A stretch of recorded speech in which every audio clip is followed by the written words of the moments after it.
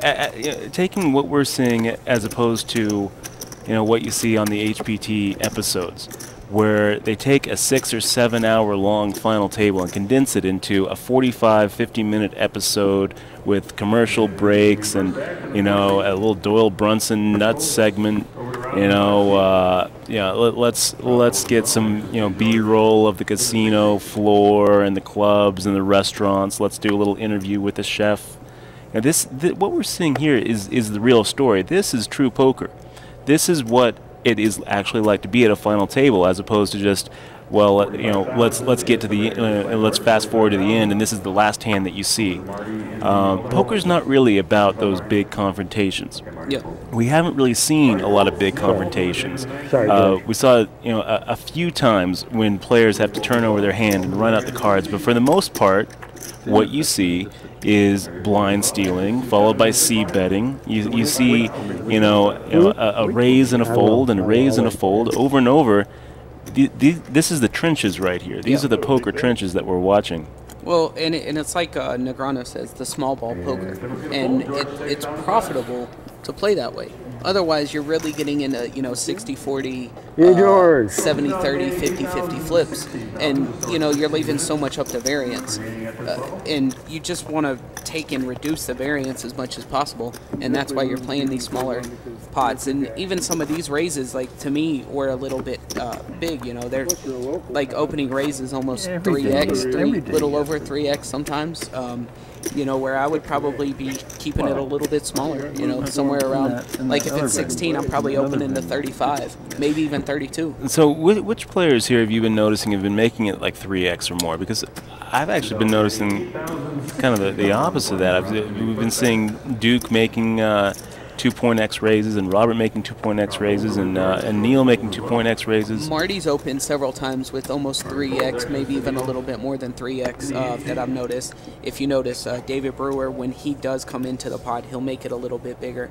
And some of the older players do that because they don't want other people to come in light. They just want to price people out to just make small calls, but tournament poker, and you see, like you said, the younger people, the pros, they're 2xing it just because they understand more of, I'm going to play a bunch of hands, so if somebody 3-bets me, I want to be able to lay it down and lose the minimum amount of chips here. Is that sure. Good? And it's kind of interesting. I don't really think that your chances of picking up the big blind and the small blind really goes up that much between a 2x and a 3x raise. And what I think a lot of players don't understand is that your goal when you make a pre-flop raise isn't necessarily to pick up the blinds. A lot of times you'd prefer for the big blind to go ahead and make the call, because most of the time he's going to miss his hand. Right. And you're going to be playing in position with the pre-flop aggression. You're going to be able to take it down with a c-bet. And you're going to win bigger pots post-flop than you will be able to with these blind steals. Absolutely. Another big problem with making it a bigger amount pre-flop is that when you do get those big blind defenses, the more they are invested in the pot, the less likely they are to lay it down post-flop for you. So they get this feeling of investment, where if you make it a smaller amount, they're a lot more likely to say, "Oh, I missed, I fold." Fit or fold, rather than all of a sudden now they feel like the pot's too big to just get away from. Let's go ahead and go for a check raise here, or make some sort of semi-bluff, or not let go of my pocket sixes, even though there's 3 overcards on the board, which is not really what you want to do. You don't want your opponents to feel invested in the hand most of the time. There's going to be some exceptions to that. Yeah, but most of the time you're going to miss your hand too. Yeah. So you're c-betting continuation, trying to just pick up the blinds there. And also, with the rare occasion that you do have a made hand already, then you want somebody to call. But, you're going to miss so many times that you don't want somebody to just be like, you know what, I have to call here because I'm invested already. I completely agree.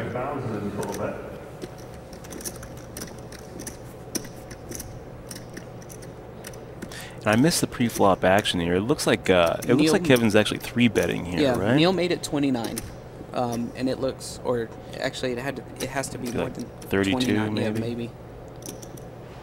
And Robert's gonna make the call as well. And it looked like Kevin made it 60. 45,000. And call, going to be 3 players to the flop. All right, let's do the flop.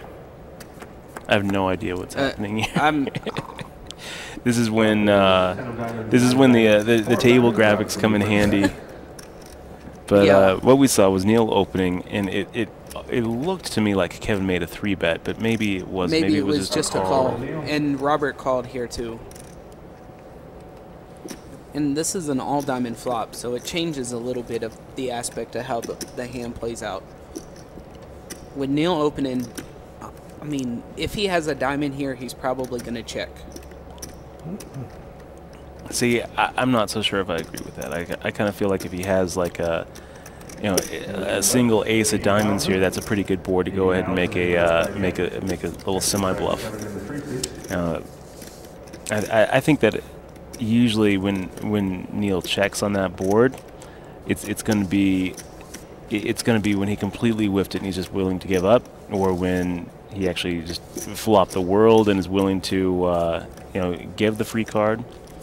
Sometimes I feel like maybe players will check there when they have like an overpair or top pair decent kicker without a diamond, just to fade the diamond on the turn, to go ahead and put more pressure and reduce the chances of, like someone in Robert's position making a big check raise semi bluff with a overcards with a random diamond.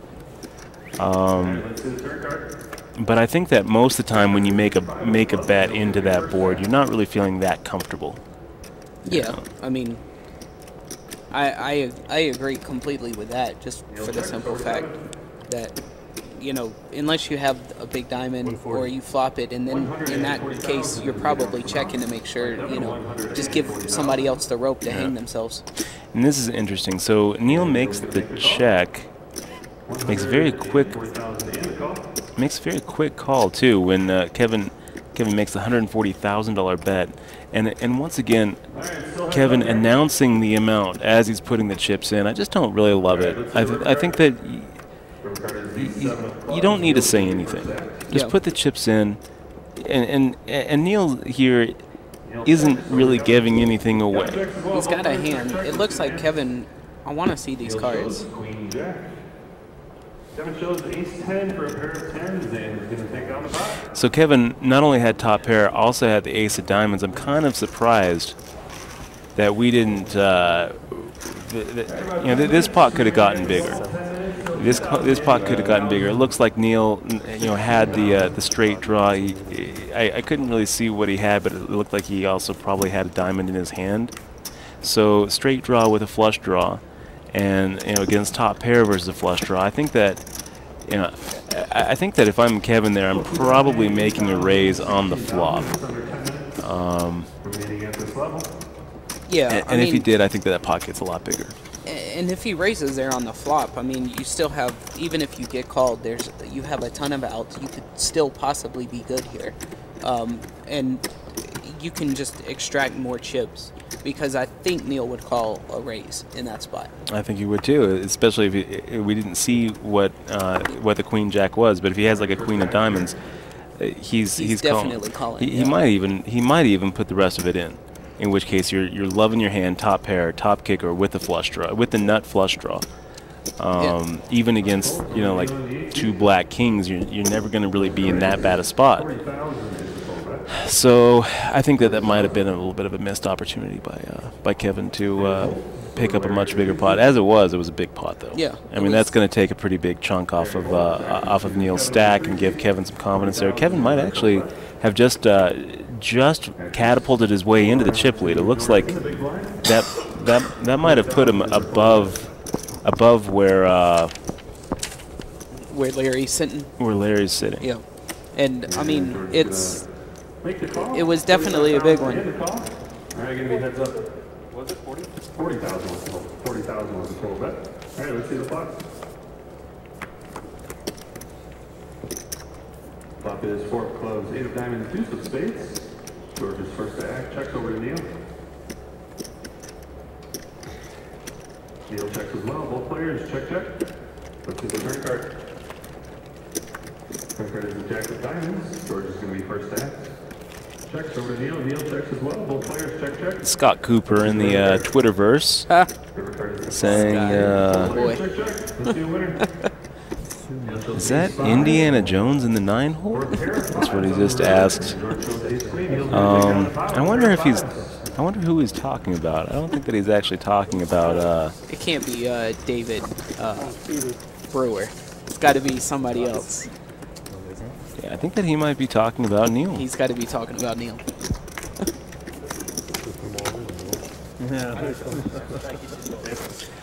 Neil Blumenfield, November 9er. Do you know how many chips he has going into the November 9? Is he I think he's third in chips. third in chips? Yep. So he's sitting pretty comfortable there. You know, in pretty good position. The two short stacks I know are to his right, and then Joe is to the right of them. So if those two short stacks tend to bust out, he's going to be on the left of Joe, which is obviously the best spot, because if you're on Joe's left, you're in trouble. So maybe I'll tell you this, though. I kind of feel like sometimes when you're at that final table and you've got that big stack to your right, a lot of times what ends up happening is they take all your steal spots. You know, so if I had to choose where I would put Joe, if I had Neil's stack, and I actually, like, now that I'm thinking about it, I'm going to actually disagree with you. I think that he's like fourth or fifth. I think that second is I want to say second is Pierre Neuville, and third is Max.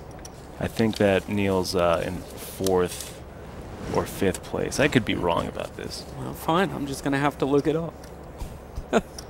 Let's see here. Looks like Neil is a home brewer.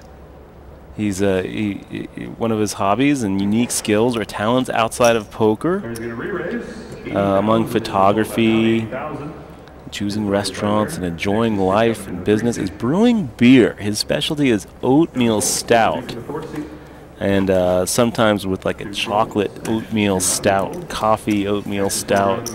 That sounds amazing. That's pretty awesome. I would love to have one of Neil's beers. That sounds great. All right, so Neil is third. Looks like Stern is second. Joe's first.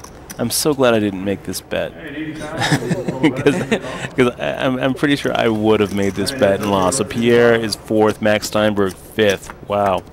So I could have got a beer out of this, huh? Oh yeah, we could have. That, folks, is missed opportunities on prop bets. Don't do that. So Larry picking up the blinds and antes, and. It's interesting. It's interesting watching him play. You know, it's that Ace King Queen Jack board that we saw not too long ago, where he fired out a C-bet. I think he fired out a second bullet on the turn, right? Or did it just go check on the turn? What was it? The Ace Queen. It was Ace King. So Larry made the raise. Got called by Marty on the button. Became Ace King Queen. He did C-bet. He did C-bet, and Marty makes the call. Did he fire out a second bullet on the turn? He did, right? And then check folded on the river. Yep. So it's kind of interesting, you know, watching Larry play. I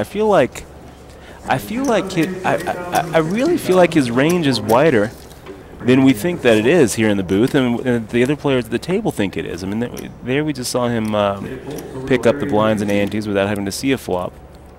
And here it looks like he's coming in again. He's coming in two hands in a row with a raise. Makes the raise. Does he lower those sunglasses? We'll find out. Yeah, and again, on the Ace King Queen flop, he had to have mid-pocket pair, and it just, didn't want to give up, because when you check call, I mean, I don't feel like he had like Ace Queen or Ace 8. I don't think Ace 8 is in his range, really. So if you had like Ace Jack, Ace Queen, maybe you make the call, a stubborn call with two pair. I think you would have to. Yeah. The way, like when you check the turn, you have to be prepared to make the call with two pair. Yeah, I think that you're absolutely right on where you're putting him. You got to be putting him on like pocket 8s or pocket 7s, getting stubborn on the turn and deciding, look, he's not going to make the call here. Yeah. He's not going to make the call, and yet he does. Yeah, exactly. Because I mean, really, if you had Ace Jack, you have to call. Obviously, if you had a 10 in your hand, you're making a call there. So ace 10's out of his range. So I think maybe Larry's playing a wider range of hands than we think, or maybe he's playing a tighter range of hands, but definitely c-betting and firing more barrels than we think that he would have. And here he is, c-betting on that flop. I didn't quite see the flop here. Did you happen to catch it? I did not. I haven't.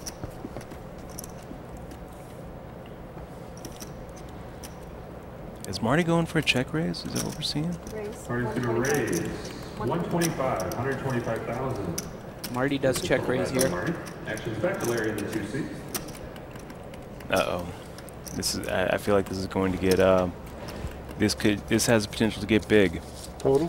We see a couple of things here. We see those. Yeah, take a look at this, Clint. We see Larry with a little bit of a scowl behind those sunglasses. Yeah. A deuce 4-7. A lot of times that's going to indicate a good amount of strength when someone is kind of feigning that disappointment. Maybe not. Maybe not. Maybe he's just making the call with overcards here. Board runs out 9-8, which if Larry was making a call with overcards, he can't really love the way that turned out. And that's going to be it. So, yeah, maybe it's overcards. Maybe it's like or maybe it's some sort of like ace-5, ace-3, where he had an ace with a gut shot straight draw. Taking over. Yeah, that's that's a big pot to win without having to show your cards there. So Marty's definitely getting to conceal what he was playing there. Especially, betting 90,000 there on the end into what was a 300 and something thousand pot. Yeah. So I mean, he's making a very small bet. That's a value bet, in my opinion. I think it is a value bet, but it's also one of those value bets where you're not really going to love getting raised. Right. So what do we? Ace 7, maybe top pair. Could be. Maybe he backed into 2-pair. Yeah. He could have like a 9-7 there. Could have like a. I mean, hell, he could have like a 9-4 there. We don't really know. He's defending in the. He's defending in the small blind. So we got to put his range a little bit smaller than a little bit tighter than if he was in the big blind. So ace 7 makes sense, I guess. Maybe a king 7 makes sense. Maybe.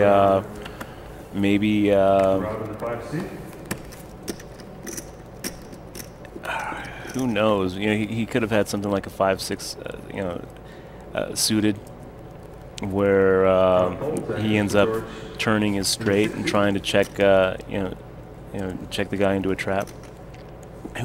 Man, I don't know. It's so tough. Well, not knowing is the hardest part of poker. I mean, there wasn't. It was very interesting the way it plays. I thought it was really interesting the way it played too, because what does Larry call that check raise with? It had to be overcards. It had to be something like a king queen, or an ace jack. Yeah, because I think if he had like something like 10s, he's making a call on the river. Anything higher than that, he's probably re-raising on the flop. So I mean, he had to have like ace king, king queen, probably ace king, ace queen. Even with like an ace king, ace queen, I kind of feel like he should at least think about it before making the folding in, getting 4-1 on the call. So I don't even think he had ace high. I think he had like a king queen, king jack. Yeah, but I mean, in my opinion, the tighter players at the table aren't going to think about making calls with ace high very often. I mean, I don't think they're going to do it, but at least just think about it. You have 3 options here. Don't forget that you could also raise. Yeah. River card is the Queen of Hearts, George's first stack.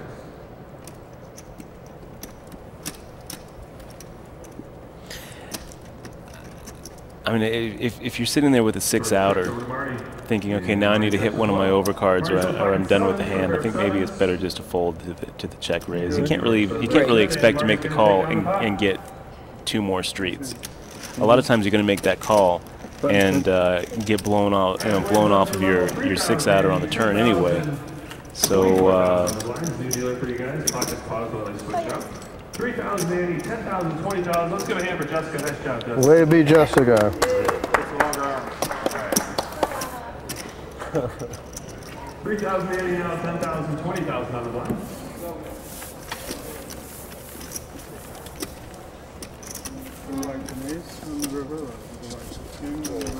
So blinds are just going up to 10,000 and 20,000 now, which still have a good hand there on the turn, out.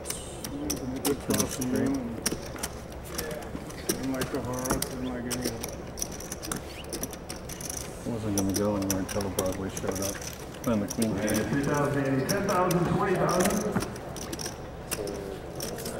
I had you better than the queen though.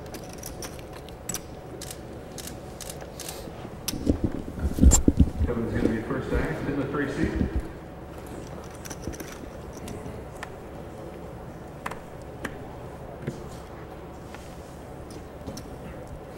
Kevin's going to raise.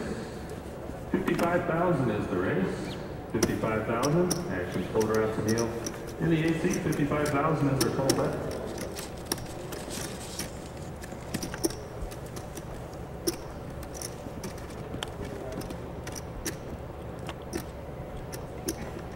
Neil folds, actions to Dave in the 9 seat. 55,000 is the total bet. Dave folds over to Larry in the 2 seat. Good, down the waitress is coming through right there. Oh, I'm good, thank you, buddy. And Larry folds as well. Kevin in the 3 seats going to take down the pot. Thank you. Okay, appreciate it. There you go, miss.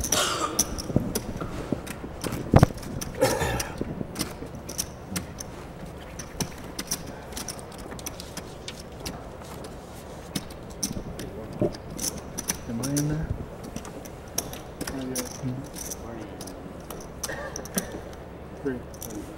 Three? Okay. so now that the blinds have gone up, 10 and 20,000's pretty big, you know, pretty big blind level. It's you think play's going to loosen up a little bit more? You think it's going to tighten it a little bit more? I mean, how do you think it plays? The situation changes with the players. Pull around to George in the 6 seat. George folds. Over to Marty in the 7 seat. It's kind of interesting to go either way. You know, when you're very, very deep, with like 40, 50 big blinds, you can afford to play a little looser. And when you're short, you can afford to play looser. It's almost kind of like a little bit of a bell curve, in my opinion, as far as like the correct strategy. Where if you're kind of in the middle, you need to be, you know, that's more when you need to be tightening up. When you've got around 20 to 30 big blinds. So it looks like everybody here at 10-20 is kind of in that tight range where they've got between 400 and 600,000, most of them. All right, so it looks like Marty opened here to 50K, and Brewer shoved all in. David Brewer shoved all in for 146,000. So this should be a call. I mean, unless you're just opening super light, this should be a call. Even then, you're going to be looking at like somewhere around 2.5, 3 to 1. Right. Where even if you know that you're dominated, it's still going to be, you know, you're usually going to have somewhere around 30-something% equity. I mean, so how can you really make the fold here?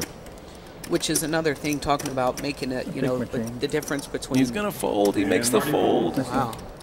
The difference between raising two big blinds at this level, which I definitely am min-clicking every single time I'm opening here, as opposed to the 2.5. You know, that's 10,000 chips, which is, you know, half a big blind that you could save right there, especially if you're not going to call to a short stack shove that's behind you. And you have to expect that. Yeah, I'm pretty surprised really that Marty makes the fold there. David Brewer insisting that he wanted him to call. I don't believe him. I don't think he did want the call. I don't know if you ever want to call if you're, you know. I think that he's more than happy to just take down the pot without having to fade that board. Yep. And I feel like that was a little bit of a misplay on Marty's part, because you know, even if you have like a 7-6 suited there, where you know you're behind, you still have enough equity and enough dead money in the pot where we're making the calls correct. 60. 60,000 is the raise by Marty. 60,000. Neil folds. Over to Dave in the 9th seat. 60,000 is the total bet by Marty. So here we do see Marty making that 3x raise. Yeah, I think it's Marty's going to take down the pot. I think it's just gonna cost him more chips in the long run. And this is kind of interesting because the hand before, when he just raised and folded to Brewer's shove, Yeah, and at that point he only made it 2.5x. yeah, so he's actually adjusting his pre-flop raise amount, and it seems like he's doing that based on hand strength. It has to be because it's not really being based on position. Here. No. So he made it 3x because I think he wants a call in those spots, especially when you make it 2.5x and then you fold to basically 6 big blind bet. So, I mean, Marty has a lot of tournament experience in the last few years. But I do kind of feel like these are some little leaks that he's probably going to have to get out of his game if he wants to continue with continue playing and winning at these higher levels. The Heartland Poker Tour main championship event here, $1,650 main event. This is this is really when it starts getting very pretty serious. And you start running against some real solid legit grinders here. I don't think that he's going to be able to. I don't think that he's going to be able to vary his pre-flop multiple based on hand strength and continue to see the success the higher he goes. Right, and the thing is like, I'm a firm believer in you constantly learning more and more about poker, and the more that you can talk and the more that you learn, you're continuing to grow in this game, and it takes adjustments. But it's definitely stuff that he has to look at in the long term to be profitable at this game. And we'll see if some of these other players take advantage of that. If we start seeing players like like Neil, like Brewer or Larry, or especially once it starts getting short-handed, if we start seeing like Robert Mitchell and Duke Lee aren't really in a good position to take advantage of these pre-flop bet sizing multiples, right? Variations from Marty right now. But lose 2 or 3 players, and all of a sudden you are going to be able to take advantage of that. And we'll see if they do. We'll see if they start making light 3 bets against the 2.5x multiple from Marty, and making a little bit tighter folds against the 3x multiple.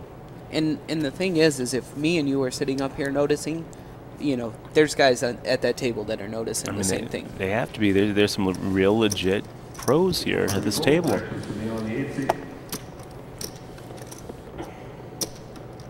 60. 60,000 is the raise by Neil. 60,000. That's pretty interesting too. We got Neil again varying his pre-flop raise amount, making it 60. Also notice he's announcing the amount straight to the dealer. What does it mean, Clint? It's interesting, and he didn't really take that long either. Usually he takes about 4 or 5 extra seconds on there, and he didn't that time. So I'm wondering if he actually has a really big hand here. I'm going to take the under. I'm going to say if I'm in Duke Lee's spot or I'm in Robert Mitchell's spot, this is going to be one of those situations where I think maybe I take a little shot. So you think it's the difference? Yeah, I do. I think that we're looking at like a 7-5 suited here. Right. I think that we're looking at junk. Duke makes the call. This could easily be a bad read on my part. We're not going to really know unless it hits a big showdown. Otherwise we'll just never know the whole cards. But I have a feeling that Neil is not really that strong.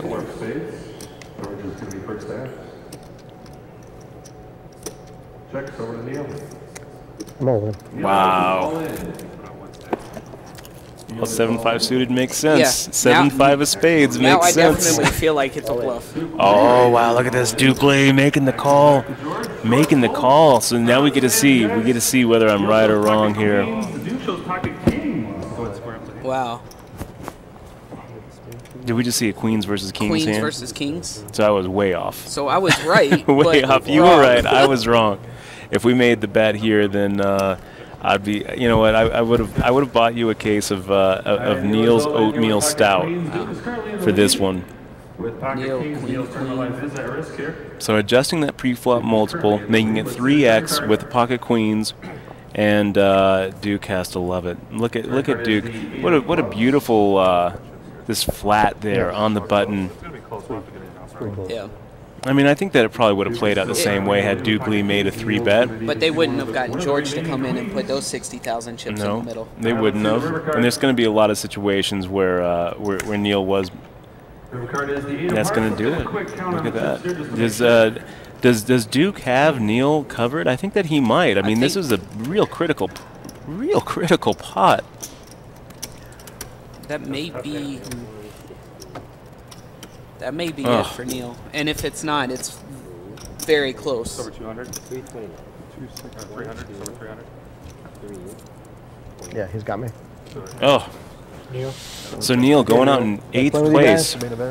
See you next weekend. Good luck. That's just a cooler. Neil's going to lead us in 8th place. Especially against Duke, who obviously has a wide range of hands. Yeah. I don't think so. I mean, it is a cooler. See you later. All right. It is a cooler. I don't think that you can ever really blame a guy for getting it all in the middle with pocket queens on a jack-high board. Okay. You know, but I've seen players lay down over pairs before. You know, it's not impossible. And you know, anytime you start talking about coolers at a final table like this, you know, you're just kind of taking out taking out the options. You should never, as a player, ever feel like you're handcuffed to the situation and handcuffed to your hand. You know. Yeah, and I agree with that. I mean, some of the things that I noticed while we were up here, like I said, the 3x raise was a little bit weird, in my opinion. And then he doesn't have to shove in that spot either. It was a pretty big shove, right? I mean, did you see how much he shoved for? I mean, it was over 300K. So 300K into 180,000. He's betting more than, you know, I mean, almost double the pot. He could have made it like an 80,000 chip bet. 80,000, 90,000, and then kind of go from there. And sometimes you're able to fold that over pair. If you make it 90,000 and Duke Lee shoves or makes the call and you just, you know, make the soul read, you know, sometimes you don't have to go broke. Right. If you make the C bet, Duke Lee shoves and then gets snap called by leaving us in 8th place George, with just over $7,700. Commodities trader in the in the big blind, then maybe you can make the fold.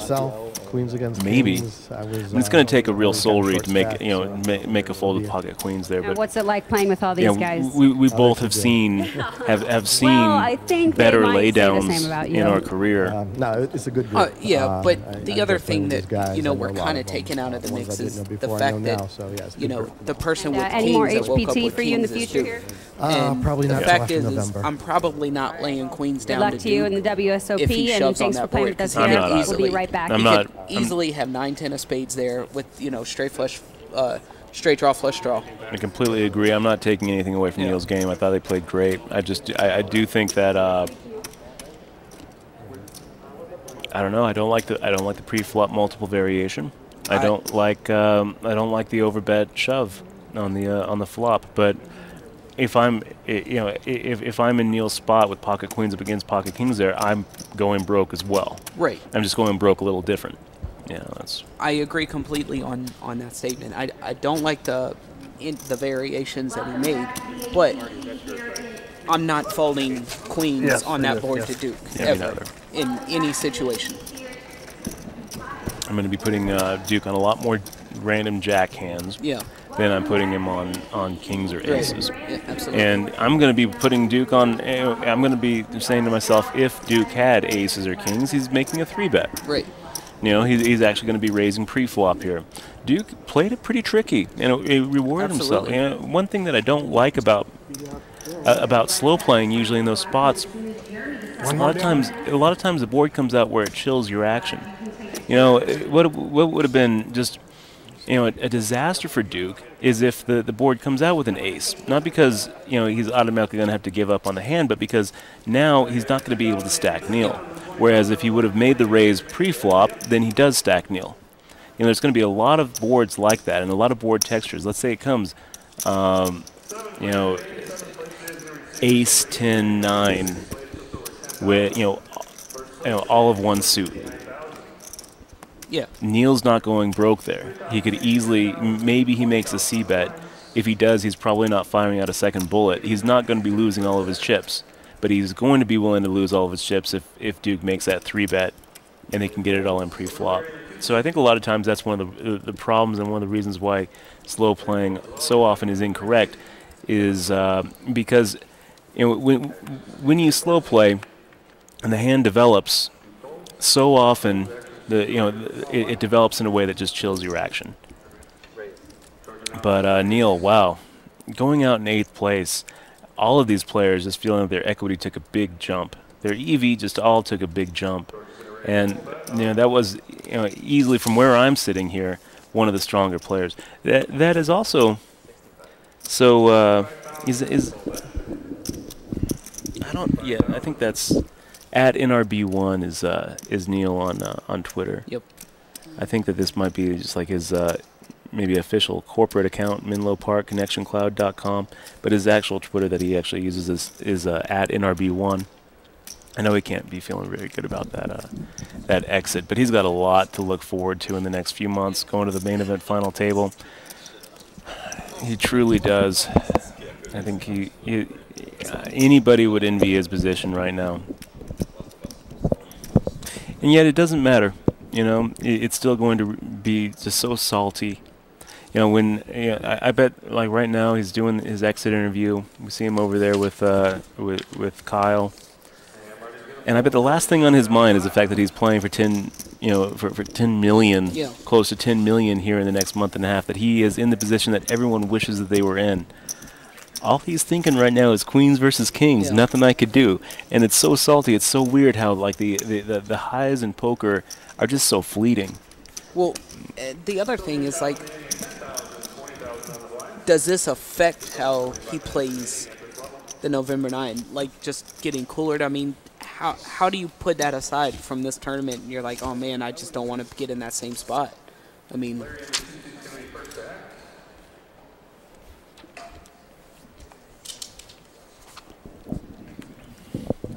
to me that's a problem with playing, a lot of poker on your break for the November 9 too is, do you get in a spot where you feel like you're running bad, or, do you feel like, you didn't play optimally and you come back and you're like, man, I'm not even at my, I'm not at my A game. Mm-hmm. So I think we might try to get Neil in the booth here. Yeah, he mentioned in his player profile that he might be willing to come down. I mean, I'm always a little bit reluctant to go and ask right after a beat like that, but so NRB1, I believe, is Neil's Twitch handle. His Twitter, NRB1. Twitter handle, yeah. 180 followers. That's going to take a jump.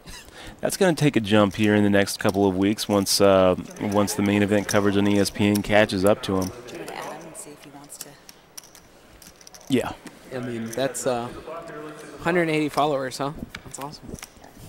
181, yeah. Will that spoil? Doesn't matter. Let's get it. Let's see if he wants to come in. I mean, we could just go ask him too. He's right over there. I'm gonna go see if we can't snag him. Awesome. So while Dutch is away, I guess I'm on my own. This is scary for everybody that's listening. Dutch, you know him? I know him. I'll go ask him. I know him. If I played with him. He's still an interview with him. And it looks like David Brewer is going to move all in. Yeah, I saw that little glimpse in his face here. And Larry's asking for the count.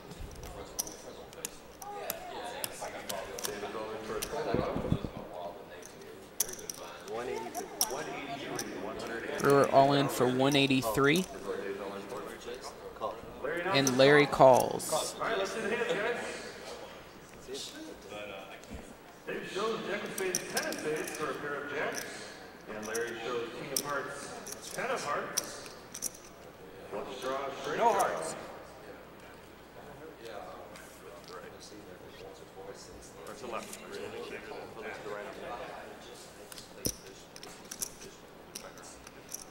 And it looks like Larry makes a call with a flush draw and a straight draw. And flush draw as well.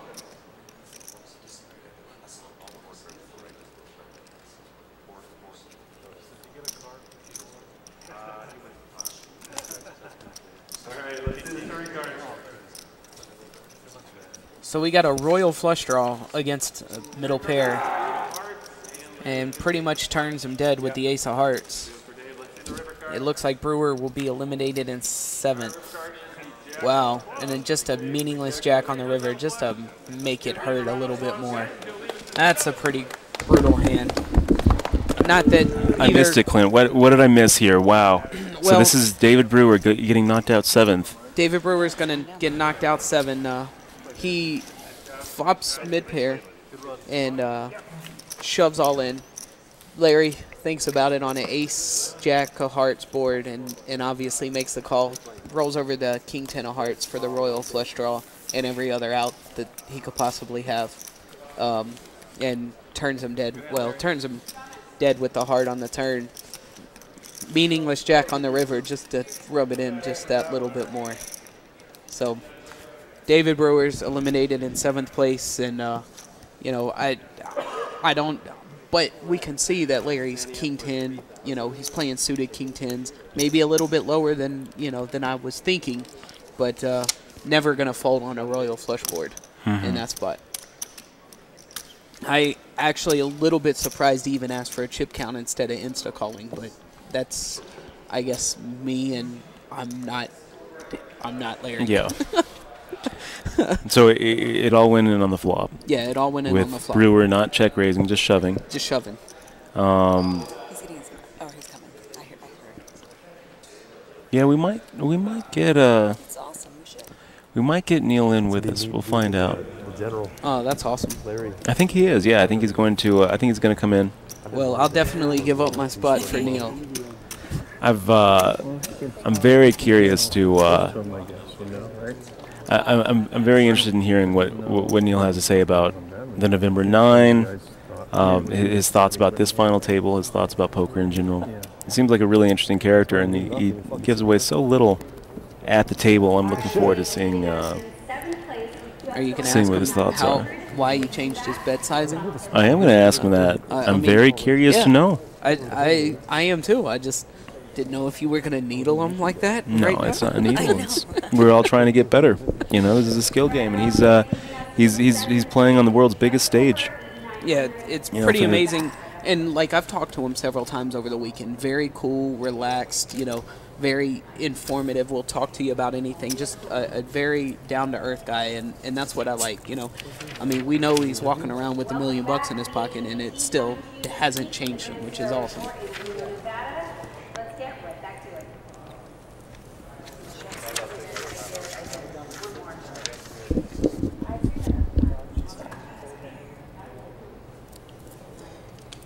We'll have to ask him about his craft beer. What's the name of your craft oatmeal stout? I mean, that's what I want some of right now. Do you have any with you? You know, we're in. Do you have some free samples for for Clint and I? You realize, Clint, that I am free rolling now for that beer. You had picked Neil, I picked Robert. We had a bet. So now I have a free roll here. I can almost taste the suds. It's true. I've won every other, discussion that we've had about betting. So we're going to have to get in a couple more prop bets so that I'm winning.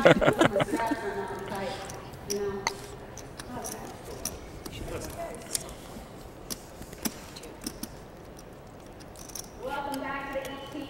Coming to the seat in the Sierra Resort and Casino here in Reno, Tahoe. Tickets remain scheduled. Oh my. There you go. Nice. So I think that we're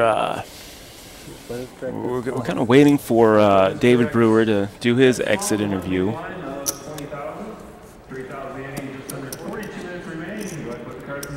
42 minutes remaining at this level, which is the I think we're still at 10:20. Dead small.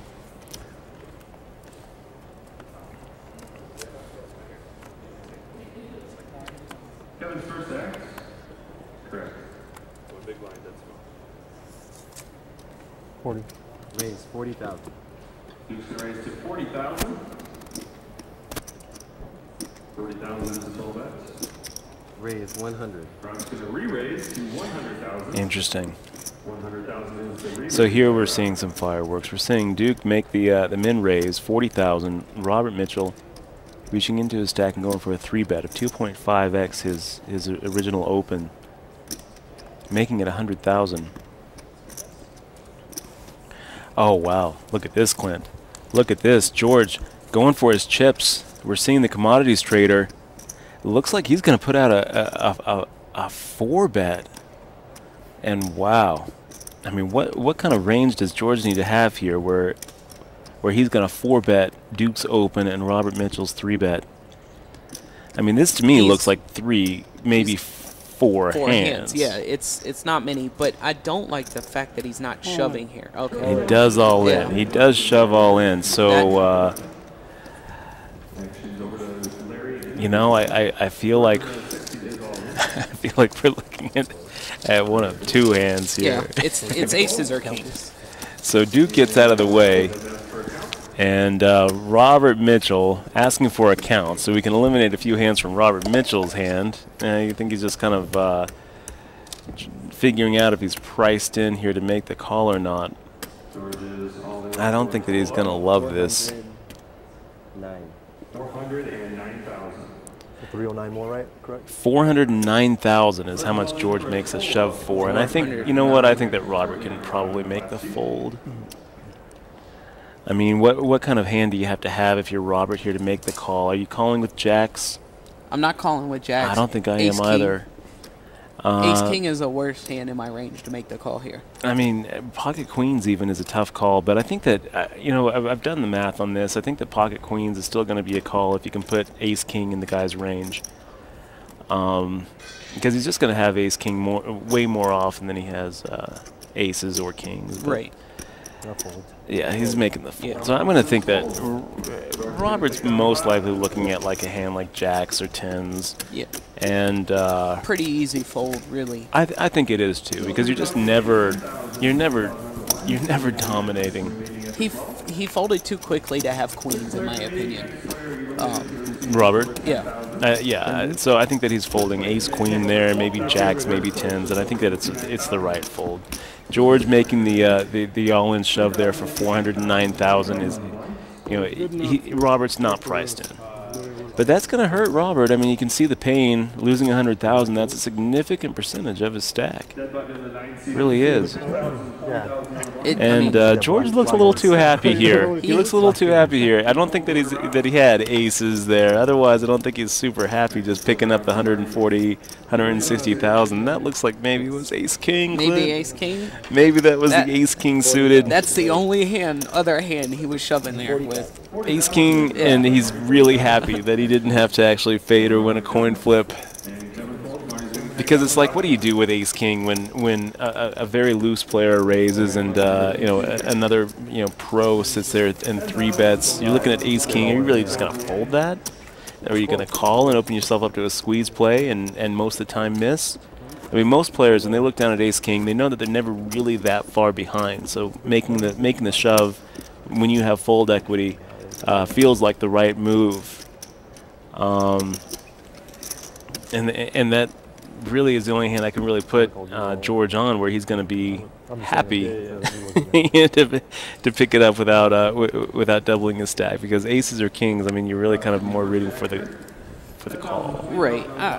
Yeah, I mean, you want to call, but you don't want to price in 3 people there, because even with aces or kings, you know. I'll take them both. Come along. Duke, make the call. Robert, make the call. If I've got aces, I want the whole table to call. Let's just get it in there, and let's go for the quad. Let's go for the quintupled up. You know. I mean, I don't. Look at this. So here we have Marty making the raise. 2x. Yep.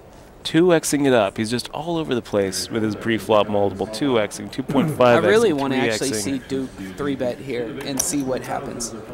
And he makes the fold. I mean, like, you have to start testing those you have to start testing those that pre-flop multiple and trying to draw some sort of correlation. The only way you're going to be able to really do that is to at least defend, but make some 3-bets and see what happens. I mean, there's no chance that they haven't picked up on that, correct?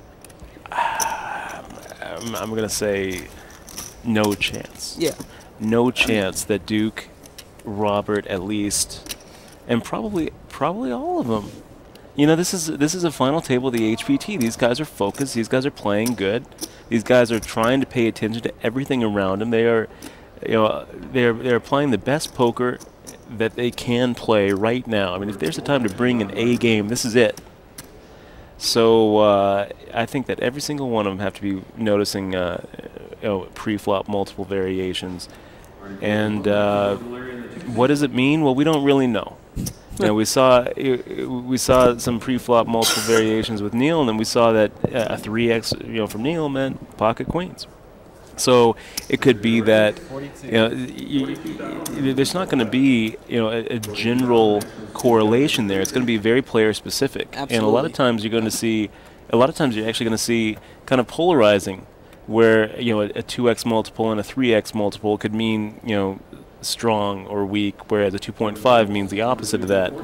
I mean, you're going to see a lot of different variations and a lot of different meanings, but the only way to find out what the specific correlation is to start testing it.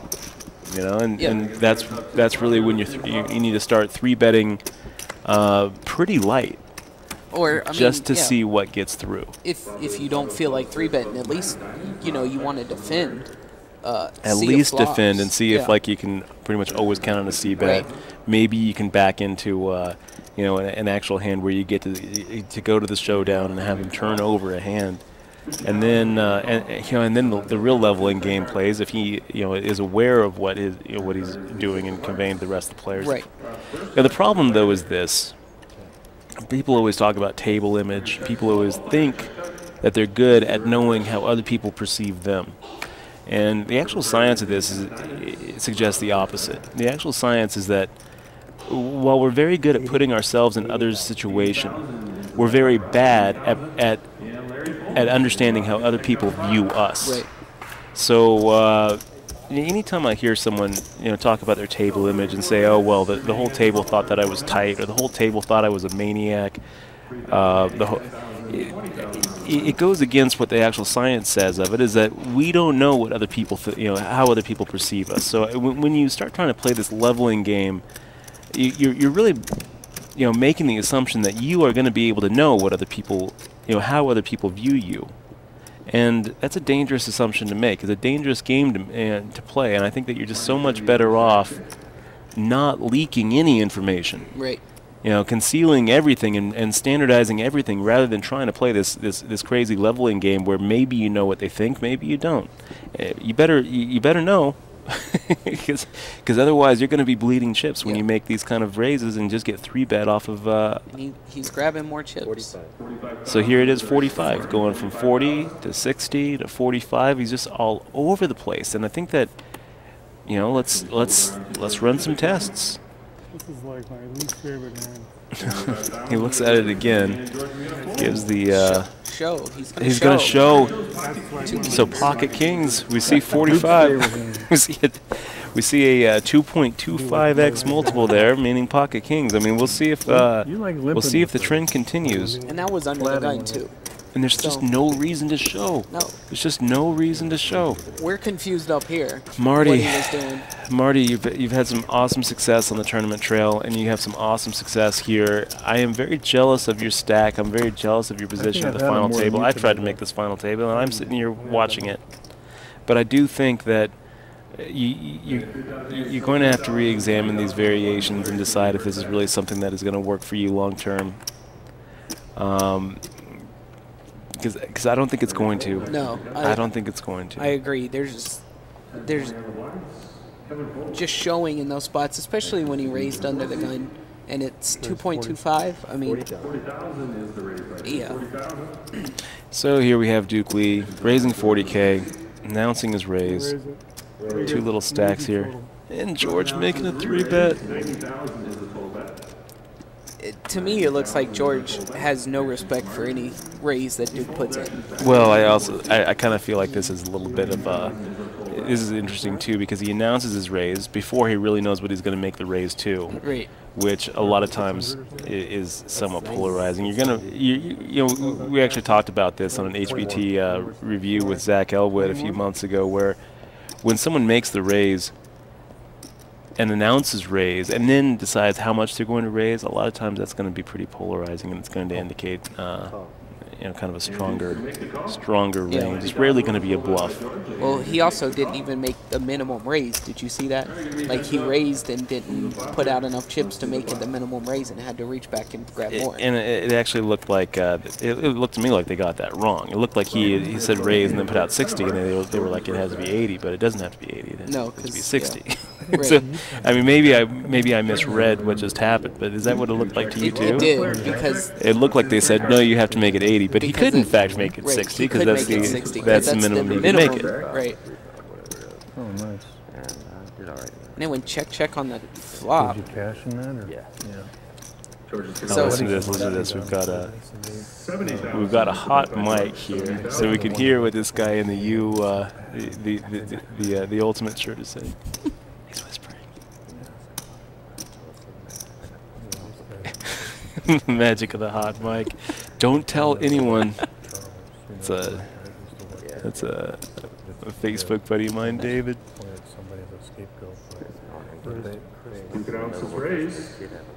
Well, look, and as the drama is unfolding on the table, we've got George firing out. It looks like he fired out a C-bet, which Duke called. On the turn, though. And now he's firing out another bet. It didn't go check on the flop, right? It went C-bet, call, big bet on the turn. It looks like 150,000 on the turn. And Duke making a raise to 400,000? Is that what we're seeing here? That looks like 200. So maybe 75 to 200? Oh, you know what? I think that you're right. Okay. I think that you're right. 75 to 200. Misread this, and then it probably did just go check, didn't it? Yeah, it went check on the flop. Yeah. Good bet, Duke. I'm gonna let you have it. He's gonna get out of the way. Wow. Wow. I mean, and I feel like Duke's range obviously hit that board many more times than George's range does. But I also think that Duke recognized that George didn't have anything. Right. Oh, yeah, and absolutely. he could have easily just stolen that from him with like a queen jack or an ace six or something like completely unrelated to the board. I mean, there's definitely that, but yeah. You know, if a guy makes that 3-bet from the small blind and then doesn't follow up with a C-bet on a, what was that? Was it a 10 high or 9 high? Yeah, 10 high board. So it was 10-8 of 10-8, hearts? 2 hearts, yep. So if he doesn't follow up on the C-bet and then the turn doesn't change anything, and now he fires at the C-bet, it sure starts looking like, he didn't have the heart to pull the trigger on the flop, but when you check behind, now he decides he's going to try to steal it. So you steal it right back. I don't think that Duke really had to have a very big hand there to make that raise. No, I don't think. I mean, I agree with you there. I don't think he had to have a big hand, but I definitely feel like his hand range hit that more than George's did. I feel like Duke's going to play a 7-8, you know, those type of hands, you know, 8-9s, maybe, you know, 10-7s, and in that area a lot more than George is, especially when George is 3-betting. Mm-hmm. 100. Yeah, 63. 63. Yeah, I think you're right about that, Clint. I don't think that George is 3-betting Jack 10 suited there. Yeah, exactly. You know, I don't think he's 3-betting Queen 10 suited there. I think that he's 3-betting, you know, his smaller pocket pairs. He's 3-betting his bigger aces, and that's pretty much it. Yeah. You know, and also big pocket pairs too. But I think that when he doesn't C-bet, now you're looking at a big ace that whiffed it, or a small pocket pair who has no idea where he's at. Yeah, there's no way he had a big pair. Jacks, even any over pair, he's definitely C-betting there just to try to really induce Duke to shove or do something stupid. So what do you think? I mean, George now sitting here under 300,000. He's probably the short stack at the table after that hand. Where did he go wrong there? Well, I mean, if he's gonna 3-bet, he's got to expect to get called by Duke in a lot of spots. Especially when he makes a 3-bet, like the minimum amount. Yeah, the minimum amount. So when the flop comes, unless he has like a pair of 5s or a pair of 6s, I mean, and you have to lead there to see where you are. Maybe he just folds because he assumes you just min-clicked without, you know, like you said, without really saying what you did, and you have an overpair there, and Duke folds with even an 8 if you hit. I'm gonna suggest too that when you make the c-bet, if you're in George's spot on that 10-8 board, a lot of times it's not just to see where you're at. It's actually just to claim the equity in the hand. Oh, absolutely. You know, you don't really want to be giving free cards to overcard, you know, to the overcards. Yes. You don't want to be giving free cards to smaller pocket pairs, and you don't want to be putting it in the guy's head that this is the spot to bluff, which is exactly what you do when you give up the c-bet on that 10-high board. Yep. I mean, and I've talked with my buddy Corey Wallen a lot about, you know, situations. He's like, you're betting for 2 reasons. You're either betting for value or you're betting because you're bluffing. There's no other. Who is Corey? To remind our viewers, I know who Corey is. I was about to say. Corey is a Twitch streamer. Yeah, Corey's got an awesome Twitch He's channel. also a veteran of the HPT, having made a final table, I think, in Vegas, right? Yep. In the Stratosphere. Yep. That was a fun one to watch. Did he come in third? He came in third in that event. Yeah, he's also and what's the guy's name? Richard Linklater, I think. Was that?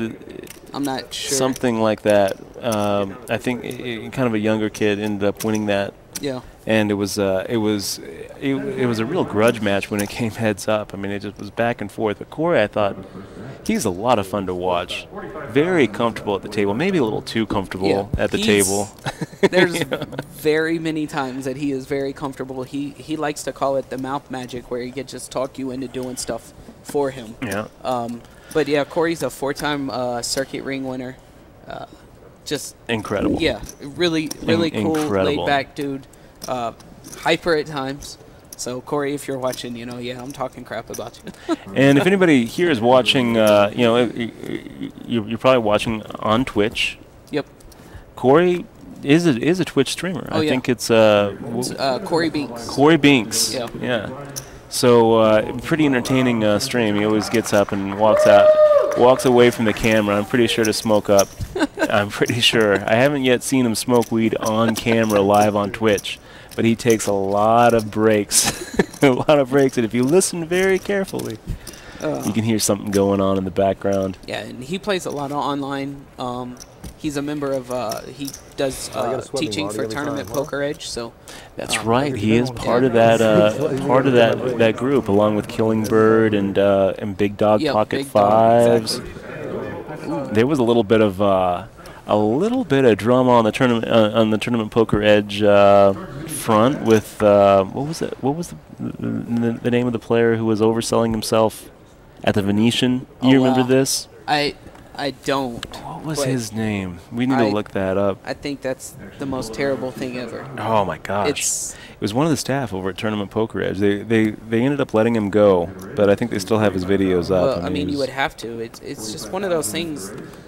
This community is so small and tight knit, and if people, you know, find out that you're, you know, doing shady stuff to characters and to people, especially your investors that are, you know, putting their own money into hoping that you make them some. I mean, it's, you know, it's just a hard line to stay on. So it was Ben Warrington, Kid Cardiff. Have you ever heard of that name? I have heard. So he was one of the Tournament Poker Edge instructors, and yeah, very talented player. Because after the World Series, you know, if you don't really hit hard, you know what? We're going to be joined by Neil here. Yeah. I think. Yeah, and looks like Neil's sitting down. I'm going to hand over my microphone for Neil here, and so I'll be back with you guys. Yeah, so we got a real treat in store for everybody watching right now. We've got Neil Blumenfield, November 9er, third place position going into the November 9th of the World Series of Poker Championship. Just got knocked out here, a disappointing 8th. How are we coming in here, Neil? Relative to. I'll tell you, we were watching how that last hand went down, and I know you got to be pretty disappointed, but every poker player in the world right now would love to be in your position. Your position. I mean, like I can't even imagine what you must be feeling like right now. So I'm very happy to take 8th here and move up 1 or 2 notches in November. Save the run good. Exactly. So hopefully I'll be on the other side of kings and queens there. So let's talk about that last hand really quick. For people just joining us on the live stream, how it turned out, we were at 1020 with a 3,000 ante. I believe you were under the gun plus 1 to the left of Marty. You made it 3x, right, making it 60,000 with pocket queens. Duke Lee, a professional poker player, I think from your neck of the woods, right? I mean, you're in Menlo Park, is that right? I'm in San Francisco. And I think that Duke Lee also is a pro from San Francisco. Have you seen him around? In the I think he plays more online than he plays live, so I haven't seen him around much. Okay. But he's a very strong player. So he flats with pocket kings on the button. And then I think George, the commodities trader here, he also made the defend. Right. Flop comes Jack. Jack, what was the flop? Jack something. 2 spades. Jack 8. 4, 2 spades. Jack 8, 4, 2 spades. So I mean, at that point, pocket queens is looking pretty good. Yeah, it's looking good, and I'm short stacked, and it's already a big pot. So there's somewhere around 200 and something thousand in the pot at that point. Yeah, and I've got maybe 250 behind, something like that. So not to bring up the bad memories, but this is it right here. We'll replay it live. This is we're on a 30-minute delay, so this is what the viewers on Twitch are watching right now. Great. And that sucks. That sucks.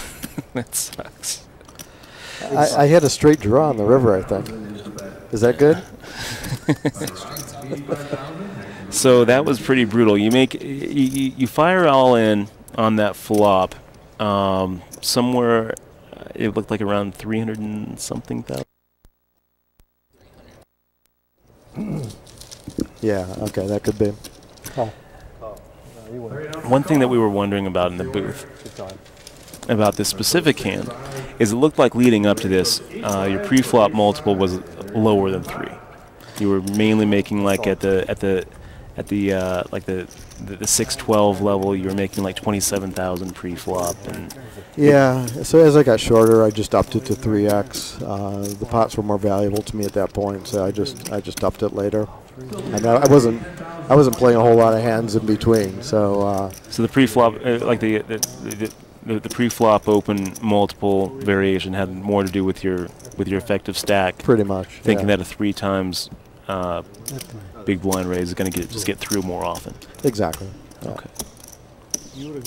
So one thing that we were talking about leading up to this final table is we're imagining ourselves in your spot. Looking forward to that World Series of Poker Main Event Championship, and thinking some of the other players there are probably going to be watching this. Looking to see what they can pick up. I mean, were you worried at all about playing televised events leading up to that main event championship and thinking that maybe you'd be giving away a little bit of your game, and maybe you'd be giving away a little bit of your tendencies or actual tells or whatnot? Yeah, so I hadn't honestly thought a lot about it, and in retrospect it probably wasn't a great idea. I'm sure the other players are watching, and it's information that I don't need to give up. I guess the good news is I didn't last very long, so they're not going to get a whole lot of information. But they'll probably know I'm willing to go with queens. You have anything to say to Joe if he's watching right now? So tell Joe that I will affirmatively respond to his Facebook friend request. And he can send me an email, let me know what tells I was giving off here for him. What are you doing to prepare for the it's going to be in November again, right? It's still November 9th. Still in November. So what are you doing to prepare for that? Playing here was in some ways prep work, just getting live action. In some ways, it was actually a break from preparation. So I'm reading a lot. I'm studying. What are you reading? Poker books. Yeah. Anything specific you want to say, or are you going to keep the magic formula to yourself? Yeah, I'm reading Hold'em for Idiots in French. I actually got that book from my girlfriend. So she's French, and I'm trying to teach her the game, but her aptitude for poker is about the same as my aptitude for French. So I got her. I don't know if it was Hold'em for Idiots or Hold'em for Dummies in French. I don't know the nuances of the language enough. I think she got to page 16 and quit. So who's your pick right now at this HPT final table? I like Rob and Duke a lot, and now that Duke's got some chips, I think he's in good position. Marty's solid and has chips, but I think the Duke and Rob came to the game with the best games here, and now Duke has a big stack. He's definitely shown everybody here that he's not going to blink. He's not going to swerve in that game of chicken. Yeah, not worried about going broke. I mean, we saw some calls: King Jack versus the King Queen, the Ace 10 versus the Pocket Queens. It's kind of interesting because in all those situations, you could say, oh well, you put your guy on a range and you're supposed to make the call, but at the same time, you put him on a specific hand, and he's been wrong most of the times when he's been making those calls. Yeah, it seems like he's been able to slide through without a problem. He's definitely is playing in a, almost kind of a reckless style, which could easily lead to him just winning. Yeah, absolutely. So and I don't think he's been reckless. I think he's playing smart. Actually, I think he's playing a good game. Well, he's got the chip lead by a pretty good margin at this point. After that, for Neil, Marty? After the cooler, How are you doing? Yep. Trying to be like it was.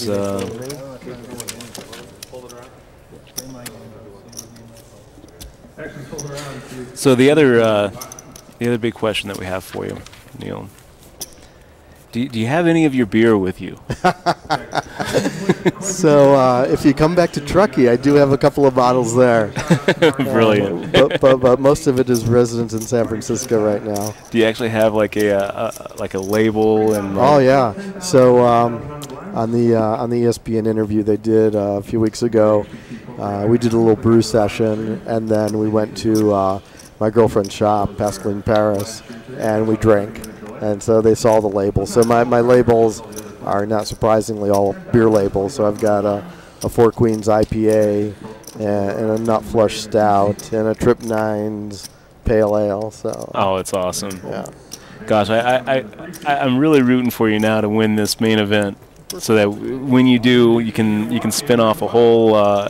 You can go real big with it. Yeah. We'll see some of Neil's stout and the championship stout. The main event stout in Safeways and Albertsons. Maybe. There you go. What's your next stop? Are you gonna go down to Thunder Valley? So I think not. I was going to, but I think I'm not going to take the time now. There's I think one more tournament I'm going to play in Florida, and that's it for playing before November. I want to stay sharp, but I don't want to overdo it. Wow, Marty has a lot of chips too. We must have missed some action because I don't remember him having that many.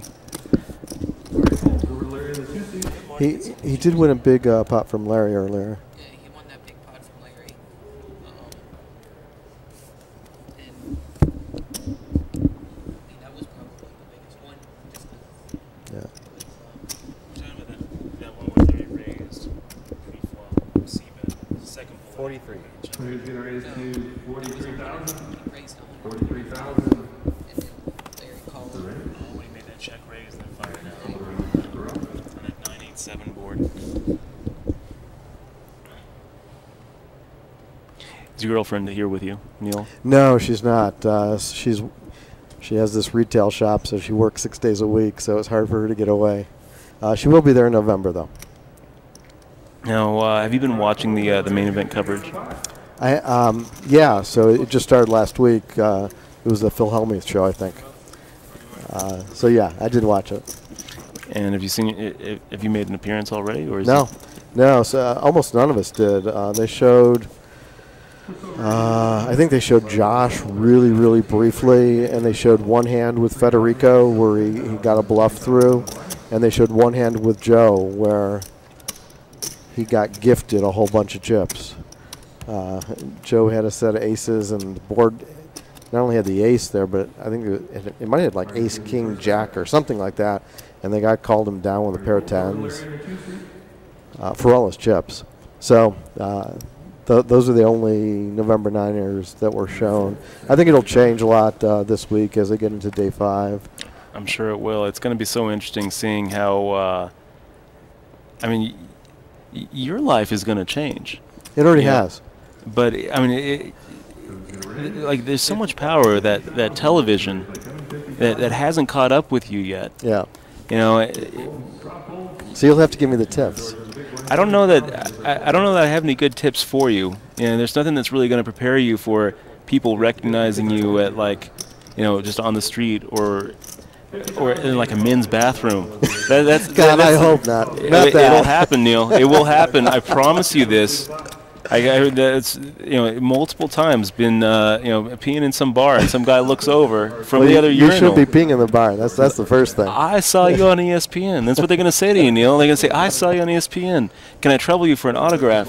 Yeah, midstream. Hopefully, see, I was going to say, hopefully it's not midstream. That's no fun. And it's going to change. I mean, just making the November 9, you're going to be getting so much more media exposure than even the main event champions did before the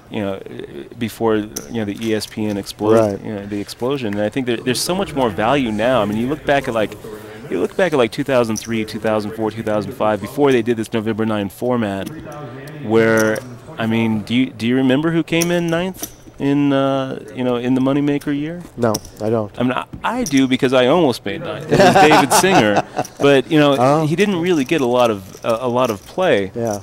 The way that they have it set up now, where you've got so much anticipation, not only for the players, and I'm sure that you are just like, if I was in your spot, I don't know how I would even be able to sleep. I would go 3 months without sleeping, just like, nerves and prepping and whatnot. But like, the whole poker world is looking at you and the other 8 players, and like, who's it gonna be? Who's it gonna be? One of you guys is gonna be a main event champion. The rest of you are all poker millionaires. Making it through the biggest, deepest event. It's certainly it's interesting and it's fun. Has it really sunk in yet? Yeah, actually it has. It took a while. I mean, when people kept calling me for interviews, I figured there was actually something going on there. But it did take a while to sink in, and after day 7.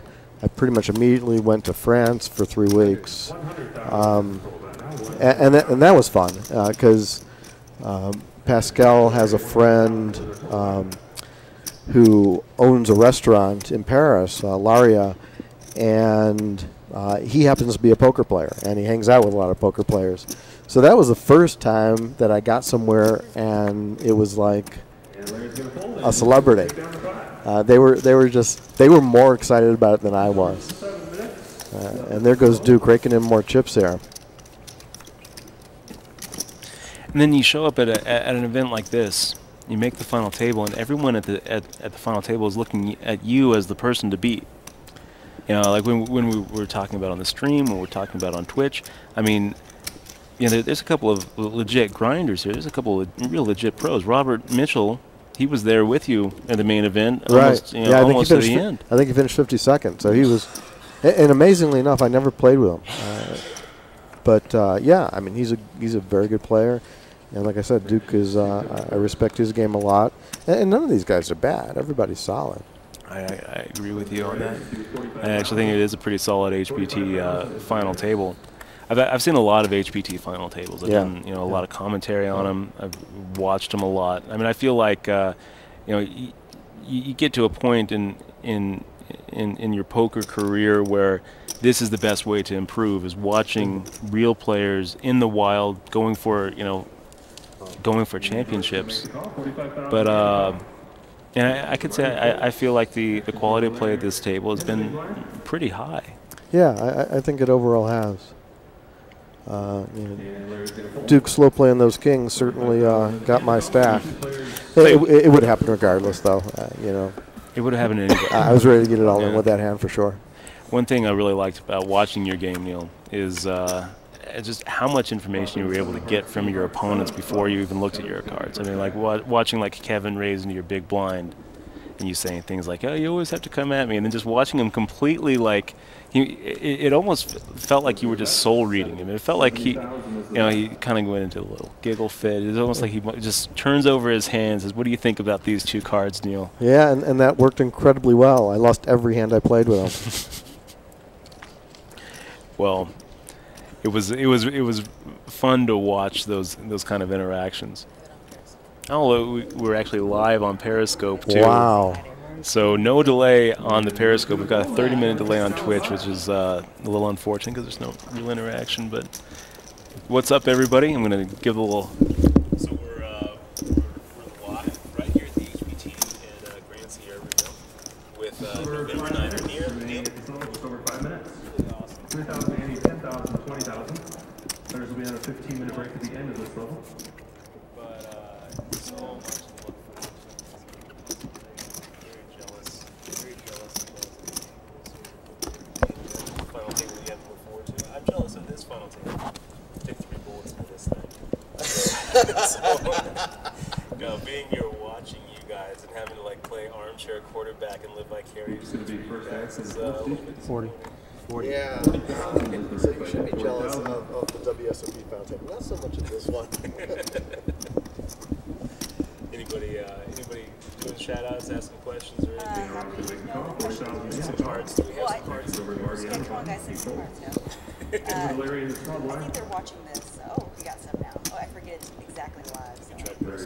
I have not. It's really cool. We're practicing with it. It's really cool. So guys, make sure to follow Neil on Twitter @NRB1. Looks like he does something. Haven't put it for a while. No, I decided not to tweet this tournament. We're going to have a lot of people watching following here in about 3 weeks. Yeah. It's going to go up to like 11,000 followers because they're probably going to put that. Before everyone else wants to be your friend. Yeah, so that was one thing that happened. I did get a lot of Facebook friend requests. 55,000 is the best. Round next call, 55,000. And Kevin Cole. Mostly they're named old. All right, going to be heads up. All right, I'm going to shut this down. Okay. Thanks for watching, guys. Make sure to watch us on Twitch. We're live streaming right now. 30-minute delay. Twitch.tv. Robin House is all in. We'll see. Oh wow, look at this. We have a hand going. All in. Action is back to Duke, and he's asked for a count.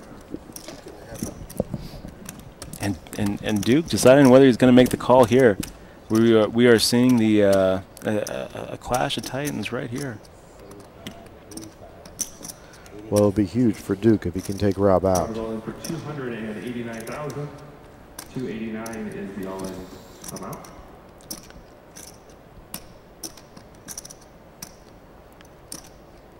And of the players remaining, these are the 2 players who listed themselves as professional poker players rather than semi-professional or recreational players. Marty has a lot of tournament experience. Yes. If you take a look at his Hinden mob. That's because he's old like me.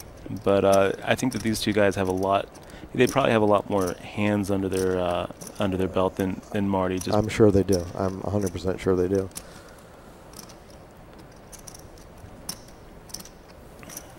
And if you're Robert, you gotta love that he's not just snap calling you. Exactly.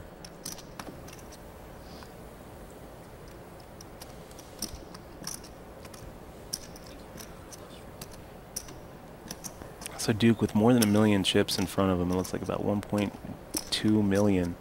Pretty big pot. I mean, I can't really tell, but it looks like he's getting somewhere around 2-1 to make this call. Yeah, it's close. There's a bunch of draws on that board, huh? you see what the board was? 6 of diamonds, queen of diamonds, 10 of clubs, 6 of clubs. Draws and a paired board. 6-6, queen 10 with clubs and diamonds.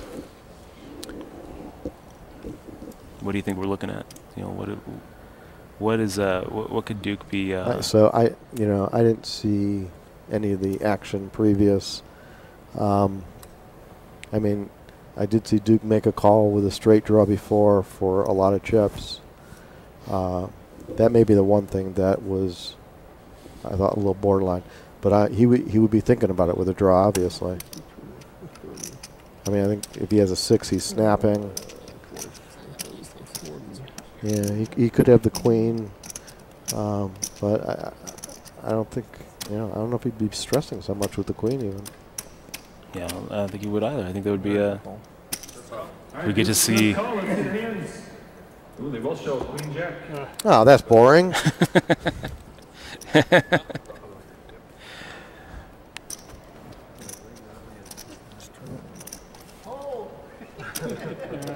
Wow, that was pretty interesting. That is not what I would have put Duke on.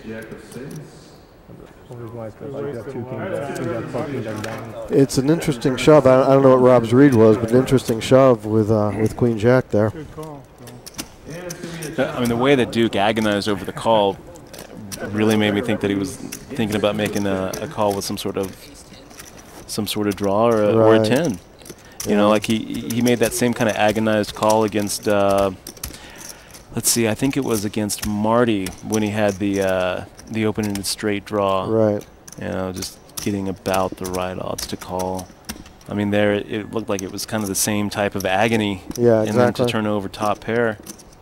That's not what I put him on. Although, I mean, it's never going to be an easy call because you're not, you're getting somewhere around 2-1 on that call, but you might be looking at like maybe a 3-out, or you might be drawing dead. Yeah, and the last thing he wants to do is give a big stack to a very good player on his left. Yeah.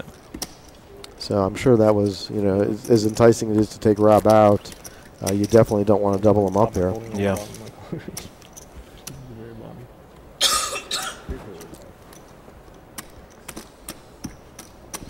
And Robert, it almost looked like his demeanor changed as the longer that Duke agonized. Towards the end, you could actually see his eyes like kind of light up. His eyebrows kind of go up, as in like, now I kind of want him to call. Now I kind of think that he's probably in real bad shape here, looking at maybe like a 5-outer. Yeah. So what were the tells you picked up on me? Oh man, I didn't really pick much up on you. I would say the one here's a couple things that I had noticed. And it's very hard to to really say anything without seeing whole cards. We're not seeing whole cards here. Yep.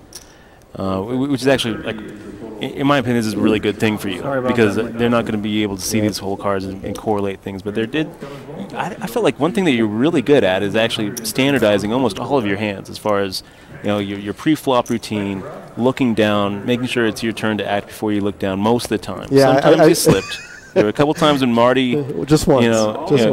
Yeah, there was one time when you looked before Marty looked, but for the most part, you did a real good job standardizing, actually, eliciting information from your opponents before you looked, while they're in the middle of. Like my favorite is when you would do it while they were raising. It was just beautiful.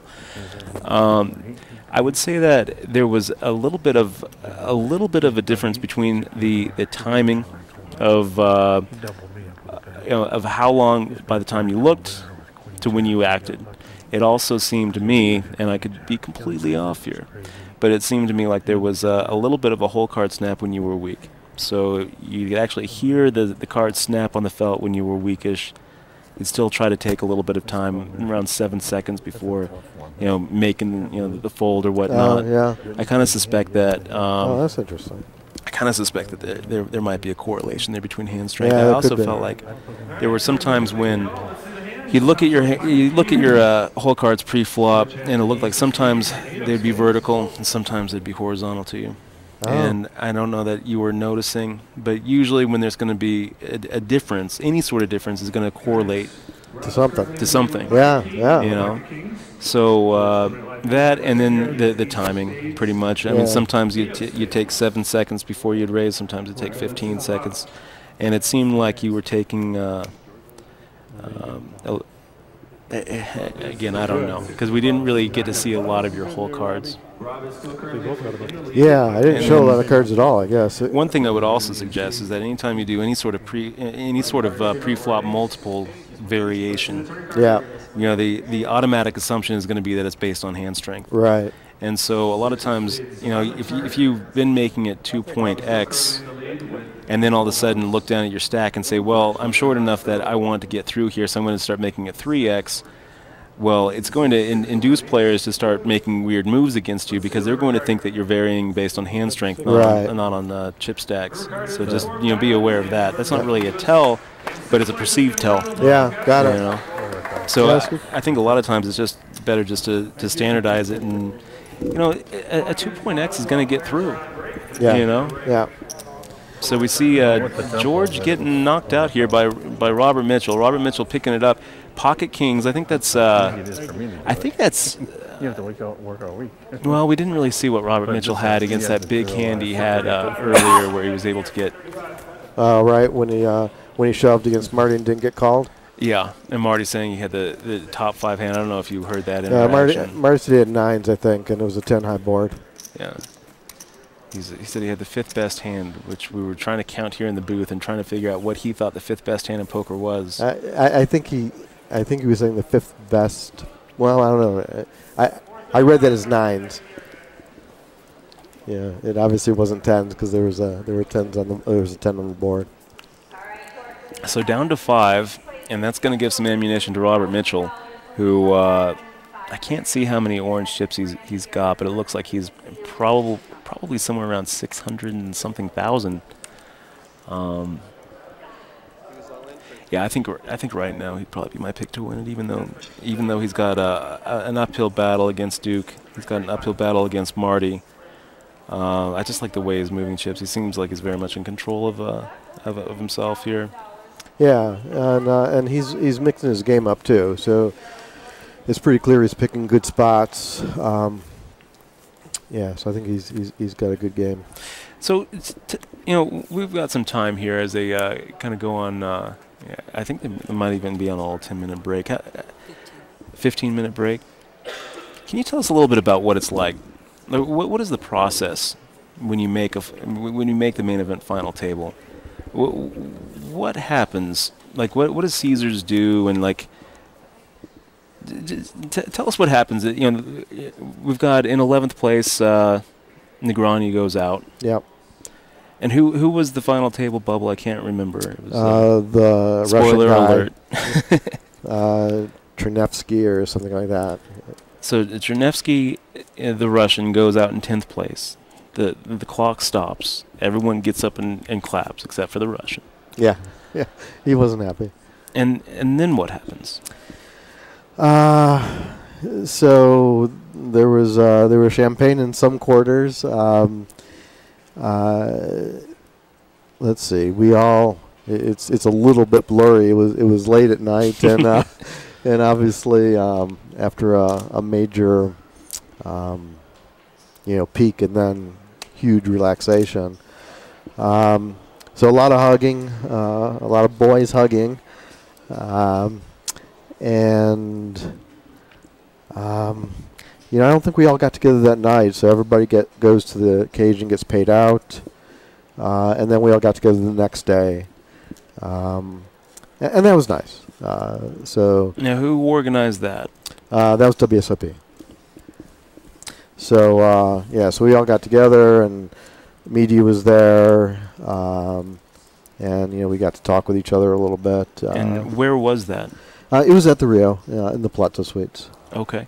So they had a little suite that y'all got together. They had a little media party with the Final Nine. Right, and then that's where they gave us, little food spread. Little drink, yeah, which is good since most of us hadn't been drinking previously.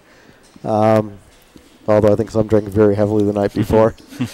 And then they just run through, here's what's going to happen next. Here's how many tickets you get. Here's where you're going to stay. All that kind of stuff. So they hook you up with a room for November. Yep. They give you a number of tickets that you can give to your friends and your family, and right. And Michelle and I. Well, Michelle is definitely invited. I'm not sure about you yet, but Michelle is definitely on my list. So they let you know what the schedule is. You do a couple of media interviews with, I would guess, ESPN, like the Poker News outlets. I'm not sure if ESPN was there that day. So WSOP did interviews, and Poker News and Poker Listings might have been there. A couple others. Do they do any sort of like media prepping with you? No, not really. You're kind of on your own, which is fine. I don't remember them giving us anything to say or not say or to be careful about with the media, but the media has been really great actually. I mean, I've been talking, mostly to the poker media, a little bit other, but they've been great. And Thinking Poker did an interview with me, and I think they said this was their first November Niner interview, and I was surprised because those guys are really good. I mean, they asked really good questions. They were really perceptive. So, yeah, it's been an interesting trip. Now, outside of poker media, have you made any sort of appearances or had anybody reach out and? I mean, is Jimmy Fallon calling you yet, saying come on the show? I told Jimmy that I was committed to Colbert first, and then I'll be there. It's one thing I've kind of thought about when we think about where the game is going and where we'd like to see it go. I mean, but by any measure.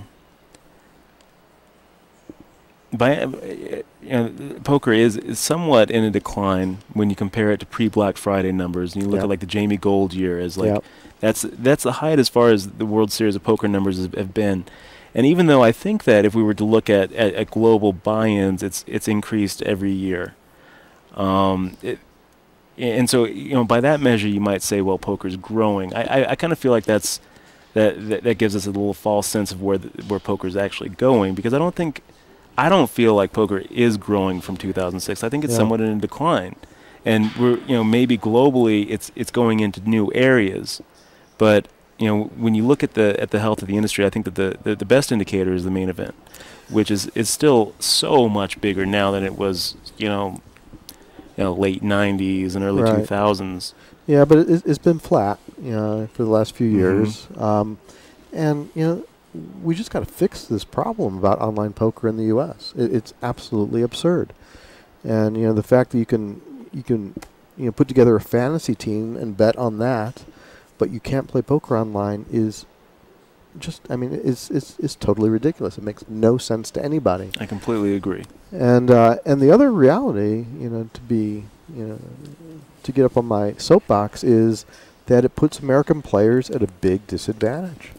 So, I know that American players play online. I know it's not exactly illegal and there's ways to play, but it's just that. It's a hassle. There's got to be, you got to have some, some kind of kludge to play online. You got to do extraordinary efforts. And that really is a massive, massive disadvantage to American players. So we got to fix that, and I don't think it's shocking that the guys that finished 1, 2, 3 last year were Northern Europeans. Not only do a lot of good poker players come from there, but they're big into online poker, and so Martin Jacobson, who's been playing poker for 10% of the time I have, has probably seen 1,000 hands for every hand I've seen in my life. And it shows. He's a great player. Yep. So that's got to be fixed. And whether you support PPA or anything else to get this going, or if someone just needs to corner Adelson somewhere and talk some sense into him, we really have to get that fixed. It's a horrible thing. And the other thing for me is I'd really like to learn other games. I think a lot of other people are like that. You can't do that in a casino. I mean, you want to learn triple draw? Where are you going to learn it? You want to learn Raz? Where are you going to learn it? Online, you always can. So, Hold'em is the exception, and Hold'em in Omaha, but, that in all the other games, the guys that are online have even a bigger advantage. I completely agree with everything you just said there, Neil, and I think that we're just now seeing the first effects of that disadvantage that it's giving American players. I mean, when you're 21 and 22 and 23 as an American trying to become a professional poker player, how are you going to do it? Exactly. The only way that you're going to be able to do it is by playing live, where you're getting 30 hands in an hour at low limit poker, or by moving offshore somewhere, where you can play against the Martin Jacobsons of the world on Stars or Full Tilt, or I guess playing on an illegal offshore sports book. Yeah, exactly. And how does that help anybody? I mean, like I said, it's totally absurd. And speaking of the hypocrisy, I mean, when you watch ESPN, Clint walks up and you talk about hypocrisy. What's up with that? Every other commercial is a DraftKings commercial or a FanDuel commercial. Exactly. And we're saying, you know what, this is actually fine. Yep. And this isn't sports betting. This is somehow this somehow is legal, whereas Texas Hold'em, we're going to criminalize that in all but 3 states. Yeah. Yeah. Like I said, it's totally absurd. There's no way that it can be justified. There's no economic, moral, social way that it can be justified. It just does not make sense. And what it does is for kids that want to learn how to play, it just encourages them to leave the country. Yeah. And that's not a good thing. It's not a good thing at all. I mean, we're losing our best and brightest poker players to Canada and Mexico. Yeah, exactly.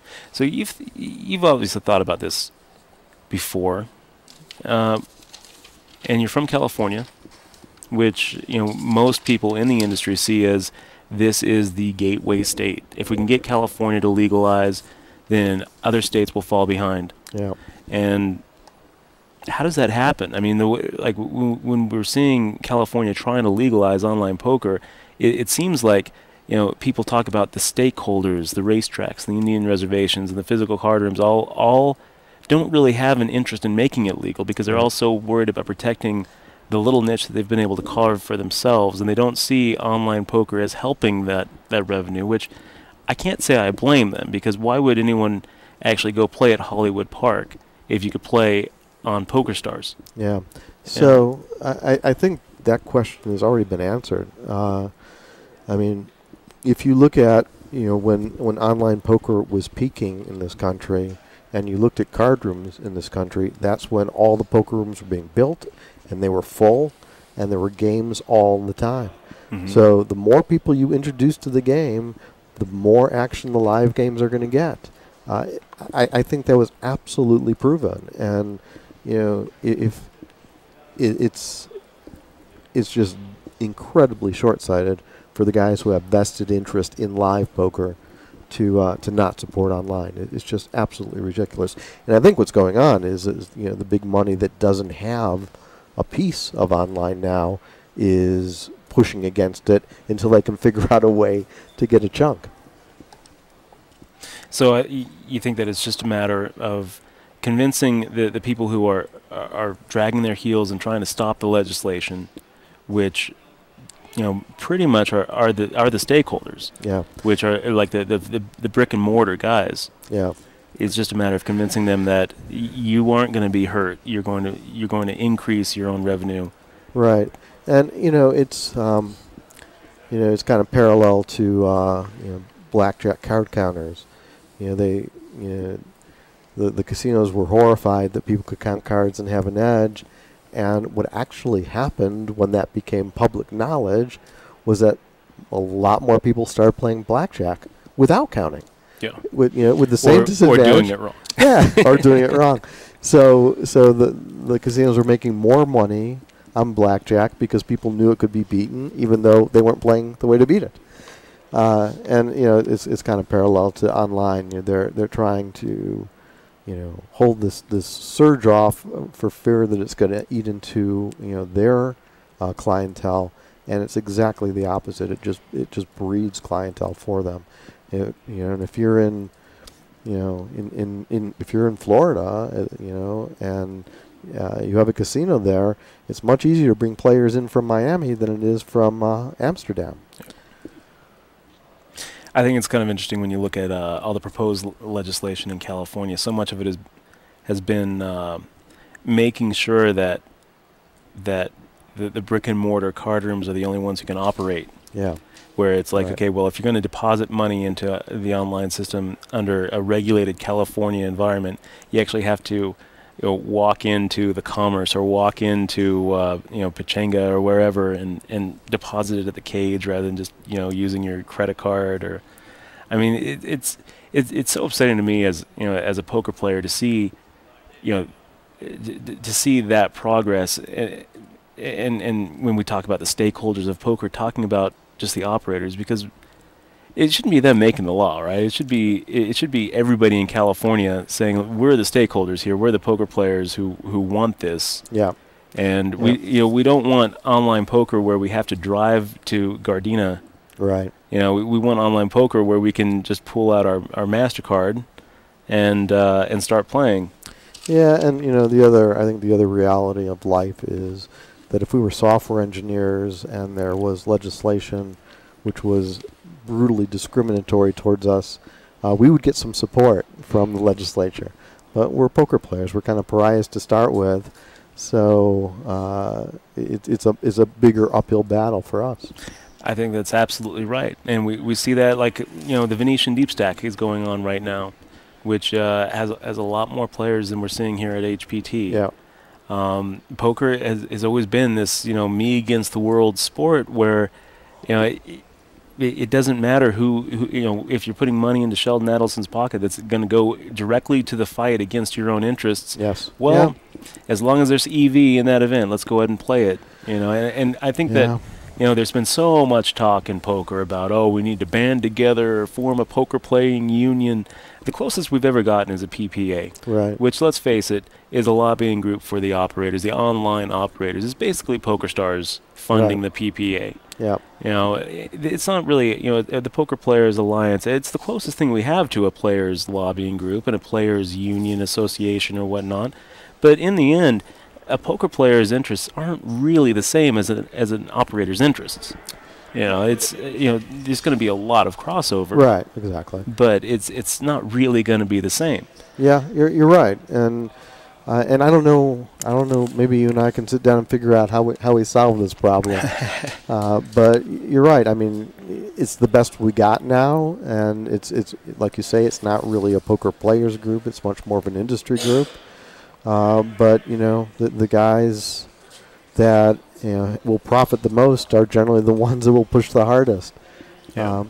So I mean, one good thing is that there are more online sites coming, at least into the few states where it's legal. So 888 is pushing very hard in New Jersey, and that's great.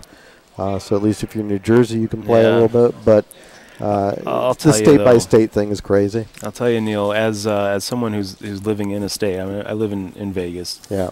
I play on WSOP.com for real money under a regulated legal system, and it sucks. Yeah. The big tournament of the week is the 20,000 guarantee with maybe 110 players. Yeah, exactly. And it's just, the liquidity isn't really there when you have to ring fence your players into certain states. I mean, California would be different because California is as big as a country. But when you look at Nevada with only 2 million people, or you look at Delaware, I mean, it's just, it's depressing is what it is. Yeah, I still play there. I won't play on Bovada. I won't play on ACR because it's going to take people getting behind the regulated sites for it to grow. Yeah. Yeah, and it can't be a state-by-state thing. Like you say, in California, it's a little bit better. I'm about to move to Florida, mostly because the live poker is just so much better there than it is in the Bay Area, where it's very, very limited. Yeah, I started in the Bay Area. Yeah. And the first place I ever played was a little card room in Mountain View, California. I don't even think it's there anymore. It's not, I don't think. don't think there's anything in Mountain View. Yeah, it's called the Wagon Wheel. It was Wow. like a little three-room bar. Sounds perfect. And then go up to Lucky Chances and Artichoke Joe's, and Yeah. it's a fun little place. I mean, when you're thinking about like hotspots, San Francisco, the Bay Area is one of the few places where you can actually make a living as a poker player in live games. Yeah, maybe. In live games, it's better for tournaments, which is what I've been playing primarily. Not so good. There's daily tournaments everywhere, but they're so small and so fast that it's just not real interesting. And there's really only one big tournament a year in the Bay Area, which is Shooting Stars. Yeah. So I want to ask you about non-poker stuff for a little bit. You said if we were software developers, you are actually a software developer. I worked in the software business. I never wrote code, really. Okay, so not so much of an actual code slinger. I never wrote code that I would show anybody. Do you have a GitHub account? I don't. Okay. So more on the business side of things. It looked like the last business you were in was had something to do with the cloud, some sort of. Yeah. So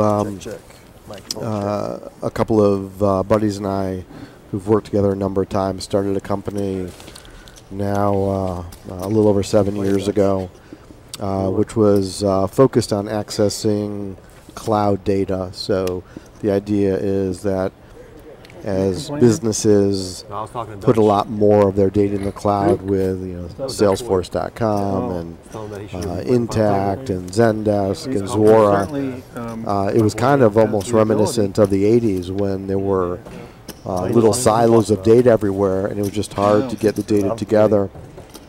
So we put together a product that would allow people to access that data in a uniform manner and report on it. And we were acquired by Intuit just over 2 years ago.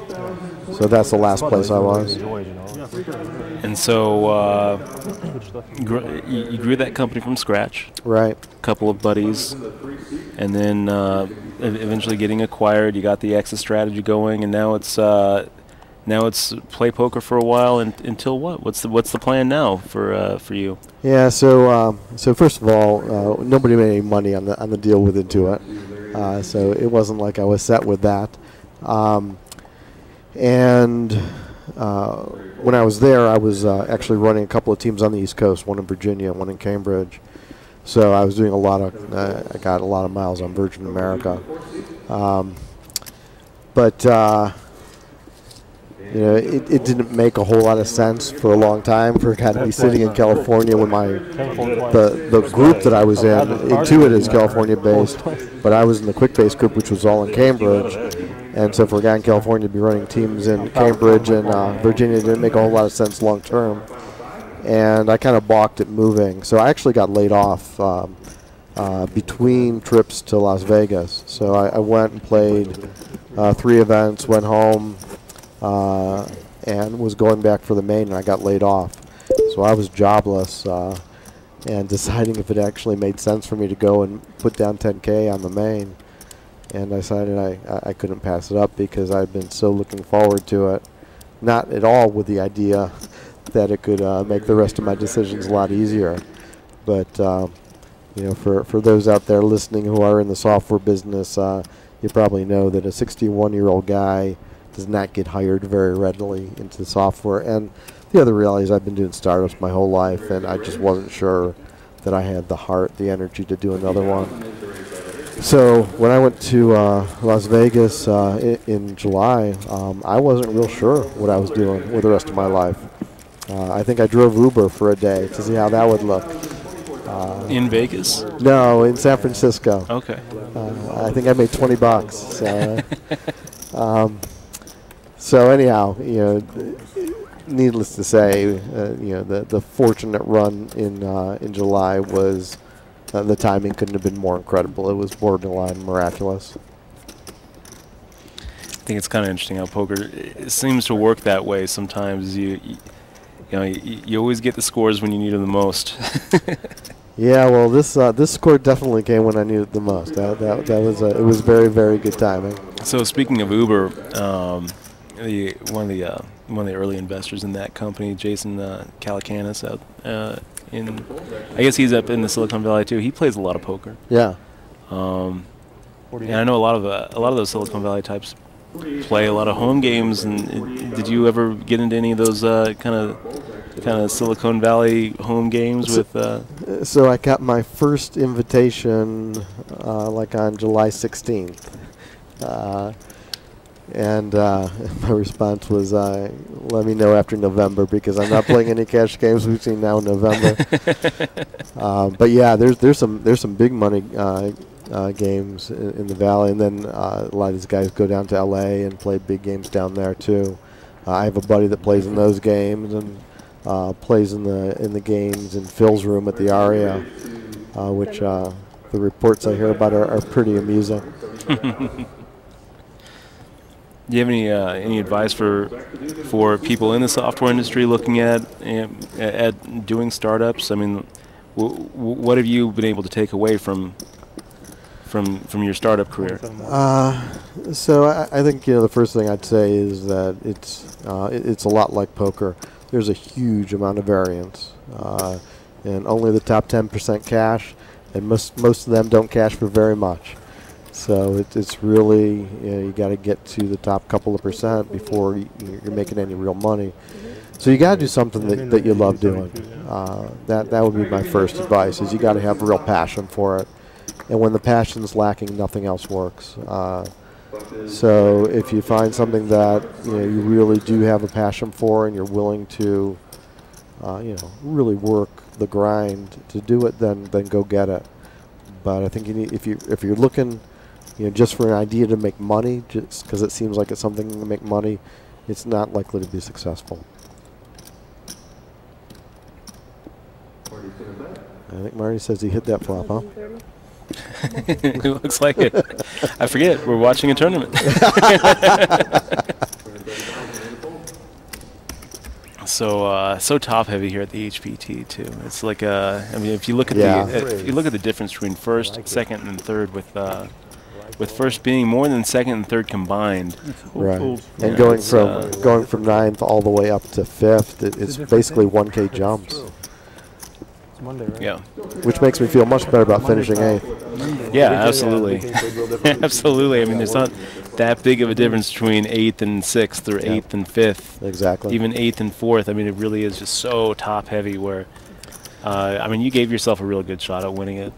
And it was interesting watching the rest of the table as you go out. I mean, it was like a collective sigh of relief. It was like, whew, that was the guy to beat right there. I don't know. I think Kevin was disappointed. I was his main source of chips. You know what? I have no doubt that a lot of those confrontations are going to be seen on the actual whole card broadcast. They were I thought it was kind of interesting, that Queen Jack versus Ace 10 hand that you played against Kevin, because it sure seemed like that could have gotten bigger. We didn't see. The whole your whole cards, we knew that you had Queen Jack there, right? Yeah. But we didn't see if you had a diamond or not. I did. I had the Queen of Diamonds. That's what we kind of assumed. So that could have gotten really big, right? I mean, if you fired out and he made if he made a raise there on the flop. Yeah, I could have gotten it all in there at any time, actually, and chose not to. But it was certainly a hand that was worthy of getting it all in. And with Kevin on the button, with top pair, top kicker, and the nut flush draw, I mean, it seems like if he makes the raise there on the flop, that's going to probably be it for you right there. Yeah, it could have been, absolutely. So I suspect the way that he played that hand makes me think that every other hand that we saw you two play together, where there was one where he check raised you on a c-bet, and I'm going to suspect that when those whole cards come out, you're going to feel just fine about the way that you played those. So I'll tell you what the whole cards were. So that was a board that had 3 hearts on it. So 3 hearts. Right. And then the 4th heart came on the turn. He checked. You fired out a second bullet. He checked, raised you. And I had 10-9 of hearts. So I flopped the flush. Oh my gosh! And was looking for anything other than a heart on the turn, because I figured it was pretty likely that he had a heart in his hand, and it was going to be bigger. Wow, that's a hell of a laydown then on that turn. It was probably an easy laydown, and probably a bet that I probably shouldn't have put out there in the first place. But I found out where I was. So, oh, there's the ace. Yeah, that is not what we put you on here in the booth, because we kind of felt like, well, I mean, if you had a heart, well, like unless it was like a heart where you're wanting to extract value with, why would you bet on the turn? Why not just check back and induce a bluff on the river? But then getting into check raise. Well, now I think we can pretty much give this tournament to Duke. Game, Larry. Game. Your dream didn't come true. Yeah. All right. So I was trying to get Larry to talk all day, and someone told me he's hard of hearing, so maybe he didn't hear any of my goading him to talk. I don't know. So he's going out in 5th place here for 12,331, and what he does not look happy about that at all. I wouldn't either. He's coming into the final table as the chip lead. Really didn't get out of line as far as what I saw. I mean, he seemed like to play a pretty small range of hands. His VPIP wasn't really all over the place. Played a pretty tight, aggressive game. It looks like he got it all in there with pocket queens, right? Yeah, we know how that works out. So, and I think that was a pre-flop, right? It was. I think it was pre-flop. Raise. Yeah. And was that? This is that lady I talked about all the time. Did that go Duke's way? No, I don't think I would have won. It's all Duke. This is my girlfriend's shirt. More than that. Wow. So yeah, that's gonna give Duke a pretty big chip advantage against Marty and Robert. It looks like Duke has. He has more than half the chips on the table, I think, doesn't he? Yeah, it looks that way. I gotta say, when you got knocked out, Neil, I was looking at these 3 players and thinking this is probably going to be a 1-2-3. Yeah. I still think that Robert's going to take it. I think he's going to take it. You know, one thing that I've found is that when you get to this, when you get to the final table, a lot of times having the chip lead doesn't really matter that much, and we see that in the main event. Yeah, tell it to Joe, by the way. Exactly. We will tell it to Joe, who might be watching right now. If you look back at the last few years and you see, the big chip leaders have performed less than their chip stack would indicate. Yeah. You got like Dennis Phillips coming in as a chip lead. You've got, pretty much down the line. I think the only chip leader who actually ended up winning was Duhamel. Yeah. And Duhamel was the only one that had close to Joe's chip lead. So I don't know if that bodes well or not for Joe. Joe's a really, really strong player. No doubt. And if the big stack was in someone else's hands, it would be less imposing. But he's going to be really good at playing that stack, so he's going to be very tough. But 2 circuit rings. Yeah. He's basically the consummate grinder at the table. He's like a pro's pro. Yeah. One thing that I found in poker though is when you look at the main event's a special event where all of a sudden you're going to get people coming out who would have 2 or 3 or 4 rings and 2 and 3 or 4 bracelets if they actually cared to, but have been doing things in real life. Yeah.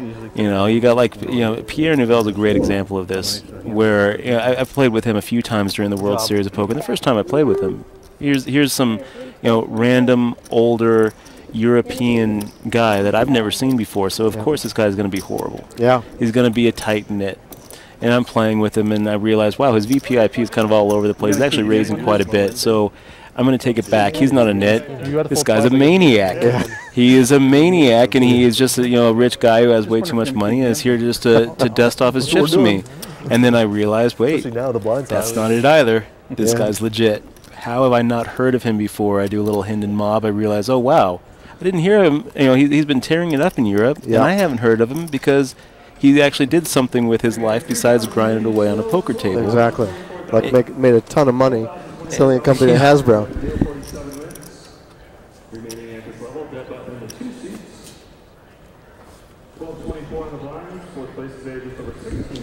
So it seems to me like the main event is kind of it stands alone in that I've always kind of felt like the best poker players in the world are probably doing other things besides playing poker. And then, so I'm not convinced that Joe really has the advantage that a lot of people would think he has. I think that, I like I like Max's chances and Pierre's chances and everyone's chances, really. And now, having watched you at the final table, I really like your chances, too. Yeah, so you know, if you're going to ask me to pick one guy to win it, I would pick Joe. He's in the best position to do it, but I sure as hell wouldn't pick him against the field. No. And so the people that are saying that he's a shoo-in don't understand the game. That's right. Because this game changes in a heartbeat. So he gets into one hand and doubles up one of the medium stacks, whether it's me or Max or Pierre. It's a whole different game. Yeah. So. I don't think he's likely to do that, but there's situations where it just happens in this game. So would you take Duke over the field here? I think Duke has more than half the chips in play. Is that right, Clint? Duke has about 140. Yeah, I would take Duke over the field at this point. Can we book it for a beer then? Yeah, we can book it for a beer. It's on.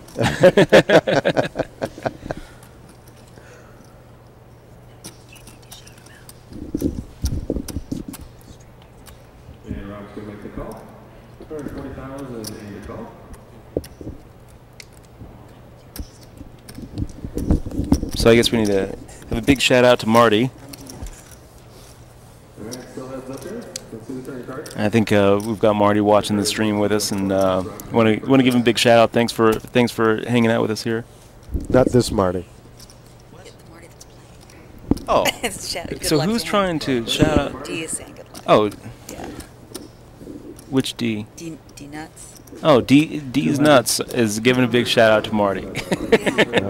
Well, Marty's in a monster hand right now. I don't think Marty's watching the live stream, but if he wins this, maybe I'll go over and whisper his ear that D's nuts wants to give a shout out to Marty.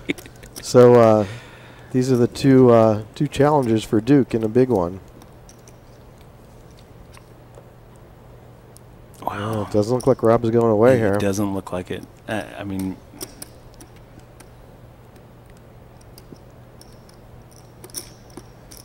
I think he's figuring how much to raise. Now, if you're Duke here, with about 50% of the chips in play, are you wanting one of these guys to get knocked out, or are you thinking that having them both here allows you to put a little bit more psychological downward pressure on both of their stacks? So we're now actually getting to the point where there is some ICM coming into play because we're at the top of the heap now. Yeah. And so I'd rather have them both around with medium stacks than have one of them with a much bigger stack. I kind of feel the same way. I kind of feel like as a chip leader, you have a real nice path to victory that can put you in a spot where once you finally get heads up, you could have a 7 or an 8 to 1 advantage, and that path seems smoother than having one of these guys eliminate the other and now being basically heads up with even stacks. Yep. Interesting river card. Yeah, that is an interesting river card. It could that might have saved somebody. It could kill the action, absolutely. Yeah.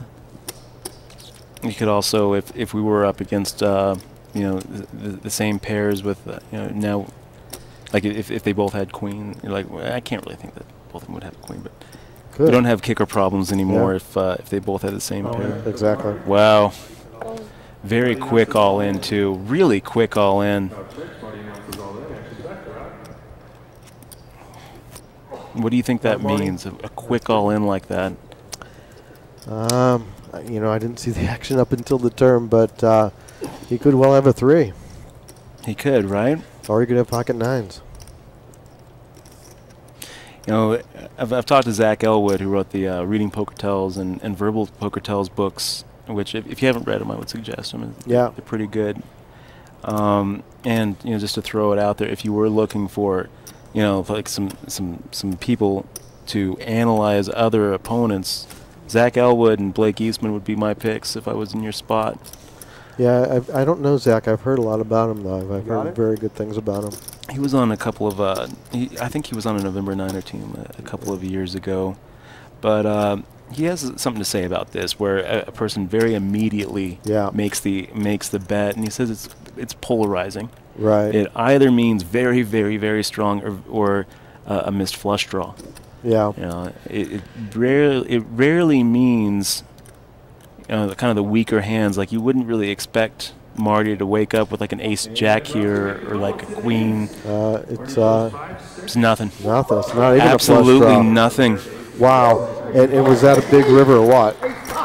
Yeah, that was a big river. You know, if that is not an ace of clubs, if that's a king of clubs, I think Marty takes it down with his stone cold nothing bluff. Exactly. Oh my gosh, what a ballsy play by Marty.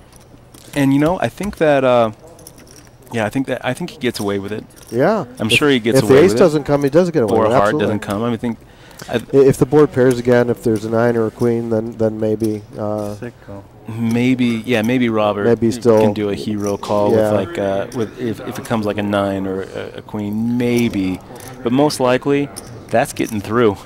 Okay, so now I want odds on that beer bet for Duke against the field, because now I think Duke and Rob are a toss up here. I might call you this guy too. Yeah, I feel like my beer equity just raised a little bit, right? It's like I'll let you buy out for like a half a beer. Tell you what, I'll make you drink my homebrew, and we'll call it even. Oh my gosh! So, does Marty had Robert covered there? You're supposed to. Or yeah, he did, but not by much. It looks like he has less than 300,000 now, right? About 250. I'm going to actually hand the headset over to Clint for just 1 second. I have to. Of course, they're in the hand. Yeah, of course we have that.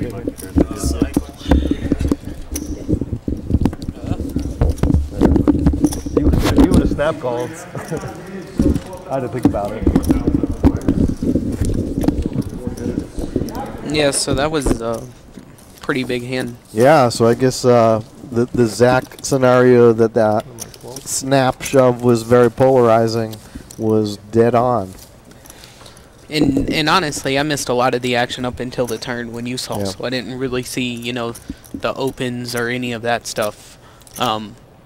Yeah, I didn't say anything until the turn either. So Marty put in a big bet on the turn, and Rob called. He had the nut flush draw.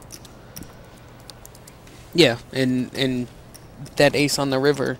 Yeah, that changed life, because if the river's a blank, then the shove gets through. Absolutely. I mean, even then, Robert still thought about it for quite some time before making the call, because as well he should. Absolutely. It's a big spot, and really you can't beat very many hands there. Yeah. Obviously, you can't beat a 3. You can't beat, a pair of 9s. You can't beat. You can't beat an ace. Yeah. I mean, you can't beat any ace, really. You can tie well, it, maybe. Yeah, maybe exactly. Maybe that's why he makes the call. Maybe he thinks if he has a bigger ace, that the queen will play. Right. Yeah. You could beat maybe king queen there, because he did check raise on the turn. Yeah. Or he made 200 on the turn. But I can't see if that was king queen.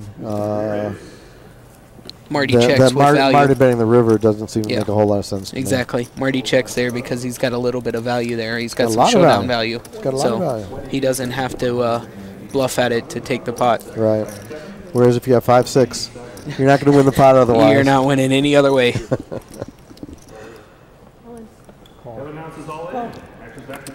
Wow. And that surprises me a little bit, because I think Marty wasn't getting out of line at all. But maybe I'm wrong. I don't think he's been out of line very often. So now we got Duke on the wrong side of one of these. Yep.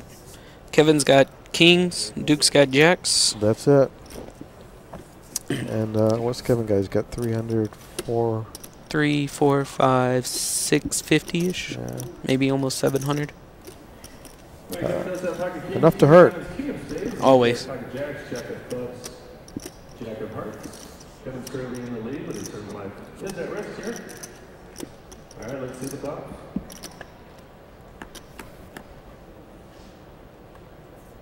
And you just kind of felt that, didn't you? Yeah, I was almost going to say a jack's coming. Well, let's put a 10 up there. At least make it a sweat. And I mean, really, I feel bad for Kevin, because he did exactly the situation he wants, and now, I mean, you're basically leaving with Duke with more than 3/4 of the chips in play. Exactly. Yeah. That's why anything happens in this game, and that's why I say that Joe is certainly in the best shape of anybody.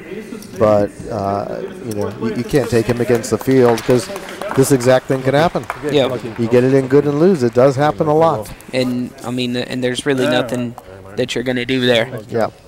No, there's nothing else he can do with the hand. That works out exactly as he wants it to work out until the flop comes. I got good sportsmanship. It's funny how that always works. Is like you can be way ahead, and you're dodging 2 outs. And like I said, I almost said it before the flop, but I just, as good as Duke's been running, and he's played pretty well too. But I mean, he's hit some of those hands that you're like, okay, well, and you almost felt like that jack was coming in that window. Yeah. The other thing that the people don't talk about much is, we all talk about the bad beats and how, we got it in with aces against kings and the king came on the flop. The reality is that the guy with the aces isn't necessarily the better player, and it's somewhat fortuitous just to get the aces against the kings in the first place because the action would be exactly the same if it was reversed. So, there's a lot of luck in this game, whether it's making big hands or coming from behind or just getting big hands at the right time. And that's true of any tournament, and it's certainly true, when you get to the main event and go through 7 days, things got to go your way. Yeah, I mean, and any time you run deep in a tournament, there's going to be spots that you can always look back and be like, man, this one hand I was one hand away from being out, or one hand away from, doubling up, and it's, I mean, even as your right got there, there was several hands that, you hit one big on late in day one against Brady when you semi-bluffed with the ump and then a straight draw right into his 2-pair, and then, you ended up hitting the straight on the river probably about 45 minutes before the end of the day. You semi-bluffed with 5-6 off on a 10-8 something board. Do you remember that hand? Oh, here. Oh, yeah. Here. I thought you were talking about Vegas. Oh, no. I was like, God, I don't remember that. Yeah. Oh, yeah. That was, that was probably not the best play in the world, but I got very, very lucky. Yeah. So there was a 3-card flush and there's 3-card straight flush on the board. Right. So I just thought it'd be very hard for him to proceed unless he had what he had, which was top 2. So, his call was good, and I just got lucky to make the straight on the river. That's right. I got a couple of those breaks in the World Series, too. Day 6 against Brian Hastings, I told him I'm going to double your bankroll, buddy. where I doubled up twice with him, and I was behind both times when we got it in. 5% double bankroll. So those things have to happen in any tournament to get deep, and things are clearly going Duke's way here tonight.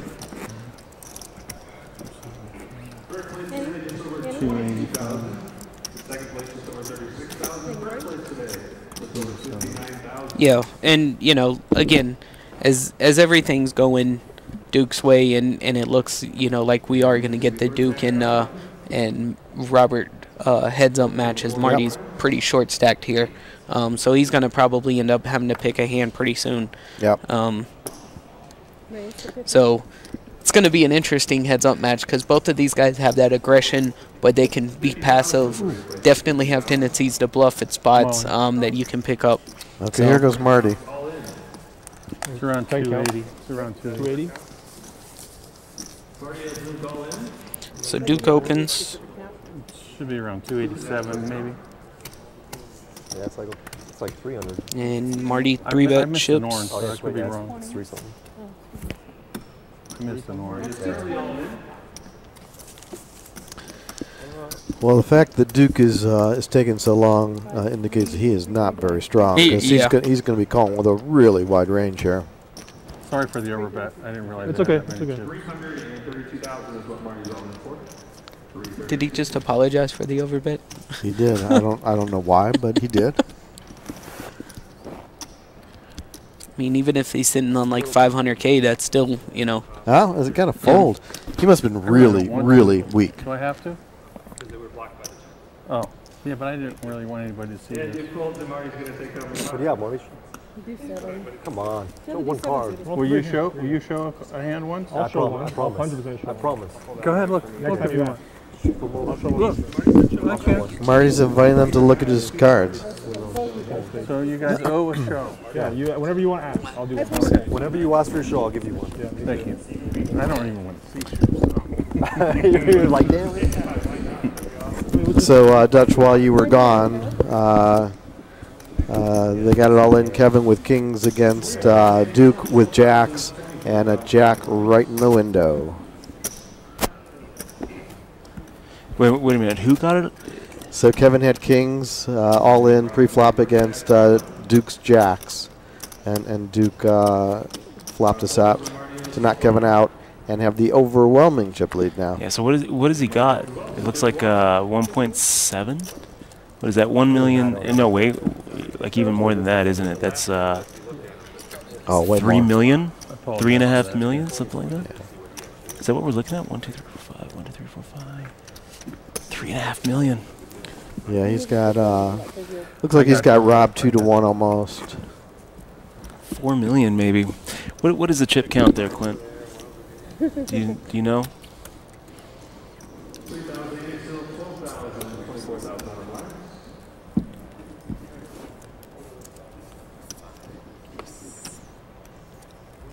$3 million. Yeah.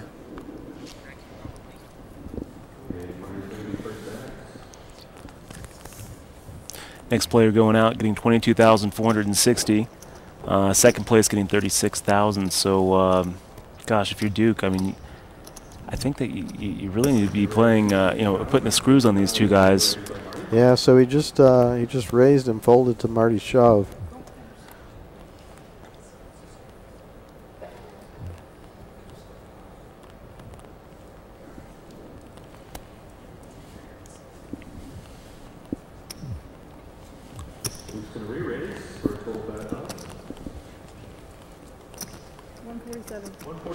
There it is, putting the screws on him.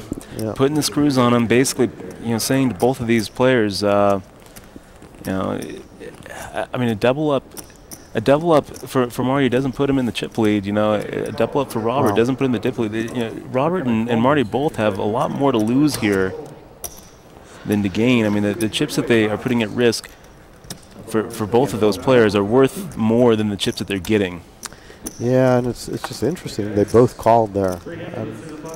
Robert's cold call is pretty interesting to me. Yeah. I mean, that screams strength to me. What a wet board that is. Yeah. Pretty quick check by Duke. All my chips. All my chips, he says. All my chips. Well, Marty is not gun shy. We know that. It's not that much. Not that much. Me there. What does that mean to you?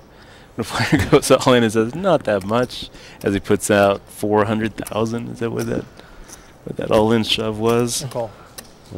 Pretty quick call. Yep, and I think that Duke's probably going to be on the wrong side of this one. Was that? What was our total bet? Our total amount? Ace 9 for Duke. 38. 238 is what Marty's all in for. 238,000. He's kind of on chip, so I guess Marty's ahead. Is what Marty's all in for. Duke shows ace of spades, 9 of diamonds for a pair of nines. Well, usually the guy who's standing up is the one who's behind. For a pair of eights. Oh, yeah, so Duke's way ahead. Oh, Way ahead. nice check there, Duke. Nice check there. Making the check. Robert checks. Get you guy to put it all in there with the 5-outer. Alright guys, Duke's currently in the lead. Let's see the turn card. Turn card is the Jack of Hearts. Gives him a bunch more outs. Sure does. There you go, Marty's good sweat. They never make it easy. Good play. Not out. Queen of Hearts, 8 of diamonds for a pair of eights. He's got, what, a third of the deck? If I'm counting it right, I think 17 outs. Yeah. No, I'm over counting that ace of hearts. 16 outs, I think. For the win. When you don't have enough hands and when you don't have enough fingers. Hard, a lot of things. I mean, Duke's still the favorite here by about a 2-1 margin. That's not going to do it. That's going to seal the deal for Marty, and we are at heads up at this HPT final table here in beautiful Reno, Grand Sierra. I really love this casino resort. I mean, I feel like it rivals anything that Vegas has to offer. Have you spent a lot of time in Reno, Neil? So I have a house in Truckee, so I have spent a fair amount of time here. And, you know, the poker scene could be much better here. It's, you know, we had 150 players here over 3 days, which is a little unimpressive. Yeah, no, I would have done that. Okay. It'd be nice to see better poker here. I mean, what do you think?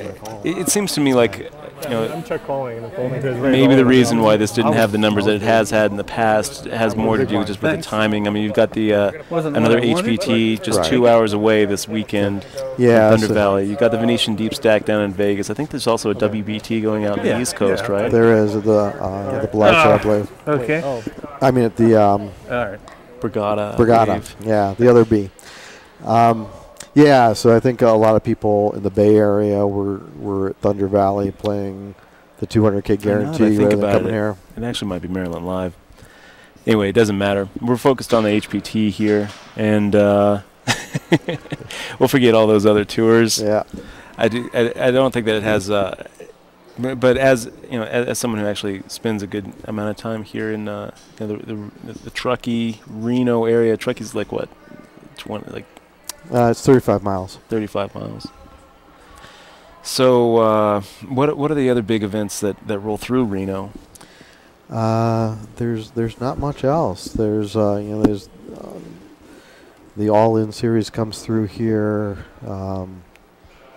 but there's not a lot of big tournaments and not a lot of high buy-in tournaments here at all.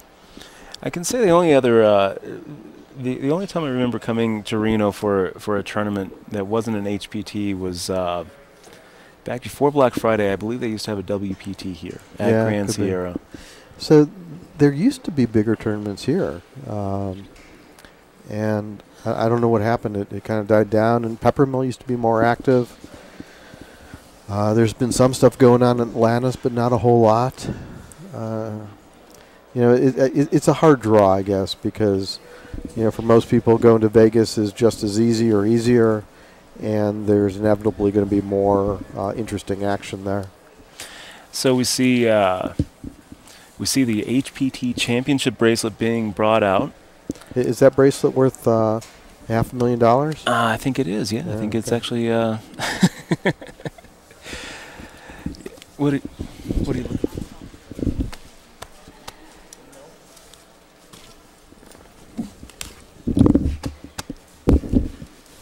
Yes.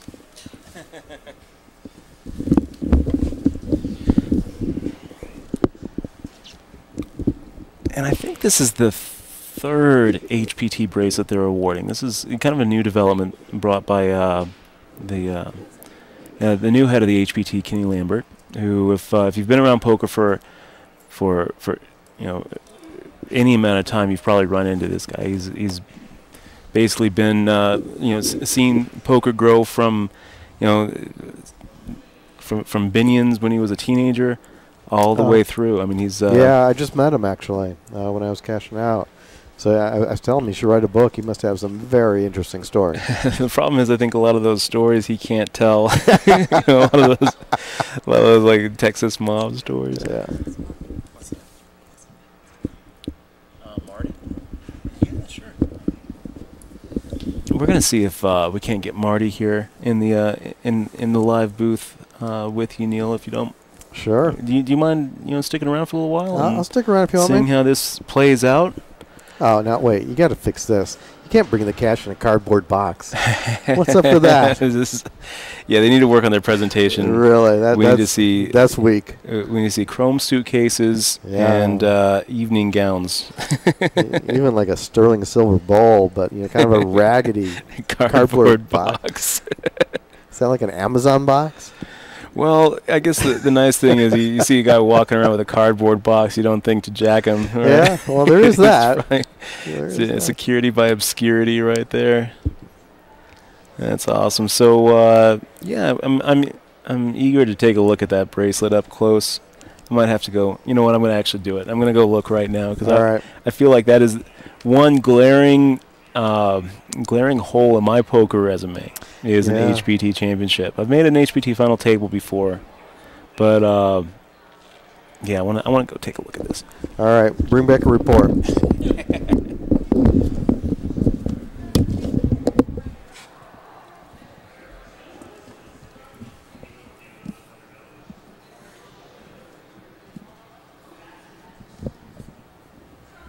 think we're officially on break here.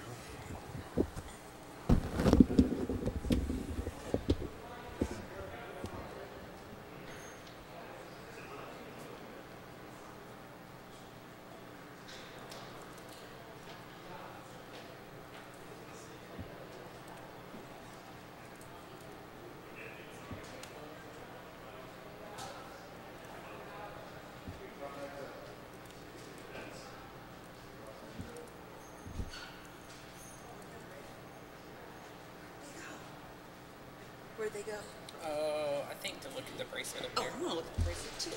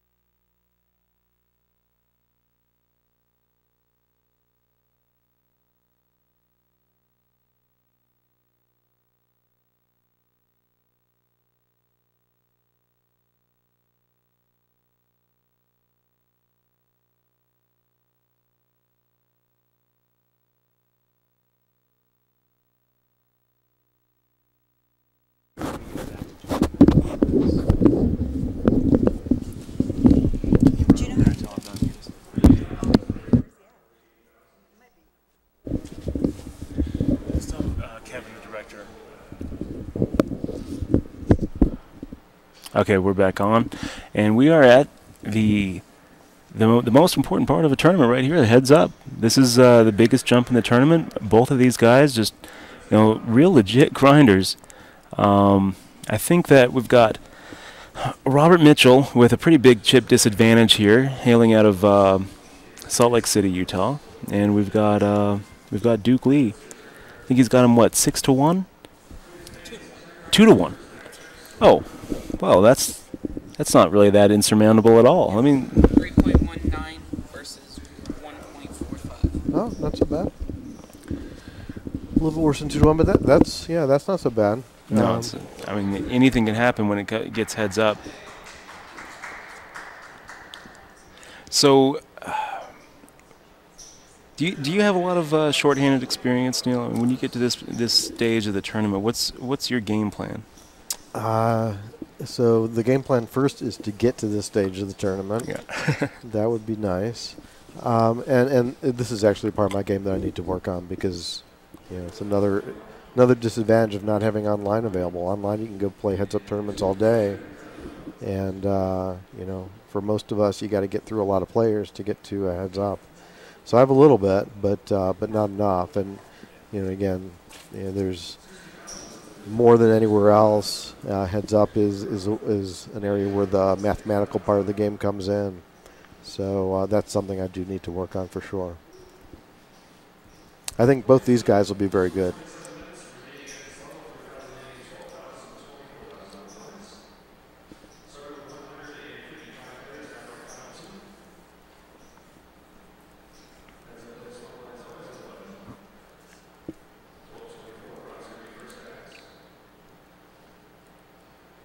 So I'm trying to think of the guy's name who won 2 straight tournaments he was at, which I think were WPT tournaments, where he was a 10-1 dog, heads up, and he won both of them.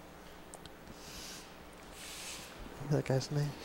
Back-to-back WPTs. They weren't back-to-back tournaments, but it was back-to-back final tables for him. So it was over a stretch of 5 tournaments or something, but 2 final tables, and he was 10-1 both times and won both of them. That's pretty incredible. I think that's one kind of secret, I guess, if you could call it that, to these kinds of situations where you're heads up. I mean, your chip disadvantage doesn't really matter. What matters is your chips in comparison to the blinds. Yeah. And both of these players right now, I think, what are we playing? We're playing, we're at 2040? 24K. 24K big blinds. I thought you said 2040. I was like, wow, that's a hell of a jump. So it goes from 10K, 20K to 12K, 24K. We're seeing, a pretty small actual, increase in blinds.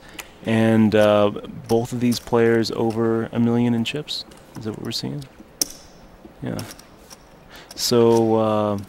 So they're both relatively deep. I mean, nobody has to be in a hurry here. 1.4 million. 60 big blinds. I mean, that's really deep. Yeah.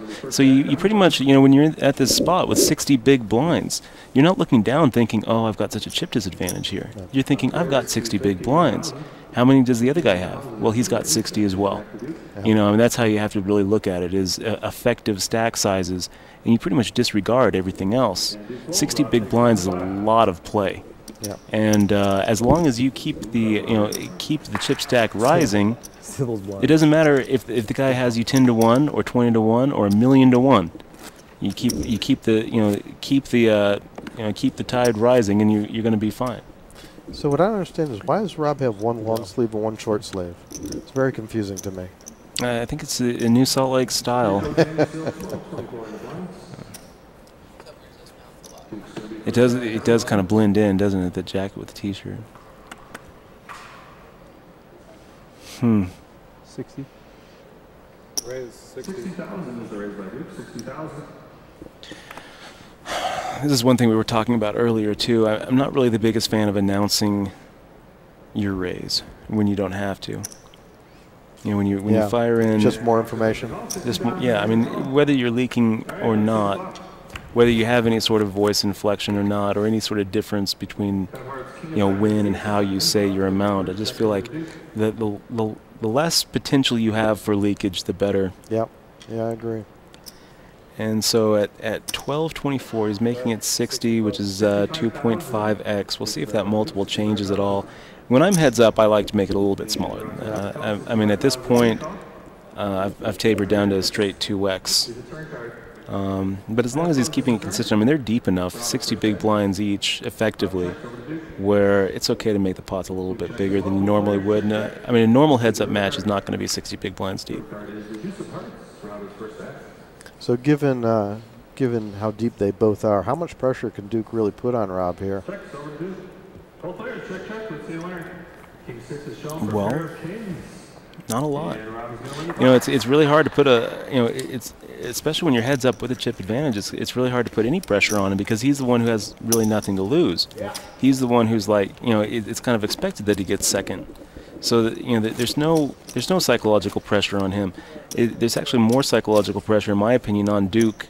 You know, on Duke Lee, who has the chip lead, and it's kind of his tournament to blow. Yeah. You know, so you know, both of these players should be walking away from this tournament feeling very proud of their accomplishment today. Yeah, you know, absolutely. No matter what happens, neither one of these players came in with a chip lead, and both of them fought hard in the trenches to get here and give themselves a chance at winning and getting at least second place money, which is pretty substantial, $36,994. I mean, anybody who walks past that on the sidewalk's going to pick it up. Yeah, I think so. So it's a nice payday. But of the two, who would be more disappointed with second? I mean, I don't think it's even close. Exactly. Yeah. So I don't really feel like Duke can really put a lot of pressure on Robert, and the stacks are so deep that this is going to be a post-flop game. Yeah. Which is good because that's a much more skillful game. Duke is first to act, checks over to Rob. Rob bets 25,000, and Duke folds. And the guy who came back twice from 10 to 1 was Motion. I forget his last name. Oh, Tirania? Yeah, I think that's right. Yeah, part of the Brown Magic crew. Yeah. He's good. I read an interview that he did for Card Player where he was talking about ICM, and it was one of the more enlightening things I've ever read in that magazine. I mean, Card Player is a great magazine to pick up stuff, but his interview in particular was just really impressive. Yeah, I think that he actually did a lot of work with Martin Jacobson. Yeah, I think that's right. Yeah. When Martin Jacobson made his final table, Mosen was one of his like Skype group that was all kind of preparing and working together to try to propel Martin Jacobson into that championship spot. That worked pretty well. Yeah. Mosen also was on a player panel that I went to earlier this year in LA at SLS. Alex Dreyfus put it together. He has pretty interesting things and enlightening things to say about how we might be able to direct poker. It's kind of interesting. Both of these players are playing pretty passive post-flop. I mean, you're not really seeing. You're seeing a lot of checkbacks. You're not really seeing the kind of auto c-bet that you usually see in these kind of spots. What we are seeing is both of these players, taking every chance on the button to make a pre-flop raise. I don't think that we've seen a button fold yet, and that's correct. 9-6. 9-10. Gonna be a chop high. Both players have 3 9s. Wow. That's amazing that pot was that small. I'm hard to get chips from this guy. I'm really surprised. Especially with Robert making the bet. And Duke closing the action, right? Duke was on the button closing the action with trip 9s there. I didn't really see, how scary that board might have been. I mean, it wasn't like there was a 4 flush on there or anything. Wasn't it like a king 10 9-9 or something? Yeah. So we're about to be joined in the booth. I'm actually going to give my headset over to Marty, who is our 3rd place finisher. And we're going to hear some. We're going to hear some of his thoughts as we've watched this this heads-up match come to a conclusion. Marty, just to introduce him, has had a hell of a tournament year. I mean, he broke out into the tournament poker scene, I think, around 2008, 2009. But it's really, I feel like this year has been his breakout year. He took down a Foxwoods main event earlier this year for $45,000. I believe that this event marks his second best finish with 22,000. So without any more introduction or fuss, I'm going to go ahead and hand the mic over to Marty.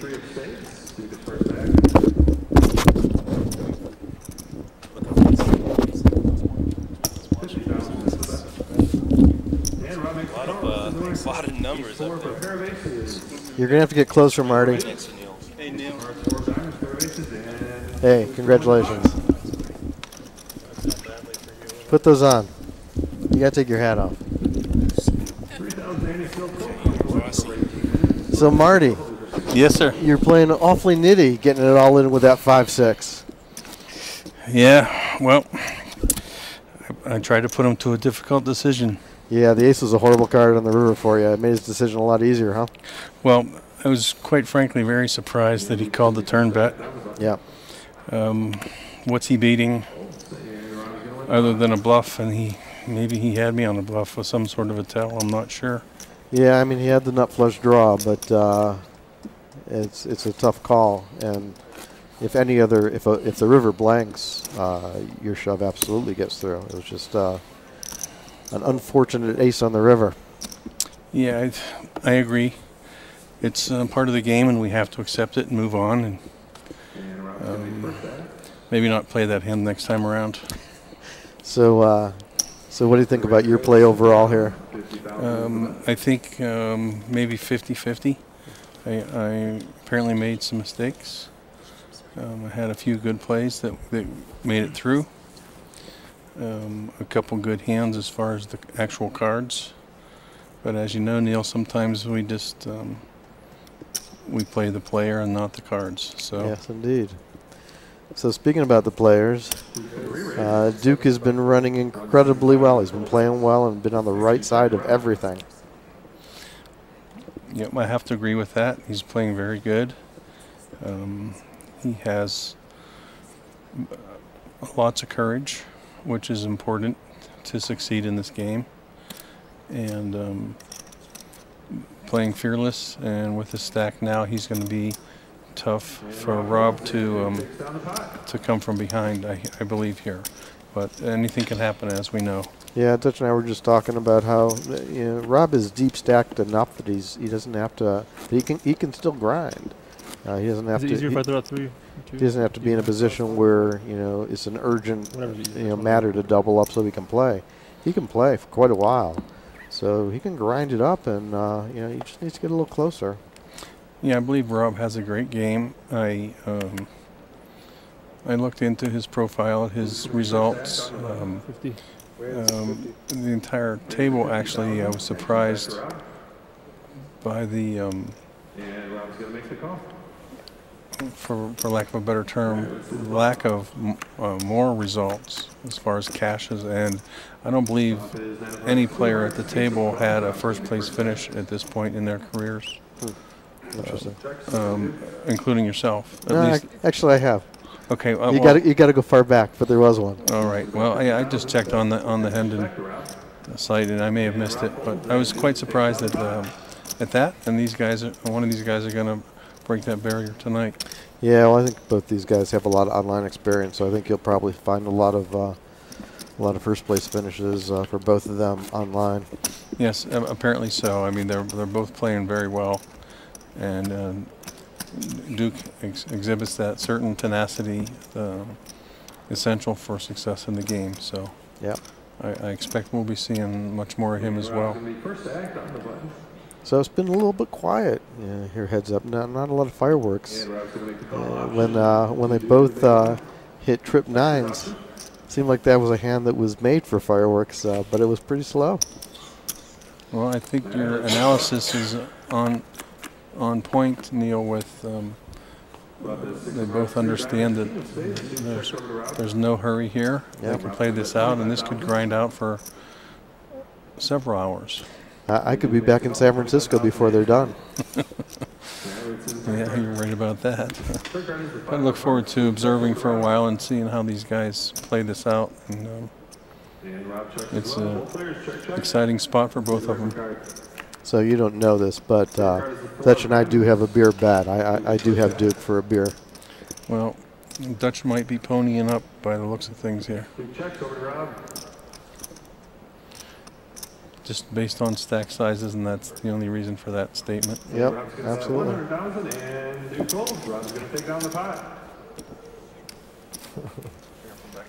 Yep. See, it's amazing how 100,000 at a time it starts to add up to real chips eventually. Oh, 100%.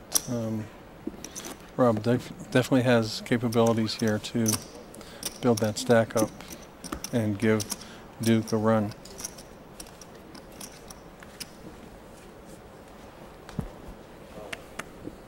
Oh, sorry. And Duke's going to be first back. Makes the call. Option over to Rob in the big blind. Check. And Rob checks his option. All right, let's see the flop. So Marty, when your heads up, do you like doing a lot of calling on the button versus raising? 100% no. It depends. Naturally, you want to mix it up a little, but on the button, I prefer to be the aggressor. Yeah. And take the lead in the hand. Naturally, there's a certain mix that we have to blend into that strategy. How about you? You know, I think mixing it up is what makes the most sense. These guys have been pretty conservative, especially post-flop. It's there hasn't been a whole lot of initiative. Yeah, I think maybe they're just feeling each other out right now. Well, I think at this point in the game, if they can keep the small ball play in their game, it's going to create some chances for the shorter stack. Yeah. Yeah, I mean, you can certainly understand on that board with 4 spades that there's not going to be a lot of action. They both had a little bit of equity.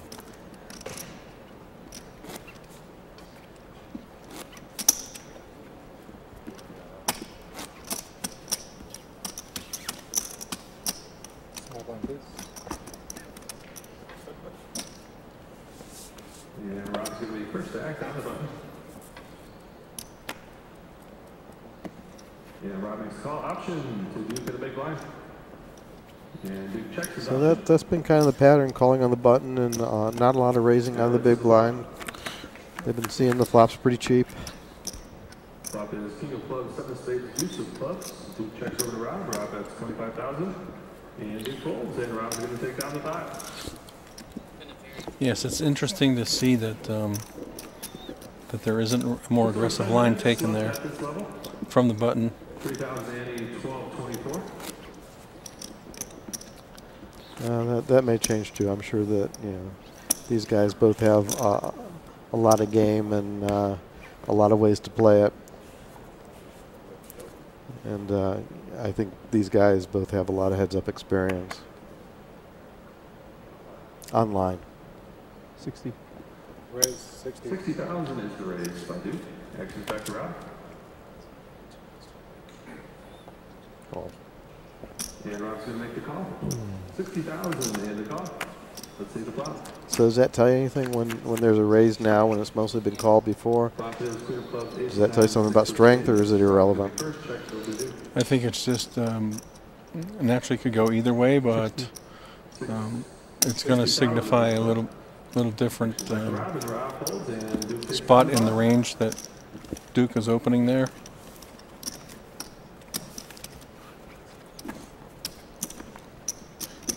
And players, as you know, they can go just the opposite, opening weaker holdings and limping the stronger holdings. Yeah. So it can go either way, both ways.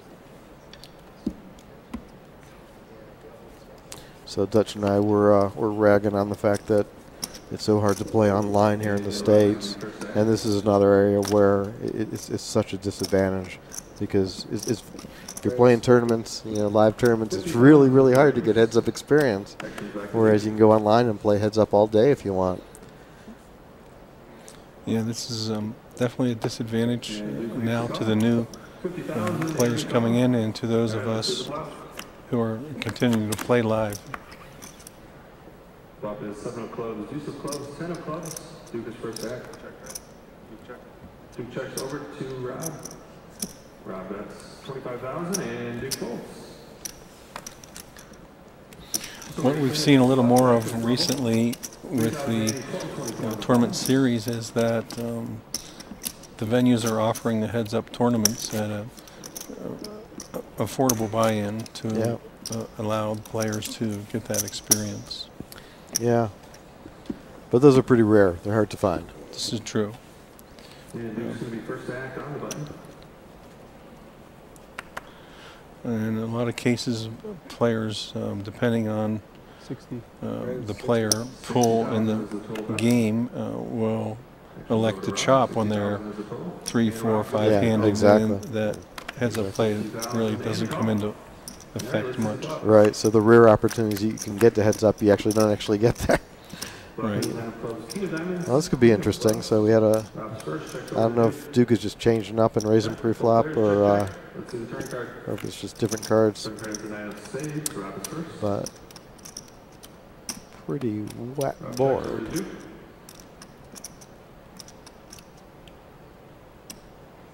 Duke bets 50,000. 50,000 is the bet. Action's back to Rob.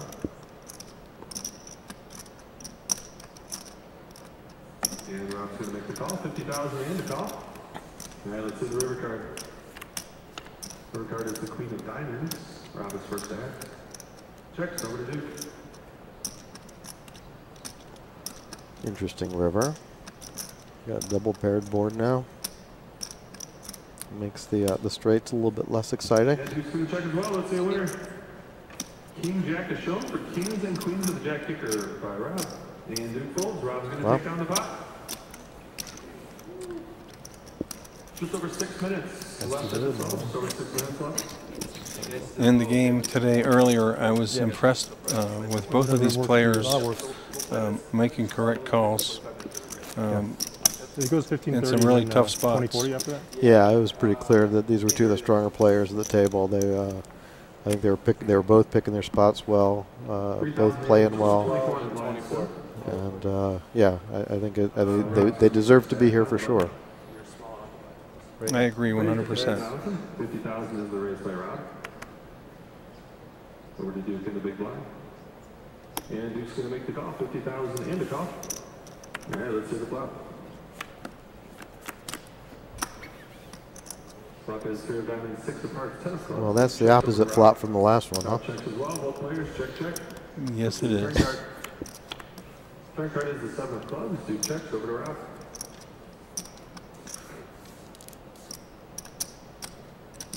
Rob's going to bet 80,000. And Duke folds, and Rob's going to take down the pot. Yeah, just over 5 minutes left at this level. Just over 5 minutes. Players will So they're really just trading jabs here. No real movement at all in the chips, huh? I think we're going to have to expect that with the level of play here with these two gentlemen. 3,080 still 12-24 in the blinds. It could swap. This lead in chips could swap with these two guys. Just a matter of a couple hands. 60. They're going to stay. I believe it's going to be in Duke's best interest to stay conservative and not play big pots. Yeah, I mean, certainly the last thing he wants to do is double Rob up, and then they're pretty much even in chips. Yep. So that he definitely doesn't want to do, and he's smart enough to know to avoid those scenarios. With heads-up play, I've noticed that after a certain amount of grind, it's going to be on Rob to put that pressure on Duke to make the big folds, to get that double up. Yeah. Rob can't grind this out. It could go on for several hours, as we discussed earlier. certainly is exciting and interesting to watch. Yep. At least for us. I don't know for everybody, but Yeah, for us it's pretty exciting. Having played with these two guys the past few days, it's a lot of fun to see how they're doing. Second card is the Nine of Spades, two checks. That's going to bet 25,000. And Duke makes the call, 25,000 and a call. So what was the Foxwoods cash that you just had this year? Foxwoods cash, that was a Foxwoods series event that they have in the spring. It happened to be up in the area. It wasn't a planned visit. Just happened to be up there for some personal business, and just moved in on this series, and was very fortunate. I was able to do well in a few of the earlier series events, and kept me in the area to play into the main, and in the main event. It was a great event there at Foxwoods with some really incredible players, and I was very fortunate to be able to work through and come out on top. Cool, that's awesome. So who are you up against heads up? Heads up, I was up against Bucky Wantman, who's a local hotshot up there in the area. Bucky's would sit at this table well with these two guys. And also Ralph Massey was at the final table when we were four-handed. Ralph ended up going out fourth. It's fun to play with Ralph. We've had a few sessions together in tournaments. There was another local fellow there, Jay Wacko. We call him Asian Mike at Foxwoods. Asian Mike also played very well and does quite well in the Foxwoods venue. So where were you in chips when you got to heads up? Heads up, Bucky had the advantage. When we were three-handed, we did a save, and Bucky had a 2-to-1 chip advantage. I just put a stack next to you. So against the field, the three of us, and so I was very fortunate to be able to come back and get ahead of Bucky and take the lead with some key spots with some big hands. So did you have a specific strategy going into heads up to catch up, or? I did not at that point. It was I didn't have a lot to lose based on the fact that we did the save. Yeah. Three-handed. I did play aggressive. Myself, like Bucky, we are opening every button and sort of playing a little fast heads up play. I don't believe our heads up match lasted more than an hour. It may have been just 30 minutes or so. Bucky was very confident that he had the edge on me, which he very well may have in his mind. But he did, obviously, with the chips and his style of play with this internet style, with the, similar to these young guys that we're watching now. I was very fortunate to hit some hands against Bucky and come back out on top. Cool. And that's, that's no matter where you are in the game, that's often part of it, just hitting some hands at the right time. So true. 50,000 is the raise, 50,000. So they've both changed up here a little bit. So where they were checking buttons early, they're both raising on the button now. Yeah, the dynamic heads up has a lot of movement, a lot of change. Yeah. And who's going to fold? That's going to be the last hand, guys. All right, I guess they're going on break. Thank God Rob took off his half sweatshirt. Good talking with you, Neil. All right, well, you know where to find me, man. Because you're going to start when they come back from dinner.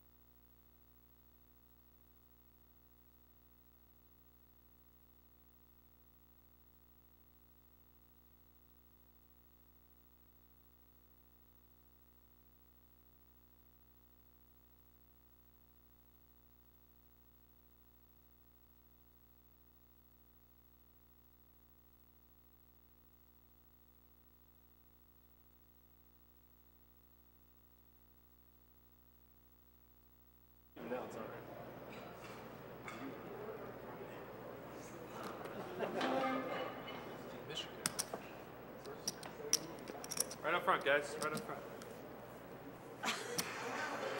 You bought the cheap seats? They're free up front today. Go ahead. Yeah, if you want to. Okay. All right, guys, go and take your seats. Check. All right, here we go. Don't heckle me. Don't Players heckle are me. back from dinner break. We're going to start back up here. Go ahead and wash up cards. Get ready to go.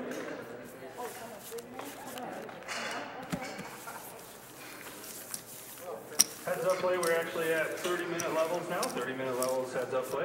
We're going to be at a 4,000 ante, 15,000, 30,000 on the blinds. 4,000 ante, 15,000, 30,000 on the blinds. 4,000 ante. Down to our final two players. Second place today is going to receive just over 36,000. First place, just over 59,000, along with a new HPT title and the bracelet. 4,000 ante, 15,000, 30,000. Go ahead and deal. Looks like. So we are back at the heads-up match right here, and both of these players, I think that we're going to see a little bit of a difference now. Both of these players asked Jeremy to go ahead and lower the blind levels from an hour to 30 minutes. Yeah. That means the aggression's going to be kicked up a little bit. Why would two players do that at the final table? Oh, you know, you could probably think of a couple reasons. Deal. I mean, that's the only thing that really comes to mind here. Yep. I don't think that deals are officially sanctioned from the HP, like by the HPT, but it happens all the time, especially when you see, tournaments that are this top heavy, and you get two pros who understand that whatever edge they have over each other isn't really that big. So, both of these players really circled around each other before the break, before dinner. Both playing very cautiously. Both seem to have pretty much the same plan of trying to chip away at the other, hoping that the others the other might make a mistake before they did. And I don't really think that was going to. I mean, both of these players are really good. So who would we put the edge on? I mean, honestly, in my opinion, it would have taken a cooler spot. Something big. Big pair against Ace King. And yet we saw that cooler spot where they both had the trip nines, and nothing happened. Nothing happened. You're right. So I feel like we would be in for a very long night. We still might. Because we're just kind of going off of the reasons why we think two of these players who were circling around each other might request lower blind levels. Right. I mean, Clinton and I have been around long enough to know that usually that just means that they don't really have anything at stake anymore, except for maybe a small, pride amount plus the fact of having an HPT championship and a bracelet underneath your belt, which is something. It's a lot, of course. I mean, I feel like especially for these guys, the value of an HPT championship in my mind is more than the difference between first and second. Yeah, and just like I said, especially with these guys that are both pros, that both consider themselves, full-time players. Yeah. It nice means a feather lot. in the cap. Yeah, it means a lot more to somebody like that than it does, say, if an amateur was just playing here and that's all he's sitting there is playing for. Now, this is one thing though, that I want to mention is one of the problems with tours like the World Series of Poker, like the HPT, like any of these other tours, Epic and WPT and all of them, being so much against officially sanctioning final table deals. And you can understand why they would do it, because you get into some weird spots where two or three of the players want a deal and one doesn't, and then all of a sudden you've got this weird collusion aspect that you have to worry about. But let's get real for a second. And talk about some of the ugly truths about poker that no one really wants to acknowledge. When you don't officially sanction deals and make it so it's not transparent, you get into some really awkward spots where here we've got Duke Lee, who is a pro. You've got Robert Mitchell, who is a pro. Both of these guys probably have investors and stakers in this tournament. Absolutely. Duke Lee is pretty well known on the 2+2 forums for selling pieces of himself. I don't know what Robert does, but I imagine that he came out with a bunch of friends. I imagine that they've swapped pieces and shared pieces and sold pieces, and we were talking about this earlier. When you don't sanction deals, it leaves it open for one person to dump to the other after a deal is made and keep that very close-lipped at the expense of people who are invested in the tournament. The fact is, something that we just don't talk about much in poker is there are a lot more people involved and invested in how this turns out than just these two players. Oh, absolutely. So I think that this is a change that I would like to see industry-wide, is more transparency when it comes to staking, more transparency when it comes to final table deals, and more support from the tours and the host casinos to facilitate these deals, whether it be worrying about things like tax liability, whether it be worrying about overselling pieces or ripping off backers. It's like that. I mean, even in Hollywood, we see it with Lucky You, right? Where you've got the big scene culminating is basically Eric Banya and his father ripping off the backer. Yeah. Now, the only reason I would say, and just I agree with a lot of what you're saying, but the only reason I see why they don't is because WSOP has the points for the national championship. HPT has their player of the year. Each different stop and event has a point situation. Okay, so that's even more of a reason. More of a reason to make it transparent when you do sorts of deals. Otherwise, you have other things on the line which have added value for a championship or points. I mean, there's got to be a way to adjust the points based on the deal that you get. Or make it so that it just seems to me like transparency has to be, it has to be a good thing in these situations. What was the quote by I think it was Supreme Court Justice Learned Hand who said, "Sunshine is the best disinfectant." I think that is true for a lot of things. Maybe not private emails, maybe not personal phone calls, but when it comes to things like final table deals, I would like to see that be an industry-wide change. Anyway, we're gonna see if this ends up being a quick heads-up match. That's the only reason. For sure. That we could really point to, because both of these players were playing, unless they both had some really bad sushi, on over dinner break. But I mean this is just something that we didn't see before the break. Is a raise we didn't by really Robert, see 3-bets a 3-bet by Duke. I mean, this could, if they made a deal and they don't really have anything to lose except for a silver bracelet and a championship, this could be a very quick heads-up match. And more power to him, because if I was either one of these players, I would feel like, yes, I'll go ahead and think that I have an edge, because you have to have confidence at the poker table. Of course. But this heads-up match, I don't really think either one of them is that big of a skill favorite over the other. No, they're both very similar games, very similar the way that they look at it. A lot of experience for both of the guys, so yeah, I agree completely. And I'm really rooting for Robert here, because I do have two beers on this. Beer from you, beer from Neil. Well, I guess I have to take Duke, so I just don't like paying for beers. That's the problem. Is now you're just rooting not to lose. I mean, my horse is already gone, so yeah, I'm just I'm an innocent bystander at this point. When we made the deal, when we made the bet, I would have to say that you probably could have hedged that. You probably could have found somebody to take the other side at a better price. Because on paper, I think Neil was the one to it was the one to beat at this final table.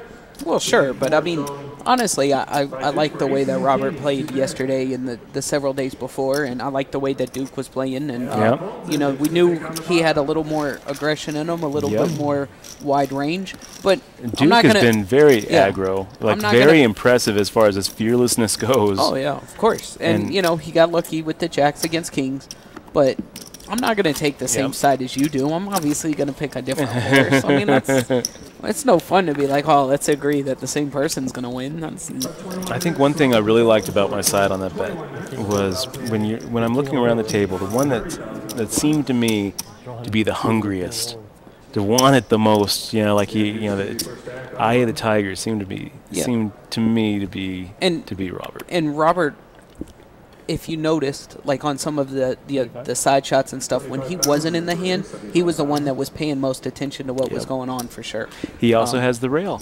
If you look around at who was actually who was in the audience rooting for the man, like Robert has a couple of people with him who were kind of focusing on the rest of the table. Yeah, but I mean, look, you can even see that he doesn't even have his hoodie on anymore. Yeah. So, just certain tells are giving it away that there's not as much at stake as there was before. A sigh of relief. Yeah. I'm gonna have to say yes, but I mean most telling is saying, hey, let's go ahead and drop these blind. let's drop the blinds to 30-minute levels instead of hour, because the structure's just too good. Yeah, the structure's too good here, so we want to go ahead and give the crew a break. These guys are great. So it looks like we've got Robert Williamson III, who's going to be coming and joining us, I think. Let's find out. Hey, what's up, man? So Robert Williamson III going to be joining us. A well-recognized name here at the Heartland Poker Tour, and just in time to watch this Reno event close out. Again, we are live, coming at you with a 30-minute delay on Twitch, streaming from the Grand Sierra Resort Hotel and Casino in beautiful Reno, Nevada. This really is just a beautiful spot in Reno, and we're final table streaming. The final table stage is actually set up in the Lex nightclub, which is a really cool nightclub here in Reno. Pretty much the coolest nightclub in Reno. It's got a big pool in the middle of the dance floor, and it's just really nice in here. Robert, welcome to the live stream. Always good to see you. Pleasure, Dutch. Pleasure, buddy. How are you? I'm pretty good. I'm about to win 2 beers, I think. I've got a couple of little prop bets on this. And right now we've got Duke Lee, and this is Robert Mitchell with the Under Armour and the gray hat making the raise. Both of these guys are pros. Both of them coming from California, although Robert Mitchell now lives in Salt Lake City, Utah. And Duke Lee with a slight chip advantage, but both of them have just been playing really good poker, really amazing poker. I think that between the two, the one who's shown a little more gamble to him has been Duke Lee, who has been pretty willing to make calls for like 8 and 9 and 10 big blinds if he feels like he has any sort of equity in the hand. Wow. Mixing it up. Robert being a little more cautious with his stack, but both of them have just been playing really, really good poker today. And the actual skill here at the heads-up match has been higher than I think that I've seen at the HPT. Yeah, that's awesome. I mean, these guys both are hungry. They both want it. They both are very very capable players, and I wouldn't really want to play heads up against either one of them. If you don't, I don't. I know that. Of course. We had to do battle against each other in this tournament. We actually got the same table draw. I guess I misspoke. I would actually like to be in this heads-up match. I would take, but you would take it against anybody right now, right? Yeah, Robert and I both got an opportunity to play this event, and both found ourselves at the same table on day one, Flight C. And we had an uber aggressive player at our table too. Oh my gosh! Leading into us. And where is he? He's gone. Yeah, he's gone. We got a hold of those chips. We'd still be in, or well, maybe the final table at least. Oh my gosh! Yeah. I think what I've seen is that even if we were to get through that one, there's some tougher obstacles than him. I think we both made the mistake of competing for the tournament with some random guy from New Orleans rather than don't compete for the world with that guy. I mean, these are the guys to beat. Robert Mitchell and Duke Lee just circling each other. And are we periscoping? Is that what we're doing? No? What are the blinds at? 15, 30,000 right now? I think that's what announced when I walked Clint, what are we at? 15, 30? Okay. And get this, Robert. So right after dinner break, both of these players came back and requested the tournament director, Jeremy, to lower the time from hour blind levels to 30-minute blind levels.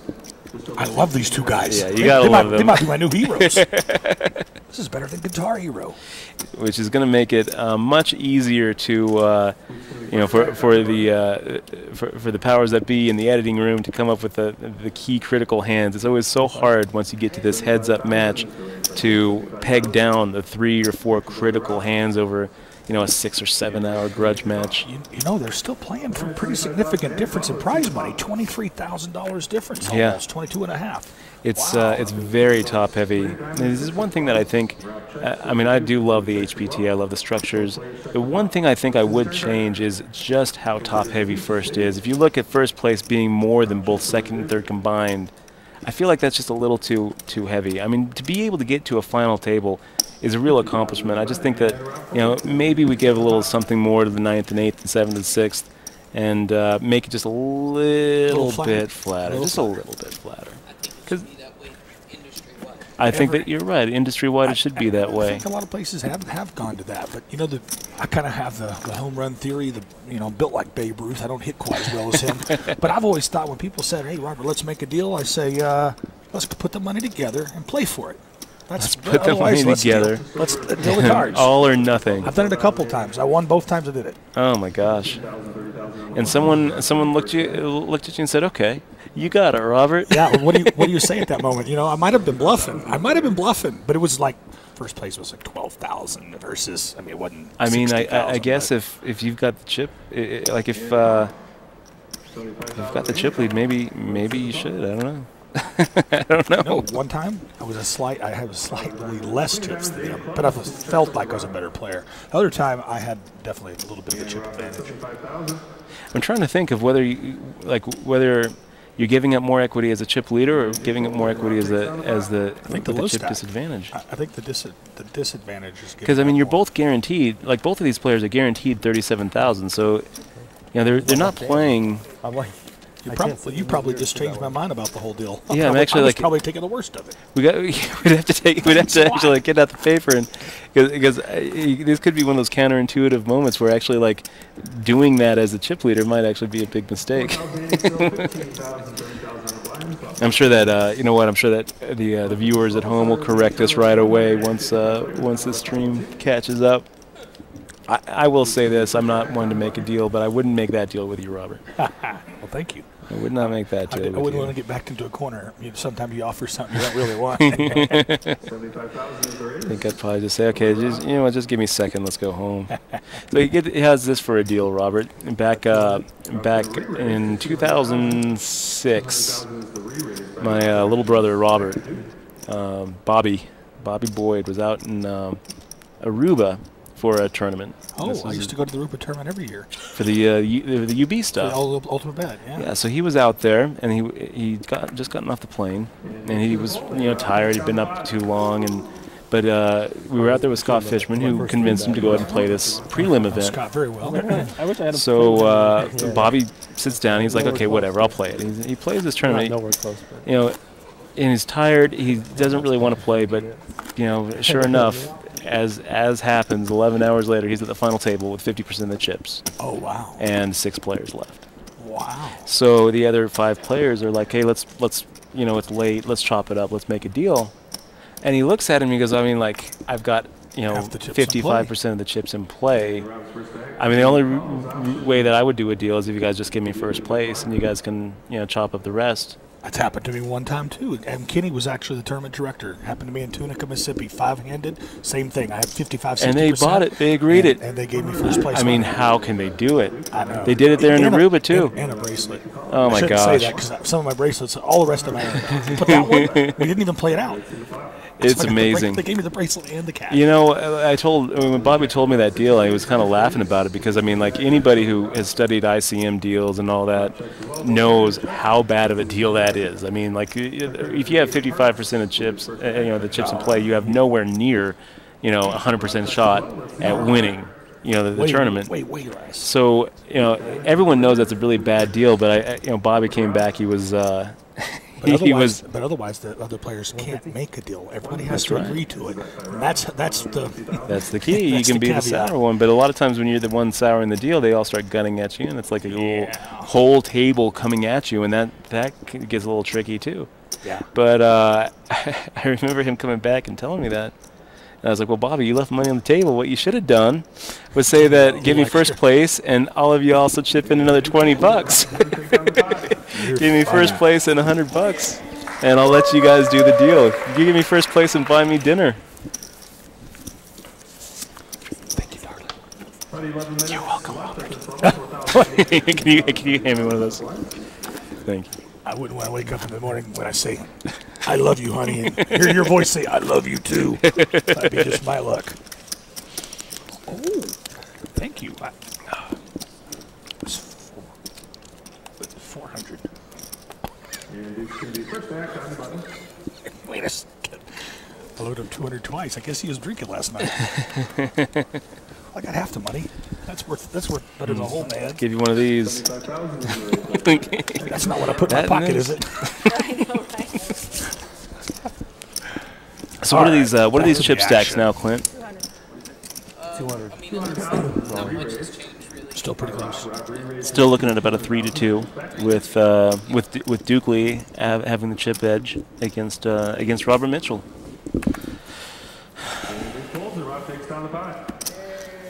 Were you ever? I've asked you this before, but I remember being a little bit drunk when I asked it, Robert. Were you when you were growing up as a kid? Did your family ever call you Bobby, or was it always Bob? My family called me Bob, but more when I got like in junior high school. I was Robert till then, and then after high school, so you always know if you hear somebody call me Bob, it's a friend from high school or junior high. It'll never be anybody from anywhere later in my life because nobody else has called me anything but Robert. Isn't that crazy? Hello, sunshine. We've got the director of the Heartland Poker Tour right across from us now. We've got to be on really good behavior. Kenny Lambert in the house. No more cursing on the live stream. Yeah. You told me they couldn't see us if we took our clothes off. Yes, but we are periscoping. Have you been on Periscope? I have not. Robert? I've heard of it. I mean, besides the one on the submarine. But we might have to do a little periscoping here before this night's up. It's easy. Is it easy to learn? Yeah, it's kind of like it's live streaming, kind of like Twitch, only it's like live streaming through your phone. Big bet there on the river takes the pot down. Well, like you said, this one's just a ping pong match right now. One of a back and forth. It really is, but I do sense a distinct difference in the way both of these players are approaching it. Yeah. Well, you know what they say about poker: hours of boredom and moments of sheer terror. I think that's what we're going to see. I think we're going to eventually see a hand against a hand and fireworks. So we were talking about it. Right after we got from break about deal making at the final table, which is what we think must have happened here. And we were talking about all the reasons. Still playing for the coveted HPT title and the bracelet, which both of us I think can would agree that is that championship and the bracelet probably has more value than the difference between first and second over lifetime. Over lifetime by far. Especially for these two. I believe. Yeah. And these two. I mean, both of these are pro players. Right. But one thing, a little feather in their cap. It is. But one thing that we were talking about is how, as professional players, as guys who have been on the grind for several years, Duke Lee is often on 2+2 in the staking forums. We got Robert Mitchell, who came with a bunch of friends who probably swapped some pieces. So when you get to we were talking about how a lot of the tours make it very clear that you can't do deals at the final table. And Clint and I were kind of going back and forth talking about how industry-wide we would like to see more transparency when it comes to final table deals and chops, and more of a facilitation by the tours and by the casinos themselves. Got a pretty coordinated flop here, a pre-raised flop. But right as I'm thinking the fireworks might start, they both check. Yeah. No, from a player perspective, it actually only hurts the players to give us less options. So I'm all for them letting us decide those kind of things, not dictating that this is life-changing money. No, you can't make a deal. Right. We should have more. Like we should have more options. And when the tours close it off and make it very very opaque. Is that the right word? Opaque, where if deals happen you don't see it. Yep, opaque. Where they have to be done in the bathroom or. And you have to trust the other guy's going to keep it. That's right. And so that's really tough because sometimes, unfortunately. I mean, we hear stories all the time. I hear horror stories. I haven't had one happen to me. Knock on. Yeah, I haven't either. But then you've got things like tax liability, and and the fact is with both of these players, I know because we probably had to deal with it as much as I have. Absolutely. And when you have both of these players who, let's be honest, something we don't really talk about in poker is that both of these players, there's probably more than just these two guys with a financial stake about what happens here. I feel like it leads to shenanigans. You got like Lucky You with who was it, Curtis? Lucky You, I was in that movie. Yeah. Who was the director of that? Is it Curtis Hanson? Does that sound right? Yeah, Curtis Hanson sounds correct, but I can't remember. I remember all the actors and actresses. I still get a check. I still get a quarterly dividend. Kidding. Yeah, I average making like $300 a year. So, hey, fans out there, if you want to get into the business, don't do it that way. It's not nothing. But $300 it's a not year. nothing. I'll take it. Ask a cab driver to borrow $300 and see what he tells you. That's right. Right.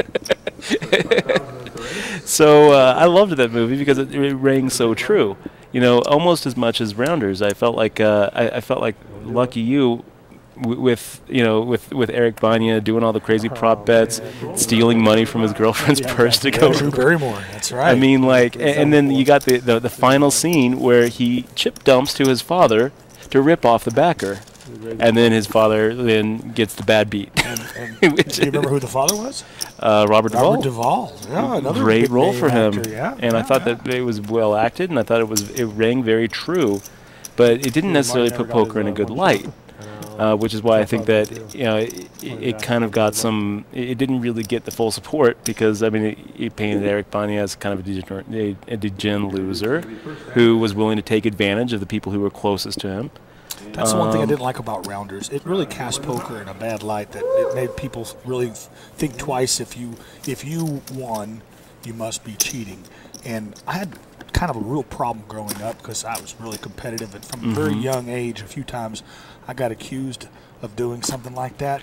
And I'll tell you what, we went to fisticuffs. Yeah. That's one thing I can't take is getting even accused of. Well, that's one of the worst things you can be ever accused of when you're in the gambling industry. Because all we have is our name, right? Absolutely. But my dad explained it to me.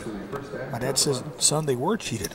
I got so mad I couldn't swallow boiled okra. I said, "What do you mean, Dad?" He goes, "Yep, they were cheated at birth, son." I said, "Well, cheated at birth." They were cheated at birth, son. Oh wow, we've got a raise and a re-raise here. Looking like it's kind of big. Hold on, we might have a 4-bet here. Robert Mitchell's counting out a bunch of chips. Oh, he just called, but still 200K each pre-flop. We got almost $500,000 in this pot. Price of poker going up. Yeah, gamble. Fairly coordinated board, but sometimes with only one face card on top, it's hard for both of them to hit this kind of a board. 250,000. Unless they already had something. Yeah, if they both have pocket pairs, or they, that happens sometimes. That's what Duke Lee's representing, that he does have something here. Robert's sitting here looking very unsure, but I think this is an act. I think we're going to give this guy an Oscar. And he's calling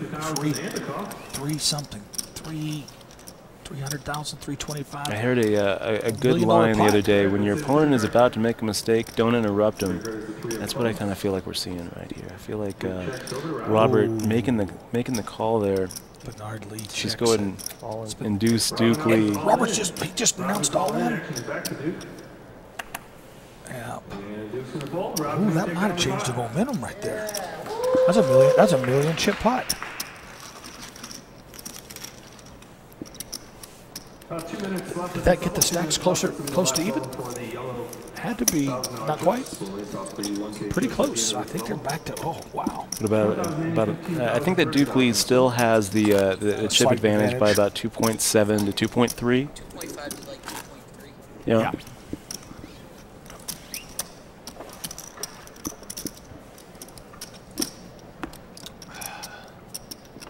This has been a great stay here at Grand Sierra. It's a beautiful casino. It really is. It's the nicest thing they have in Reno. The restaurant's outstanding. Absolutely.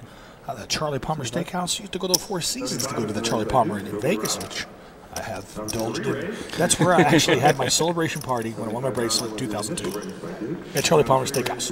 And that, I think that's a perfect place to I told celebrate. you that last night as I'm sitting next to you at Charlie's. And I think for my celebration dinner on my first bracelet, I think I had the pizza buffet at Spearmint Rhino, which is the nastiest thing in the world. That sounds like more like the average poker player's celebration party.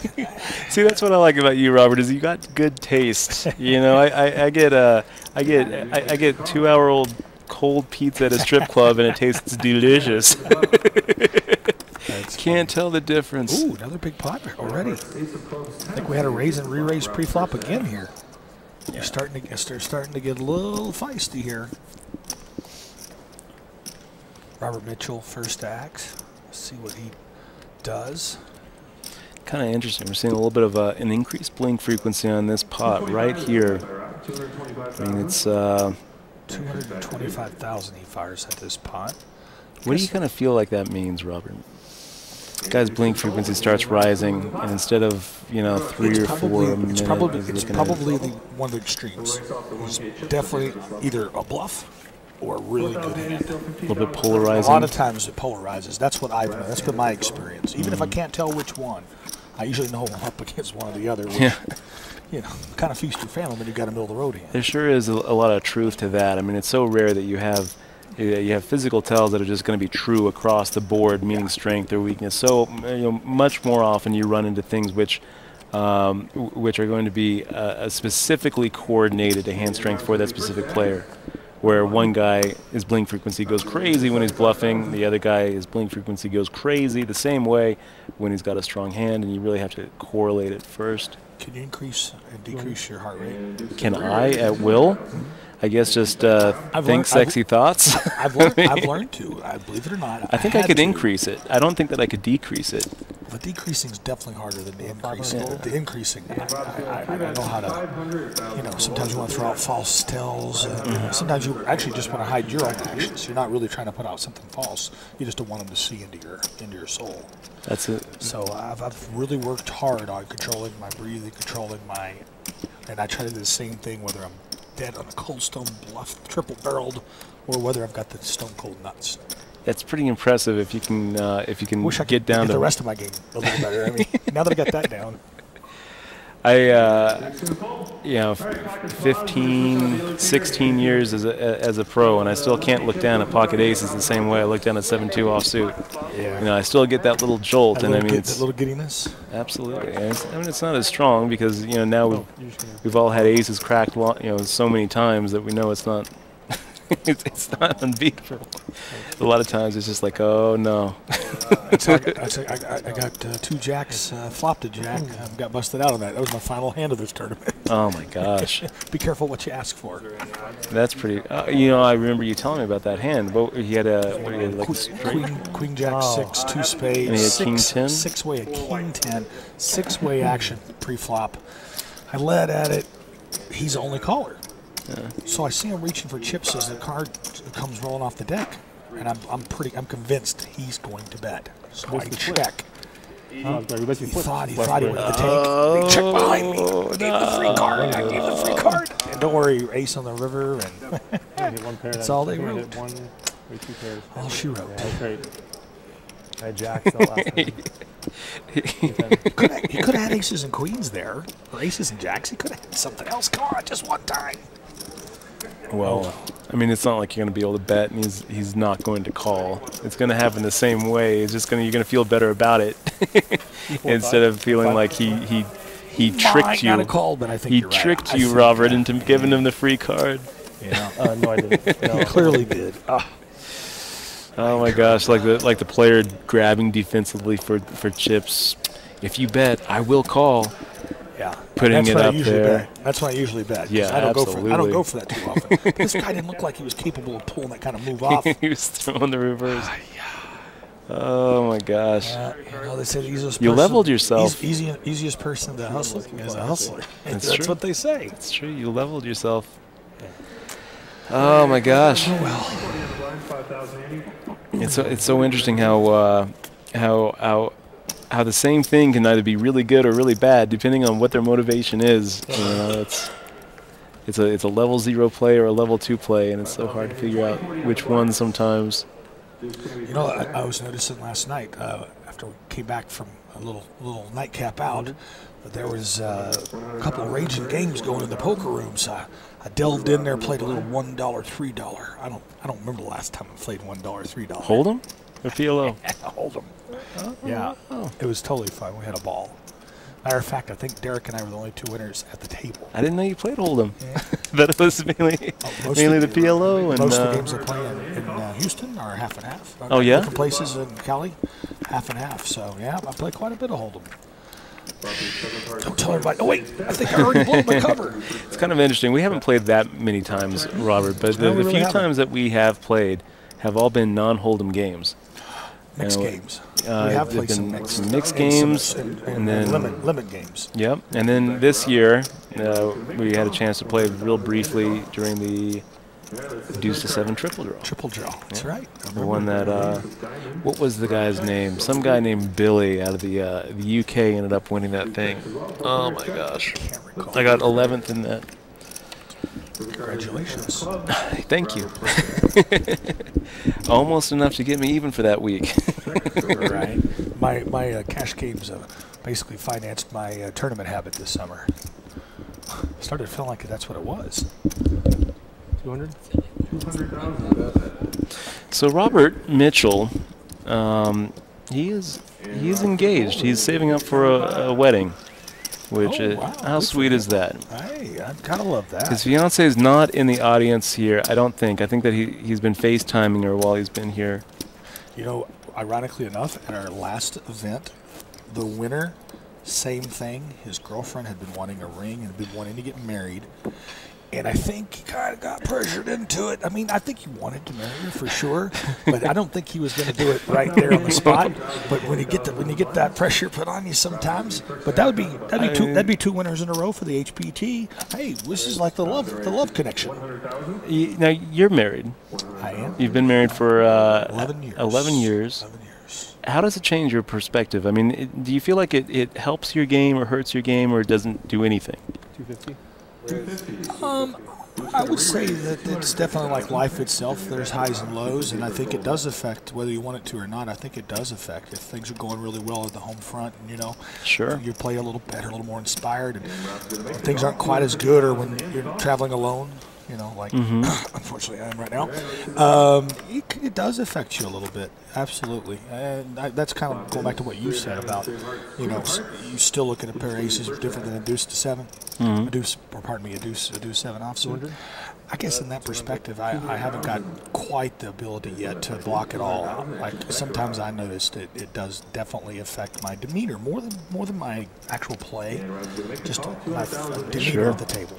Certainly, any sort of problem at home is going to translate to the poker table and just destroy you. I usually look for people that are having problems at home. That's the people I'm looking for to play but against. I kind of feel like when you're in a spot like Robert Mitchell here, you are you're engaged. Things are good. You have a life with someone special to look forward to. I feel like you do get extra motivated. Like you're actually playing for a future rather than just playing and playing and playing. It's. I'll even go a little further than that. I think when I first got married, I felt so more motivated. I could really play really hard, and I put in more hours and energy. Probably like a year ago, I had that same sense of urgency, and this last year I've been playing more and more and more hours and really studying the game at the highest level again. Mm-hmm. And I don't know if it has anything to do with my marriage or not. But I tell you what, my game has definitely come a long way in the last year. I can see a big difference. So whatever caused this motivation, I hope it's the diet next. I gotta get little pounds off here. That really is the beautiful thing about this game that we're watching and that we love so much is just how never-ending that rabbit hole is. There's always room to get better. We got a big bet on the river and a call. What do we got there? It looks like a 10-6, 10-8. Sig river. So there goes the momentum back to Duke. Wow, so Duke had a gut shot straight draw there on the turn. Ended up catching a pair of 10s on the river, and I don't think that was that wasn't him value betting, right? He made the call, he made the call. right? He made the call, which wasn't an easy call. It was still second pair. So I wonder what Robert had. It looked like it was a king something. That's a pretty big pot, a pretty defining pot right there. Looks like that puts Robert now under 2 million for the first time since we've been back. Is that what we're looking at? We got 2. And Rob Cole, Duke's going to take down the pot. I think we're at 2040 now because of the accelerated level of blinds. We're up to 20,000-40,000. Is that correct? Yep. Thank you. Yeah, I think that I think Duke is looking at somewhere around 2.9 million, and it looks to me like Robert Mitchell has somewhere around 1.8, 1.7. So yeah, that was a pretty big swing. Pretty big swing. 20,000, 40,000 on the blinds. Rob's going to be first stack. And Robert just lost a lot of ground. When they started the heads-up match, Robert had about this stack. And he was able to grind it up, but lost a lot of momentum there with what I can only assume was a failed bluff. He's fixing to make a raise. I knew it. I knew I could see the wheels turning in his head. 250,000 to go instead of 100, so 150 more over to Robert Mitchell. Oh, he was trying to steal from the button. And it looks like a lot of momentum just shifted after that hand. I mean, you know, just let that sigh out when he lost the hand just now. I can see the air kind of deflated. So what is it with putting your hoodie on your mouth? We got Duke Lee. Well, you see that a lot. I think, like most people, think that they're less apt to give a tell away, but at the same time, maybe it's a nervous tick as well. I don't know. I've never done that kind of stuff. I kind of feel like if you're going to try to conceal information leakage by covering your mouth with your hoodie or putting on sunglasses, you better do it before the hand ever starts. You better do it the way that like we saw Neil do it earlier, where he's got the scarf, he's got the hat, he's got the sunglasses, and he's trying to pretty much statue it up. But from the moment he looks at his hole cards to the moment the hand ends. Consistency too. He's doing the same thing, hand in, hand out. So giving up a lot less information. Because it seems to me like a couple of the other players, like we had Larry in the 2-seed, who came as the chip leader, would look at his hole cards and then decide, okay, time to go ahead and put on the robot, and then he would go and put the sunglasses on. And I feel like by that time it's too late. Like Duke Lee here. By the time he's trying to conceal any sort of mouth tells he might be giving off, it's too late. Yeah. Just if you want to try to cover your mouth, go ahead and hoodie it up. That's fine. I think that it's okay to conceal as much information as you can and try not to leak as much information as you can. But what ends up inevitably happening is that the times when you do go for the hoodie over the mouth, that ends up being a tell itself.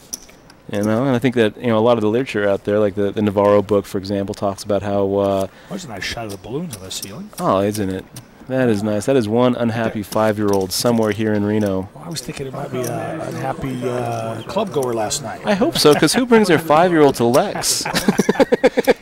Speaking of Lex, this club, I saw that they have Cascade coming. They have the Stafford brothers coming. I had Duran, idea. right? I saw Duran. Oh my gosh, I love them. Am I aging myself here? No, not at all. Not at all. That was one of my go-to albums back in the day. The Ordinary World. Oh my gosh. Love it. It's good to know that they're still that they're still around, still touring, still coming here into Reno. They had Ricky Martin here this week as well. That's a big name. Living La Vida Loca. Keep my day job. I'll tell you, Robert, I need you to shake it off, my friend. Not you. I'm talking about Mitchell here, the other Robert. Because I've got beers on him. I've got beers on him taking it down. I need him to shake off that loss. Forget about it. He must have just heard you. He took that a little pile. All he's thinking is that 7-outer. He's thinking, he had the gut shot and he had the 10. Otherwise, he was going to make the fold. That's what he's thinking, and he's right. He gets away with that. Robert, you get away with that bluff more times than not. 86% of the time, you get away with it, and you have the chip lead here. And that's variance, but you got to shake it off because you're only as good as the current hand. I mean, how important is it, Robert, to let go of what just happened when you're playing? Everything. It means everything. Literally, if you can't, it can lead to your demise. But if you can, it can lead to the biggest comebacks and the biggest greatness and grandeur and things happening. And not just in poker. I always say that poker mirrors life itself. And I feel the same way with life. If you can't get through the tough parts, plus if we didn't have the lows, we wouldn't enjoy the highs as much. So I've always kind of had a pretty positive attitude about that kind of stuff. I actually feel like this is one of the biggest differences between tournament players and cash game players is, with cash, it's even more important to let go of the past and not go on tilt. With tournaments, at least you have kind of this built-in stop loss. Right. Like where a trader's mentality. Yeah, like you can go ahead and you can. Back in the day of the rebuy tournaments, I went on tournament tilt a few times, and I went off for like 18 buy-ins on a 5K event once. Like, who does that? I remember one time being at the same at the same starting table as Negreanu, and this would have been in 2004, and it was the $1,000 rebuy. He ended up putting in $37,000 in buy-ins, and. I know he must have been thinking the plan is to go ahead and just get as many chips as possible on this table, and then I'll play them for him. Eventually, he'll be able to get them all. But what ended up happening instead was he kept on just getting in bad, and by the time the rebuy period was over, guess which table was next to break? You've got to totally be aware of those situations. So he goes in for 37 buy-ins and ends up with just a double stack. He has to get third place or better to break even for the tournament, and he does, in fact, get third place or better. I hate to say it, but my two crazies, I went 18 rebuys once and 24 once. I finished second and first in those two tournaments. I had to get third and fourth to get even. It's sick. It's so funny how that happens in poker, where that's clutch right there, Robert.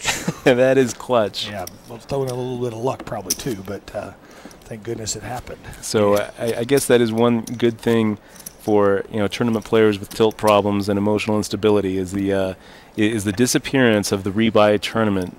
Yeah. Being able to say, okay, you can't lose your whole bankroll on a single buy-in unless you're unless that is your whole bankroll and you're just hopeless with bankroll management. But I feel like that's one of the big differences between tournament players and cash game players, is that cash game success is so much more about consistency, whereas tournament success is more about just having flashes of brilliance, and you can get away with having not being as consistent. Yeah, I mean you can't really get away with going on a week's monkey tilt as a cash game player. You can as a tournament. As a tournament player. Cash, and you're gonna be grabbing a broke up. That's right. So, yeah, I actually feel like both of these players actually strike me more as cash pros. And they both. I would agree with that. I would say that they both remind me of cash game pros. And both of them are both of them are pretty scary. Both of them are pretty fierce. But you definitely see this demeanor change. I mean, there's no smiles here. Not anymore. So shake it off. Shake it off, Mr. Mitchell. Focus on the good things in your life. So many good things for Robert Mitchell. He's got cool dogs that he FaceTimes with. He's got a fiance who lets him travel the circuit by himself, which is always nice. I think that's a big difference when you get married. It's not let you. She's like, do I have to go? I have to go. Yeah, I'm going to force you to fly first class, stay in the finest hotels, eat the finest foods, and drink the best wine. But no, you don't have to go. Boy, I mean, I want to come back. I want to come back as my dog or my wife, one or the other. That's when I get reconstituted. That's great. Reconstituted. Well, I don't know that I believe in the whole Buddhist reincarnation thing, but just reinvented, reconstituted. Right? 20,000, 40,000 on the block. Who's going to be first act? I'll take one, thanks. 300,000 is the raise, and Rob pulls. Good. Okay. All right. Time to bust out another Diet Dr. Pepper. So I've gotten back to Texas a little more. I've gotten back to my roots. This live stream brought to you by Diet Dr. Pepper. Yeah, I gave them a little shout out. Sorry there. Why do you keep on saying that? Because they pay me every time I do. Well, Robert's still showing some limited aggression. That's what I would like to see. I feel like that is going to be something that we need to see in poker. We need to see more corporate sponsorship in poker, and I think that maybe what we should do is find sponsors who pay us to say little catchphrases every time we raise. You know, this all in brought to you Dr. Pepper style. Perfect, perfect. I raise 2.5 times big blind here. Brought to you by Jack Links. Instead of saying all in, just say snap into a Slim Jim. Before you even say it, say this all in is brought to you by all in. Then you announce the all in. Your preference? I raise, brought to you by Carl's Jr. Got a little table talk going on. Yeah, exactly. Yeah. I feel you. Well, they talk so rarely, these two. I thought I was trying to sneak a peek into their minds, but I couldn't quite hear what they were saying.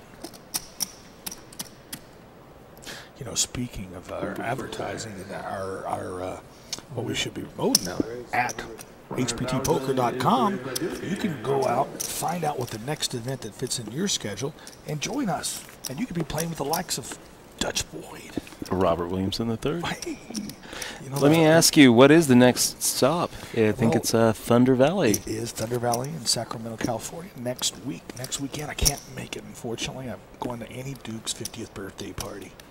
Oh, Annie's going to love me putting her age out there. Oh, man. I'll tell you, Robert.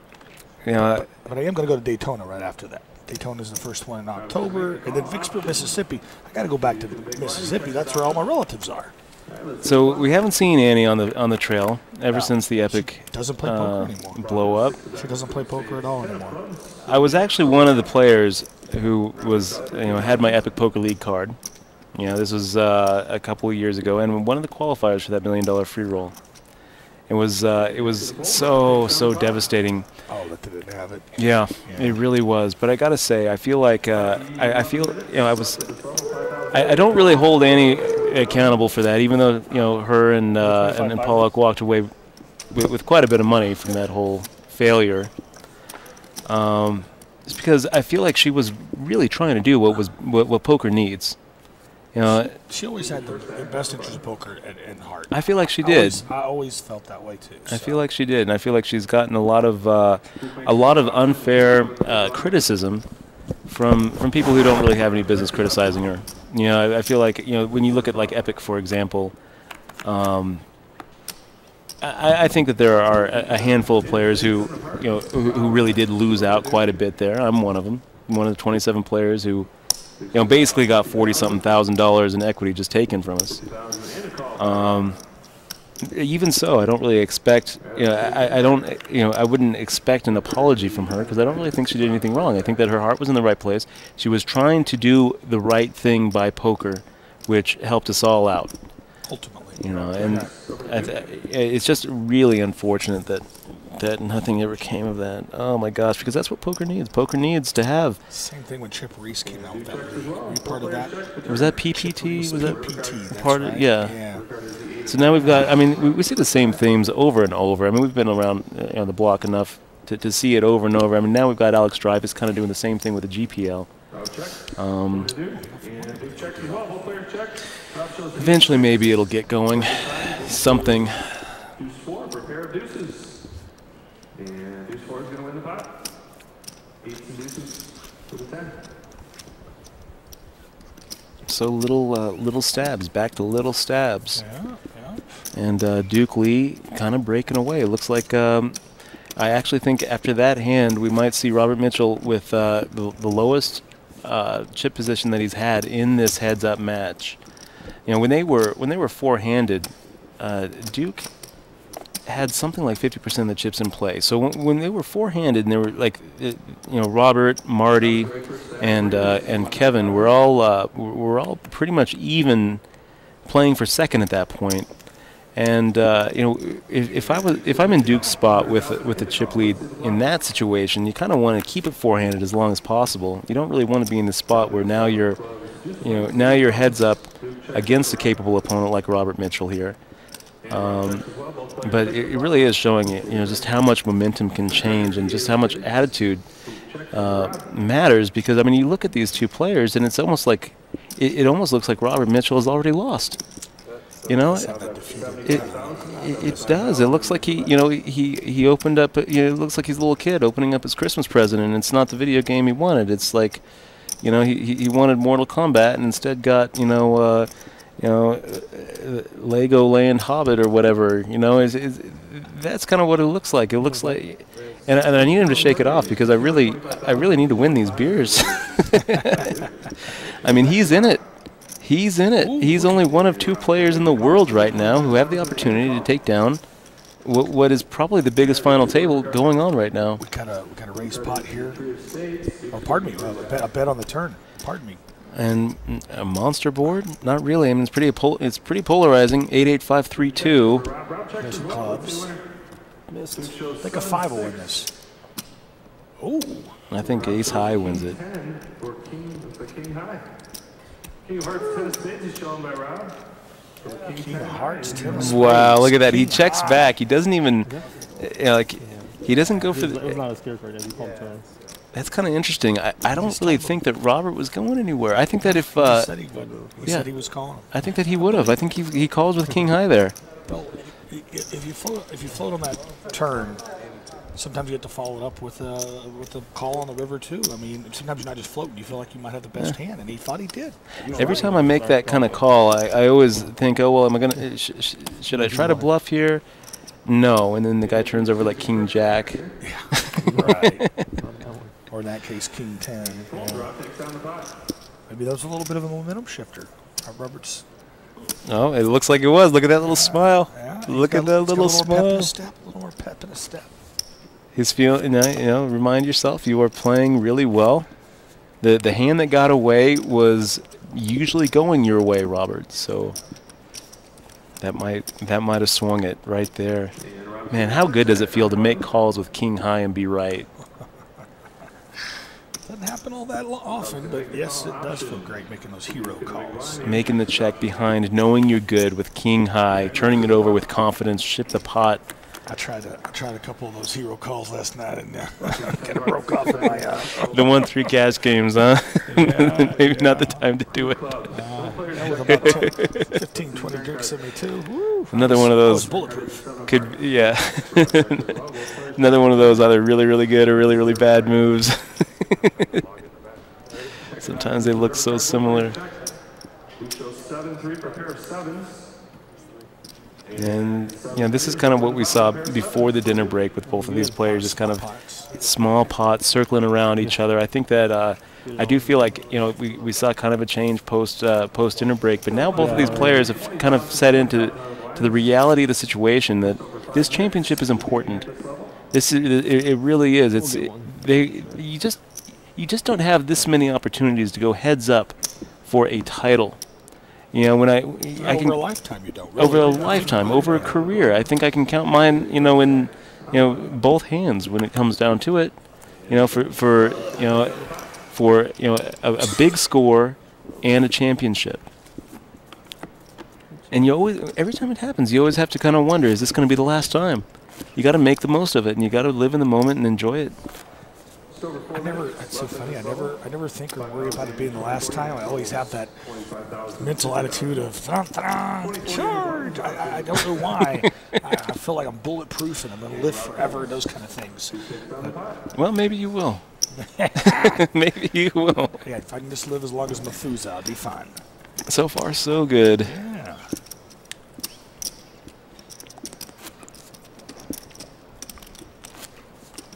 Now, what's your strategy going into a heads-up match like this? You're on the button. I try to customize it against the opponent. more than anything else. If I feel like he's playing too aggressive, I try to bait a little bit. If I feel like he's playing too tight, I try to speed up. I really try to play right opposite of what my opponent's playing. And so I'll change my style altogether. Like you saw my uber aggressive attacker try to beat him back mode in the early going of the tournament because this guy was otherwise going to run over the table. Yeah. And I knew if I was able to stop him, I was going to have a big stack from it, and I knew how to hold on to that stack. So I probably would have, once I acquired the big stack, I would have metered back down. Yeah. But I felt like it was the right position to play that uber aggressive attack the aggressor style. And, you know, unfortunately it didn't work out, but I still like, in theory, my thought process. But let's say that your head's up. You're on the button. I mean, hand strength changes so much based on how many opponents are in the hand. So when your head's up, you're going to have to play such a higher percentage of the hands to the flop. I got a feeling we're going to play a big putt here. I can see Robert's got a good hand here. I can feel it. I think he's just going to re-raise. There it is. Look at that. You were right. You still got it. Nice read. Well, I played till 7 this morning. I mean, I hope I still got it. Wow, look at that. So it went raise. 12, 13 hours. It went. I think Robert made it 50,000, right? Duke made it 150. No, made 100, then 250, and then now it's 600. 575. Thank you for the accurate report.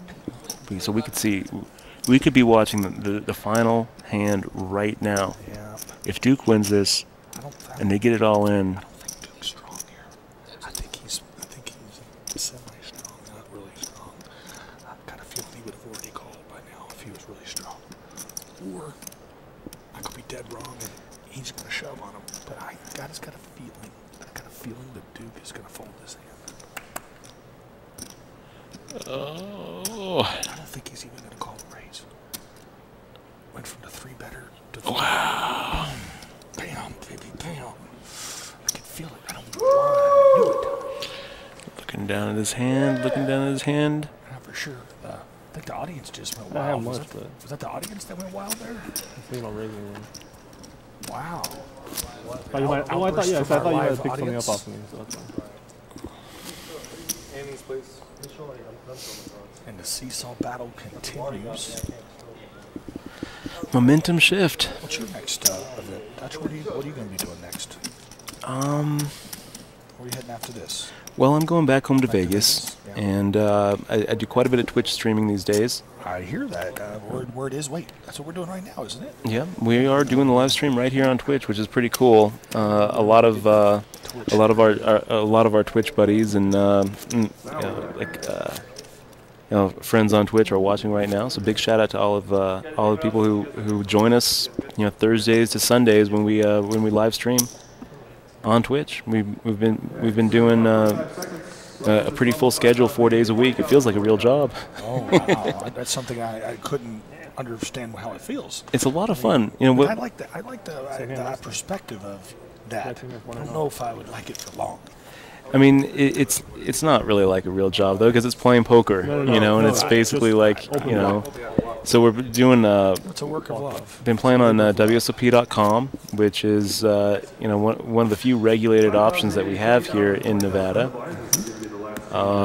The other was Ultimate Poker. I played in the first ever online event at the World Series. The bracelet event. I did. Oh, that was a great event. Bubbled it. I always play. The reason why I have so many bubbles and also have a really high percentage of final tables for cashes, because if I cash, I get deep. It's all about slugging percentage in poker. It really is. That's the only way I play. So I played that as well. I ended up cashing at 53rd, I believe. Did you really? I did, You're and deeper than I got. That was one of our live streams on Twitch, hand for hand, talking about it from. When did it go to the money? Because I think I finished 117 or something. I think it was 100. I think it went to the money at 100. It was 100 something. I got knocked out. And that was a great event, but it was also maybe my favorite stream that we ever did on Twitch, because we're live streaming it with a little bit of a delay from the very first hand all the way to the end. Oh, that's cool. And I had no idea. It was pretty amazing. I mean, we're doing it in front of more people than live in my brother's city of Versailles, Missouri. Yeah. Spelled like Versailles. pronounced for sales. You know, back in the day, everything was for sale.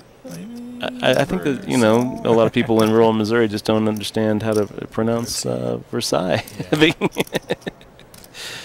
But I resemble that remark. No claim there. We've got a little interesting pot developing here. Looks like we've got about 4 something in this pot, maybe 500,000. To put it in perspective for our viewer, how many total chips in play? 5 point. How many? 4.7 million. So this is 10% of the chips in play in this pot. These guys are playing small ball. Yeah. They really are. And it's I don't think that we've actually seen Robert Mitchell take the chip lead from Duke, but he's gotten close, and this spot could put him back up there. It looks like he's at about 2 million, and we got Duke.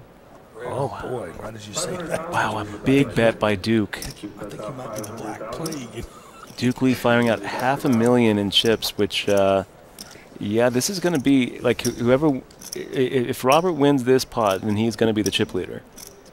No, he's got a major decision in front of him. He sure does, and he's trying to get a read on him, but I'm not getting it. We can't really see Duke, so it's kind of hard to get a read from him. Just, oh my gosh, I can see him here from the booth though. He's got the hoodie up over his mouth. Robert getting out of his way. Gosh, I would love to see that one. I think that one will make the TV broadcast right there. I hope so. Had that kind of a feel. I want to see that one too. That'll be a good hand to see. You know, down the line for these Twitch live streams, we are going to be able to have whole card info. That'd be great. I hear that they got approved from the top for the RFID table, which is a big part of that. And then what I hear they're trying to do for these live streams is delay the final table so that we're seeing it at the same time as the Twitch viewers. So there is no delay between what we say and what Twitch is saying and seeing. That would allow us to go ahead and have, you know, a real good amount of interaction with the with the Twitch view, you know, like with the Twitch members and viewers of the stream. So as it is right now, we're on a 30-minute delay. So definitely we're going to have to apologize for not being able to, you know, address questions or thoughts or shout-outs. I mean, when you guys are chatting on the Twitch stream, we don't see that, you know, for a half hour. You get a reaction. So we do our best, but it's definitely something that's improving. You know, already I feel like the HPT live stream has come a long way. Yeah, I think they've invested more energy and effort into it. Appreciate all the staff and crew here at the Heartland Poker Tour for all the extra time and energy. Old buddy Casper back here somewhere. I know he is. Jeff Casper in the house. You think he's listening to us right now? Maybe. Yeah. He's a rapskillion. You know? Oh my gosh, Casper's so funny. I love that guy. He taught me that word. I didn't even know what a rapskillion was. He called me that one time, and I said, "Sure, I love it. What is it?" He was a mischievous person. I took it as mischievous intriguing, not mischievous trouble. But oh man, yeah, he's a funny dude. I like Jeff a lot. We're not seeing quite as many limps anymore. We're starting to see a few more raises. The HPT has a real nice crew. I gotta say, I feel like it's my favorite. It's my favorite tournament series. I think. I mean, you got to play the World Series just because it's the World Series. But HPT is pretty much the only other tournament series that'll get out of Vegas and travel for. You know, I've got a special place, no pun intended, in my heart for the Heartland Poker Tour. Just started playing these a couple, 2 or 3 months ago. It's like a family. Like when you're on the road with these folks, a lot of them, it's like a family. So I'm really impressed with the Heartland Poker Tour. Kudos, shout out to the Heartland Poker Tour. I mean, the players who are grind. You know, to those on the grind, you guys. I mean, it takes me back watching these guys go through it and, you know, have the success, and it reminds me of, you know, getting in the car and driving to Tunica, you know, and we did a bunch of that, didn't we? You know, and wondering what you're going to do with your dirty laundry, you know, when you're sitting in a hotel room for 3 weeks. Oh, that's what I'm doing when I get back to Houston. I've got to do a little laundry. 125. But I mean, I feel like the HPT gets those guys, and it's 50,000. Yeah, that's why if you all out there are noticing the race sizes are getting a little bit bigger because the blinds are getting a little bit bigger. 25 50. Now, sorry to interrupt your thought process there. Pretty wet board, really. 865. I mean, if it hit them both, this could get dirty. This could get dirty. Instead, it goes check check. So you got to think that hit not a 1. Robert says it might have hit me. Very quick bet with a little bit of a shoulder shrug there. Took a stab at it. Duke Lee saying not today. Look you up. You're gonna have to show me something. Excuse me. And the 8 of diamonds, that is actually kind of an action card because now 6 and a 5 can feel a lot better about their hand. Maybe try to get a little value. 50. Doesn't really get the draws there, so now maybe you know, maybe Duke Lee can find a hero call with like an ace high. I think he had a piece of the board. I think he actually has a 6 or a 5. So he's looking at him thinking, why would you bet there? Yeah, you'd think he'd want to check call. So it's going to be hard to put either one of these players on an 8 the way that the flop action went. Yeah, I think that. I don't know. I don't even put Duke on a. I don't even put Duke on a pair. I think he had a pair and a straight draw. That's what I'm guessing. He had a pair and a straight draw on the turn. And now he's a little afraid of this board. And I don't think it's a 6. I think with a 6 we'd already seen him call. I think we're looking at like a king 7. He had the straight draw. Maybe A7. Maybe A7. Maybe A7. And he's thinking about hero calling it, maybe even raising it. He's thinking maybe I can get away with a raise. I still think he's got a 5. Don't know why, but I think he's got a 5. 5 or a 6 in his hand. Well, the way he's agonizing about it, maybe you're right. 5 or a 6. I dearly think he's got a 5 or a 6. And he makes the call. We're going to get to find out what he's got. 5? 4-7 for the straight. He flopped it. Just flopped it. Flopped the joint. Wow. Oh, what did he have? What did he have? We don't get to see. That's the hardest part of poker, is not knowing. Wow, just flops a straight. So if Duke actually had a pair and a straight draw on that turn, then he got away from that pretty cheap. Pretty cheap. Yeah, it'll come like a deuce on the river. I mean, when it went check on the flop. Deuce 3, 5, 6 on the board, and somebody had a 4 and a pair. Very quick bet on the turn with that little shoulder shrug from Robert. Makes the call, and then on the end, the look at that! Look at that! It's got 2.5 million. I think he just went in the chip lead, right? I think that he did. I think that you're right. It looks like even a little bit more. I think that we just saw Robert take the chip lead, but you know, something tells me that I think that you're right, Robert. I don't think that we saw a hero call there. I think that we saw a legit, how can you be betting now? I don't think the 8 helped you. I have a 6 in my hand, or I have a 5 in my hand. This pot could have gotten really, really big. And this is one of the problems with slow playing a big hand. Like you've got 7-4, you flop the joint. One of the big problems with slow playing it is the exponential nature of the sizing. You know, by the time you get to the river, that river bet depends on what the turn bet was, which depends on what the flop bet was and the pre-flop action was. So when you miss a street of value, you're basically cutting in half your potential. Yeah, I agree with that. I think that's a concept a lot of people don't understand either. I try not to give any free cards. I'm pretty good about that part. Yeah. I might take the opposite approach. I might have that a little too often, but I don't make that mistake too often. So I feel like yeah, that was a big pot for Robert and a big momentum shift. But I think that you are right. I don't think that he hero called with king high or ace high there. I think that he had something where he probably would have faded a bet on the flop, because I don't think the 3 helped him. And I think that we probably just saw Robert, even though he won the pot, probably missed out on about 600,000 or 700,000 worth of value there. Yeah, you're right. He definitely missed a bigger bet. If he'd bet the flop.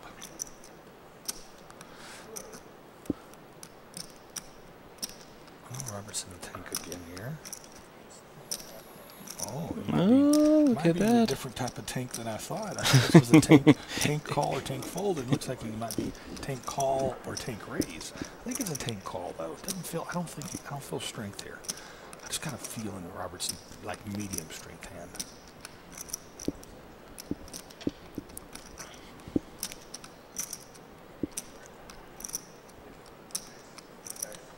Yeah, I'm so past the point of trying to get into these players' heads because both of these guys are playing in a zone.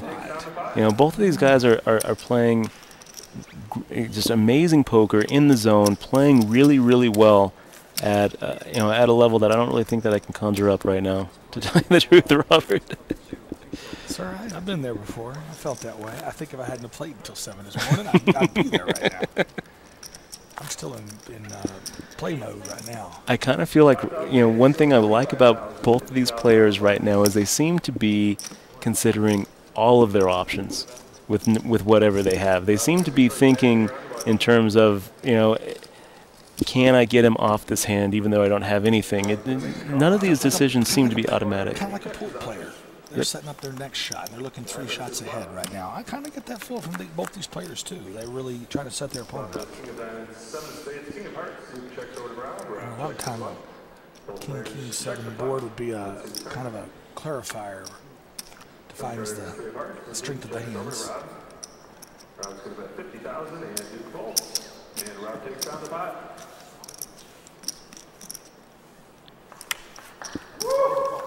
And the crowd goes wild. Every time Robert wins a hand, we've got his chief sweater out there giving us a ow. Kind of like the wolf man. Oh, that 6 a.m. flight's going to come awful early tomorrow. So I think it's about even at this point. Yeah, maybe I'm misreading this, but I think Robert has a little bit of the chip lead, showing the ace something. Yeah, he's still got about 2.4, 2.5, something, 2.5. And we see something that's that is kind of rare in this heads-up match, which is the button just open folding. Yeah, what kind of percentage of hands when you're heads up do you think you're just folding?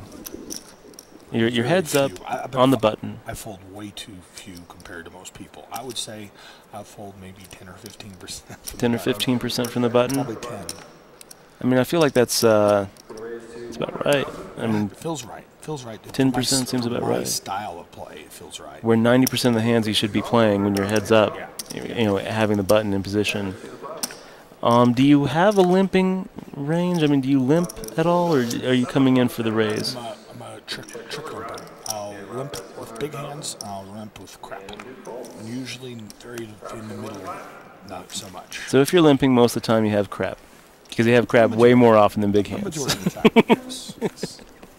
I'm kind of on the side of it, like in the school of thought that when your head's up on the button, you just raise. You just inflate the pot. You go ahead and play the pot out of your position, and you don't have a limping range. Yeah, you know, to be honest with you, I probably fold 10%. I probably limp maybe 20. I probably raise 70%. I mean, I raise a lot. Majority of the time you're raising. Majority, yeah. But when you're limping, I feel like, you know, it just pegs down your hand so often. To pin down where your hand range, yeah. And I see a lot of you know, great players, pro players who decide that, you know, limping in with like weak aces or you know, kind of balancing the range with some, you know, crappy 5-2 suited or. We'll do some weak ace limping from the button too. I like to balance that in there because you throw in a middle hand. You know, you don't always have a bad hand or a good hand. So you gotta have some of the middle hands too. You gotta. That's one I do like. If you're gonna try to mix it up and have a limping range, you gotta balance it well. But I just don't feel like, you know, as people, as humans, we're just not very good at randomizing behavior. We fall into patterns that we end up not seeing ourselves. Yeah, whether we want to or not, right? And a lot of times, you know, making those kind of limps. I mean, having to try to balance it out and say, okay, well, what hands in your range are you limping in with? I mean, when you're doing it on the fly, you end up falling into very predictable patterns. I think that it's just so much easier to take that part out of your game, because if you are losing a little bit of equity by just always min-raising on the button rather than you know, sometimes min-raising, sometimes limping, whatever value you're losing there by not having a limping range, I think is a lot of times outweighed by the fact that you're not giving anything away either by bet size variations and correlations to hand strength. Anyway, it's a philosophical debate that I feel like I get into a lot with players about. Big hand pot developing here. Insta call too on a raise re-raise. Yep. 300K each in before the flop. It's a pretty big chunk of them, more than 10% of both their stacks. I mean, this is a pretty big pot. Kind of a defining moment for them. 250,000 and Rob folds. 250,000 and folds. So 250 into a 600,000 pot is enough to take it down. Kind of surprised. That's a little lighter than I thought it would take. I thought 350 would be enough. I'm kind of surprised too. I'm also kind of surprised at just how quickly, Robert made that fold. You'd think, at least give him a little bit of a sweat. Right. At least make him think about it for a second. Instead, I was just like, okay, I'm either gonna hit this or get out of the way. 25,000, 50,000 on the blinds. So it's going to be first stack.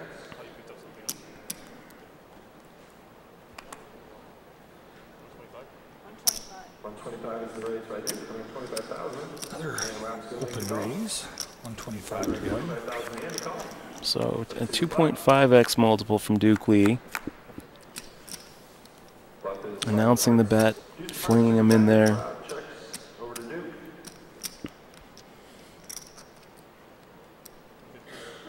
150,000 is the bet by Duke. Buck and a half. Cal and a calf, as we say in Texas.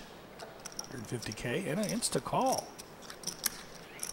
And Rob's going to make the call. 150,000 and a call. Another big pot developing here after this deuce 5 queen 2 heart flop. Now 3 hearts. That could be kind of an action card. Yeah, I feel like it really could be an action card.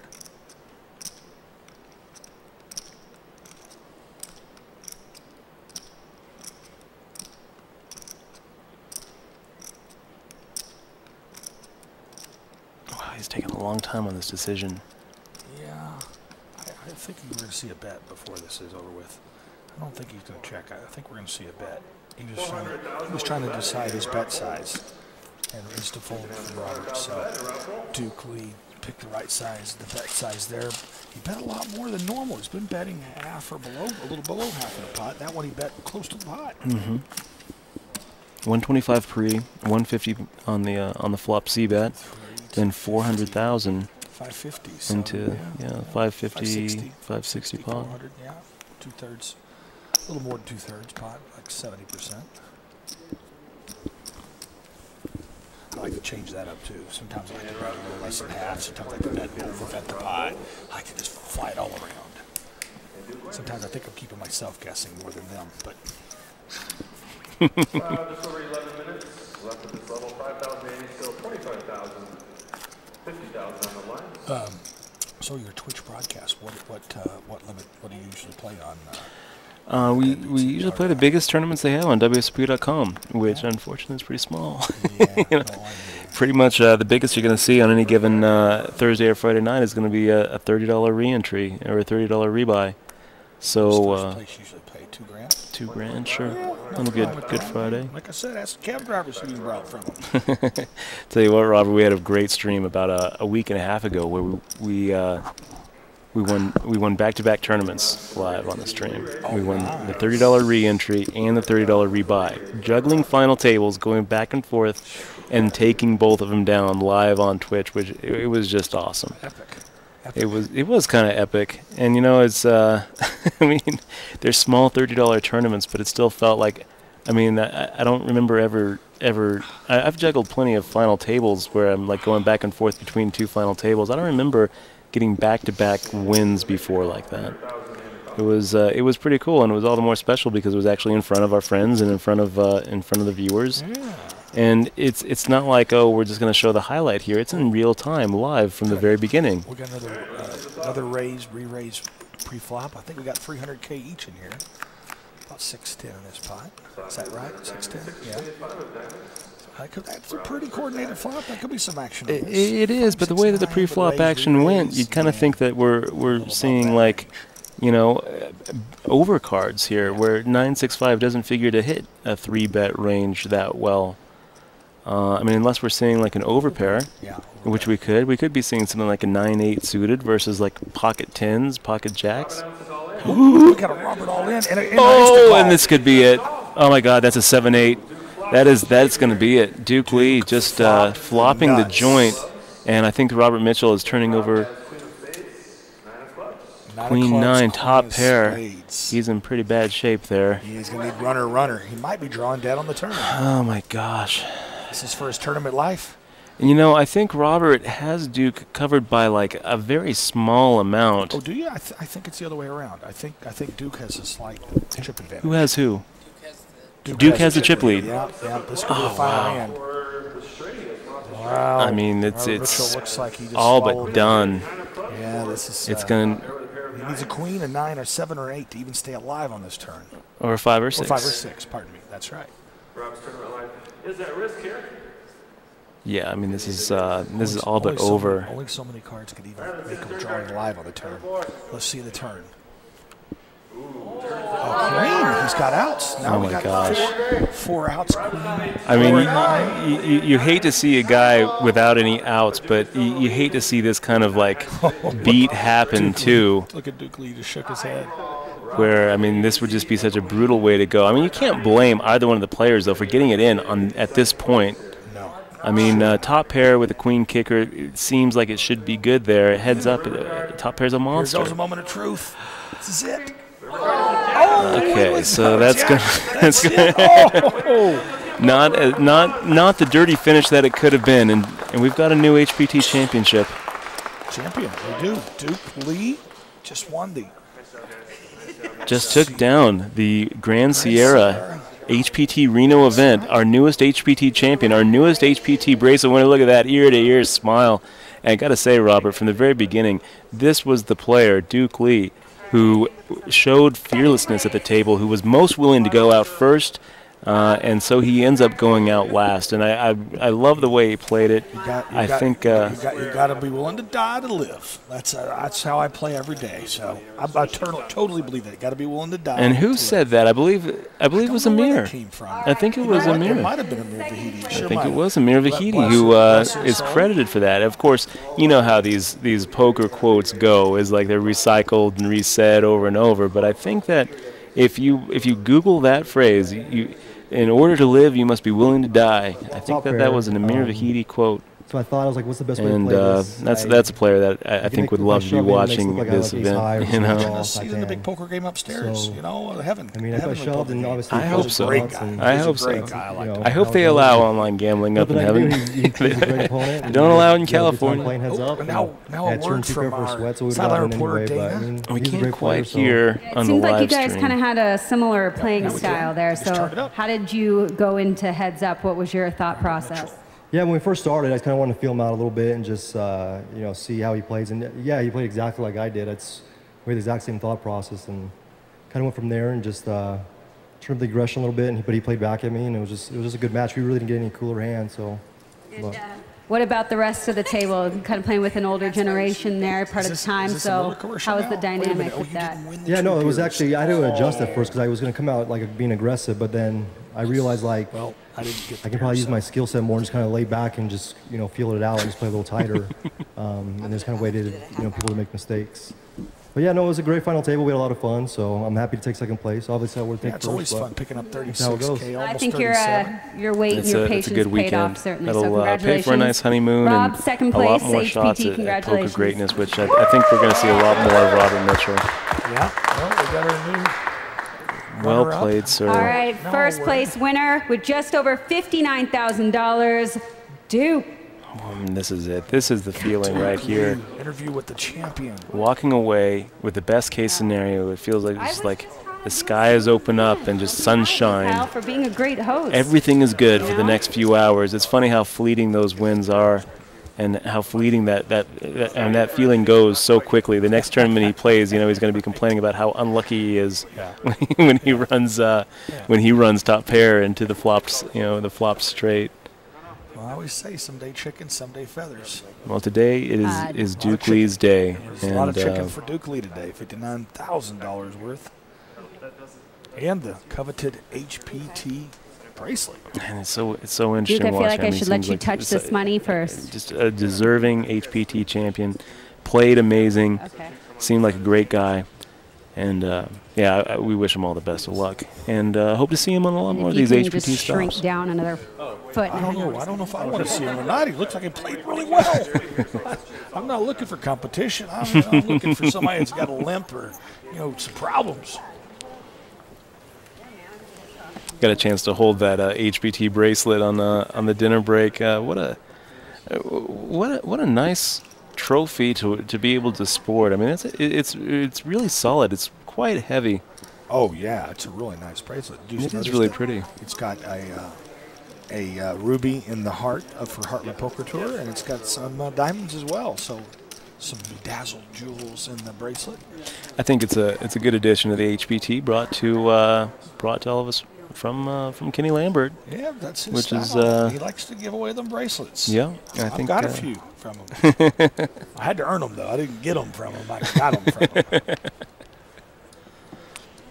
So congratulations to Duke Lee. I think with that, that's gonna be it for the live stream. I'm sure that we're gonna hear some parting thoughts, but I'm gonna go ahead and great job. Give it up for call Jeremy. it a day. Dutch Boyd in the house. All right, my pleasure sentiments calling that, exactly. heads-up match with you, buddy. Always a pleasure, Robert. I hope that we do this a lot more. And Robert Williams third on this side, signing off. That looks beautiful. You guys did a great job. Sayonara till our next stop. Right. See you soon, bud. Okay, ready? All right. Congratulations to our first place winner, Duke, going home with $59,000. Congrats. Thank you. Thank you. Now, I said to Rob that you guys had a very similar playing style. So how did you overcome that dynamic to become the new HPT champ? Well, I coolered him, really, sort of. I mean, he was the last guy I wanted to really face heads up out of the. I mean, everyone played great, but Rob for sure was on my left, giving me trouble all day. Yeah, in the last hand, he just flopped top pair in a spot where we're not super deep, and I flopped a straight, so it wasn't very hard. He was trying to probably blow me off of any high cards or draws, and but I just had it. So. And what about playing with the rest of the guys? How was that? It's very cool. This is my first final table for the HPT, or actually anywhere really. I bubbled a couple. Wow. So yeah, it was fun, and everyone was very nice, and it was cool. And I take it we'll be seeing you back here at one of our locations. Yeah, I'm heading to Thunder Valley next week. There we go. All right, well, congratulations, $59,500. Our first place winner and new HPT champ, Duke. Let's throw it back to you guys in the studio. I'm Dana Workman, signing out from Grand Sierra Resort and Casino in Reno, Tahoe.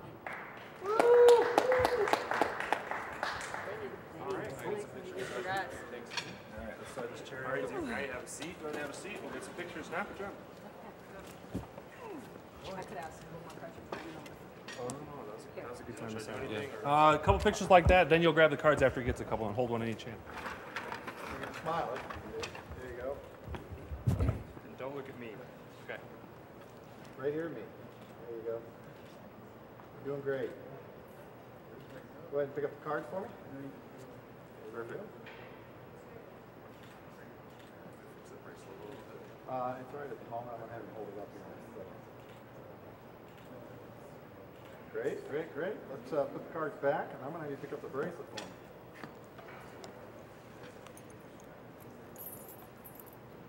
There you go. You got to pull it tight. Oh, it's kind of flat. There you go. Just like that. You got it. Excellent. Take a deep breath and relax. Adrenaline's still pumping. There you go. Well, that's all right. That's all right. You're doing great. Fantastic. Get you guys in there. Ken, you ready? Ken? All right, go down. Or actually, are you holding it? One's good. Yep, go ahead and stand up. We're going to have you stand up. Stand up for it, Oh, okay. Oh, you're handing it to me. All right, got it. Okay. Slide this out of the way here. You just get in the middle between Hey guys, sorry, one thing. You got all the stack of white paper right there. Oh. Wait, it's white not paper? money? It's, well, it was just, they just put it on me there to prop it up. All right. I'll think. So now what we're going to do is he'll get one, and then you put your hand right there in the middle on it. step forward just a little for me, dude. There you go. I got you in the light. There we go. Great. Here we go, guys. Stay right there. Excellent. A couple more. Fantastic. Good. All right. Are you shaking a little? Yeah, I'm still adrenaline pumping. Congratulations. Thank you. Congratulations. Any other pictures? Do you guys need anything else? Good. Yeah. Thank you so much. Appreciate it. Awesome. Okay. Awesome. So for that Michigan. Yep. We've got all your info. Oh, here we go. Yep. Okay. Yep. You'll email it. Yep. Yep. It's it'll be the end of, I think it's November. It's like the third week of November. Yep. Okay. We should actually. It's actually not posted on the website right now. It should be on the next one. With just the dates and stuff. That was the secret. Yep. Thank you guys. Yep. You're welcome. Nice job. Be sure to grab your bracelet there. You can make sure it's still in there. Yeah, right. Let me get the white box for you too, then I'll take you to the poker. Okay. Do I need him for another discount up there?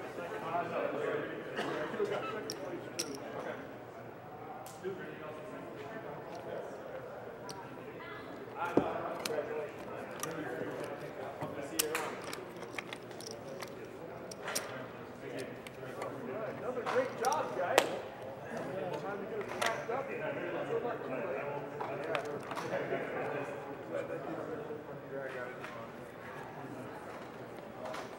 All right. Who's driving the truck?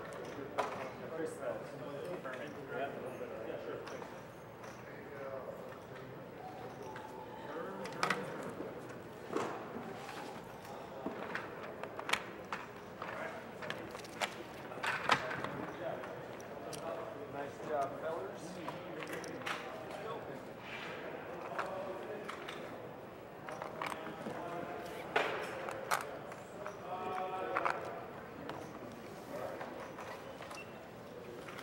Is there like 2 more racks back there, Karen? I was trying to see, but they're all full. This one's still over. I got to find it myself. Nice job, guys. Thank you, thank you. How much more do you need? 2 racks? So what do we got? We got B, C.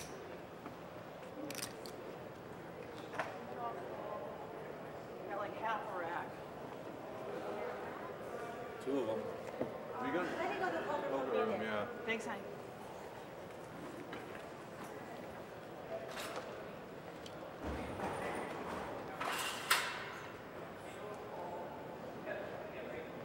You should do it the other desk. That's on the table.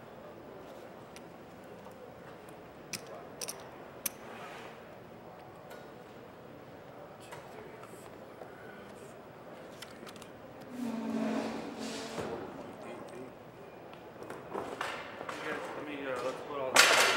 We sent Kimmy to go grab us some more racks. Yeah, we don't have any more 2 racks.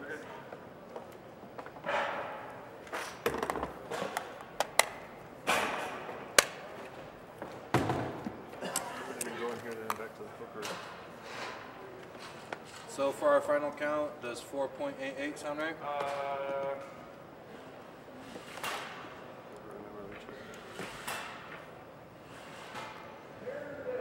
4.650.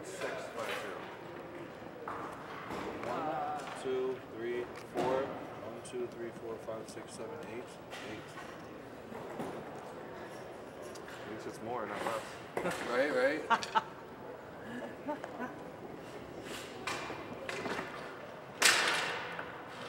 Well, yeah, we had 4.7 at dinner, right? It was 3 million. 3 and 1.7, right?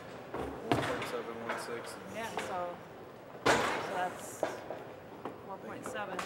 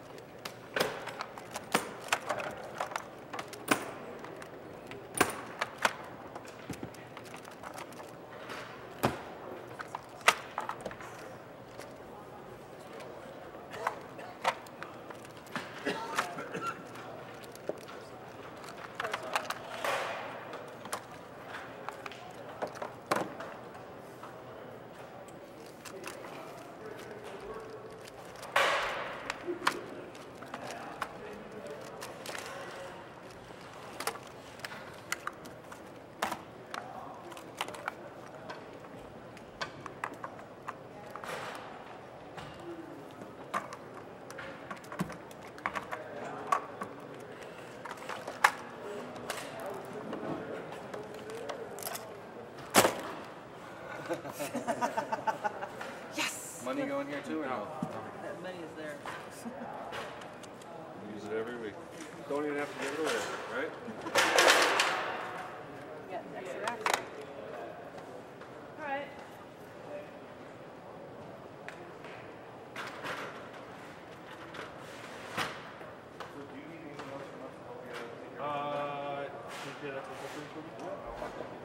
And then what do we do about, there was the down sheet. It's in here. Did you sign it already, Karen? No, I didn't. Make sure you guys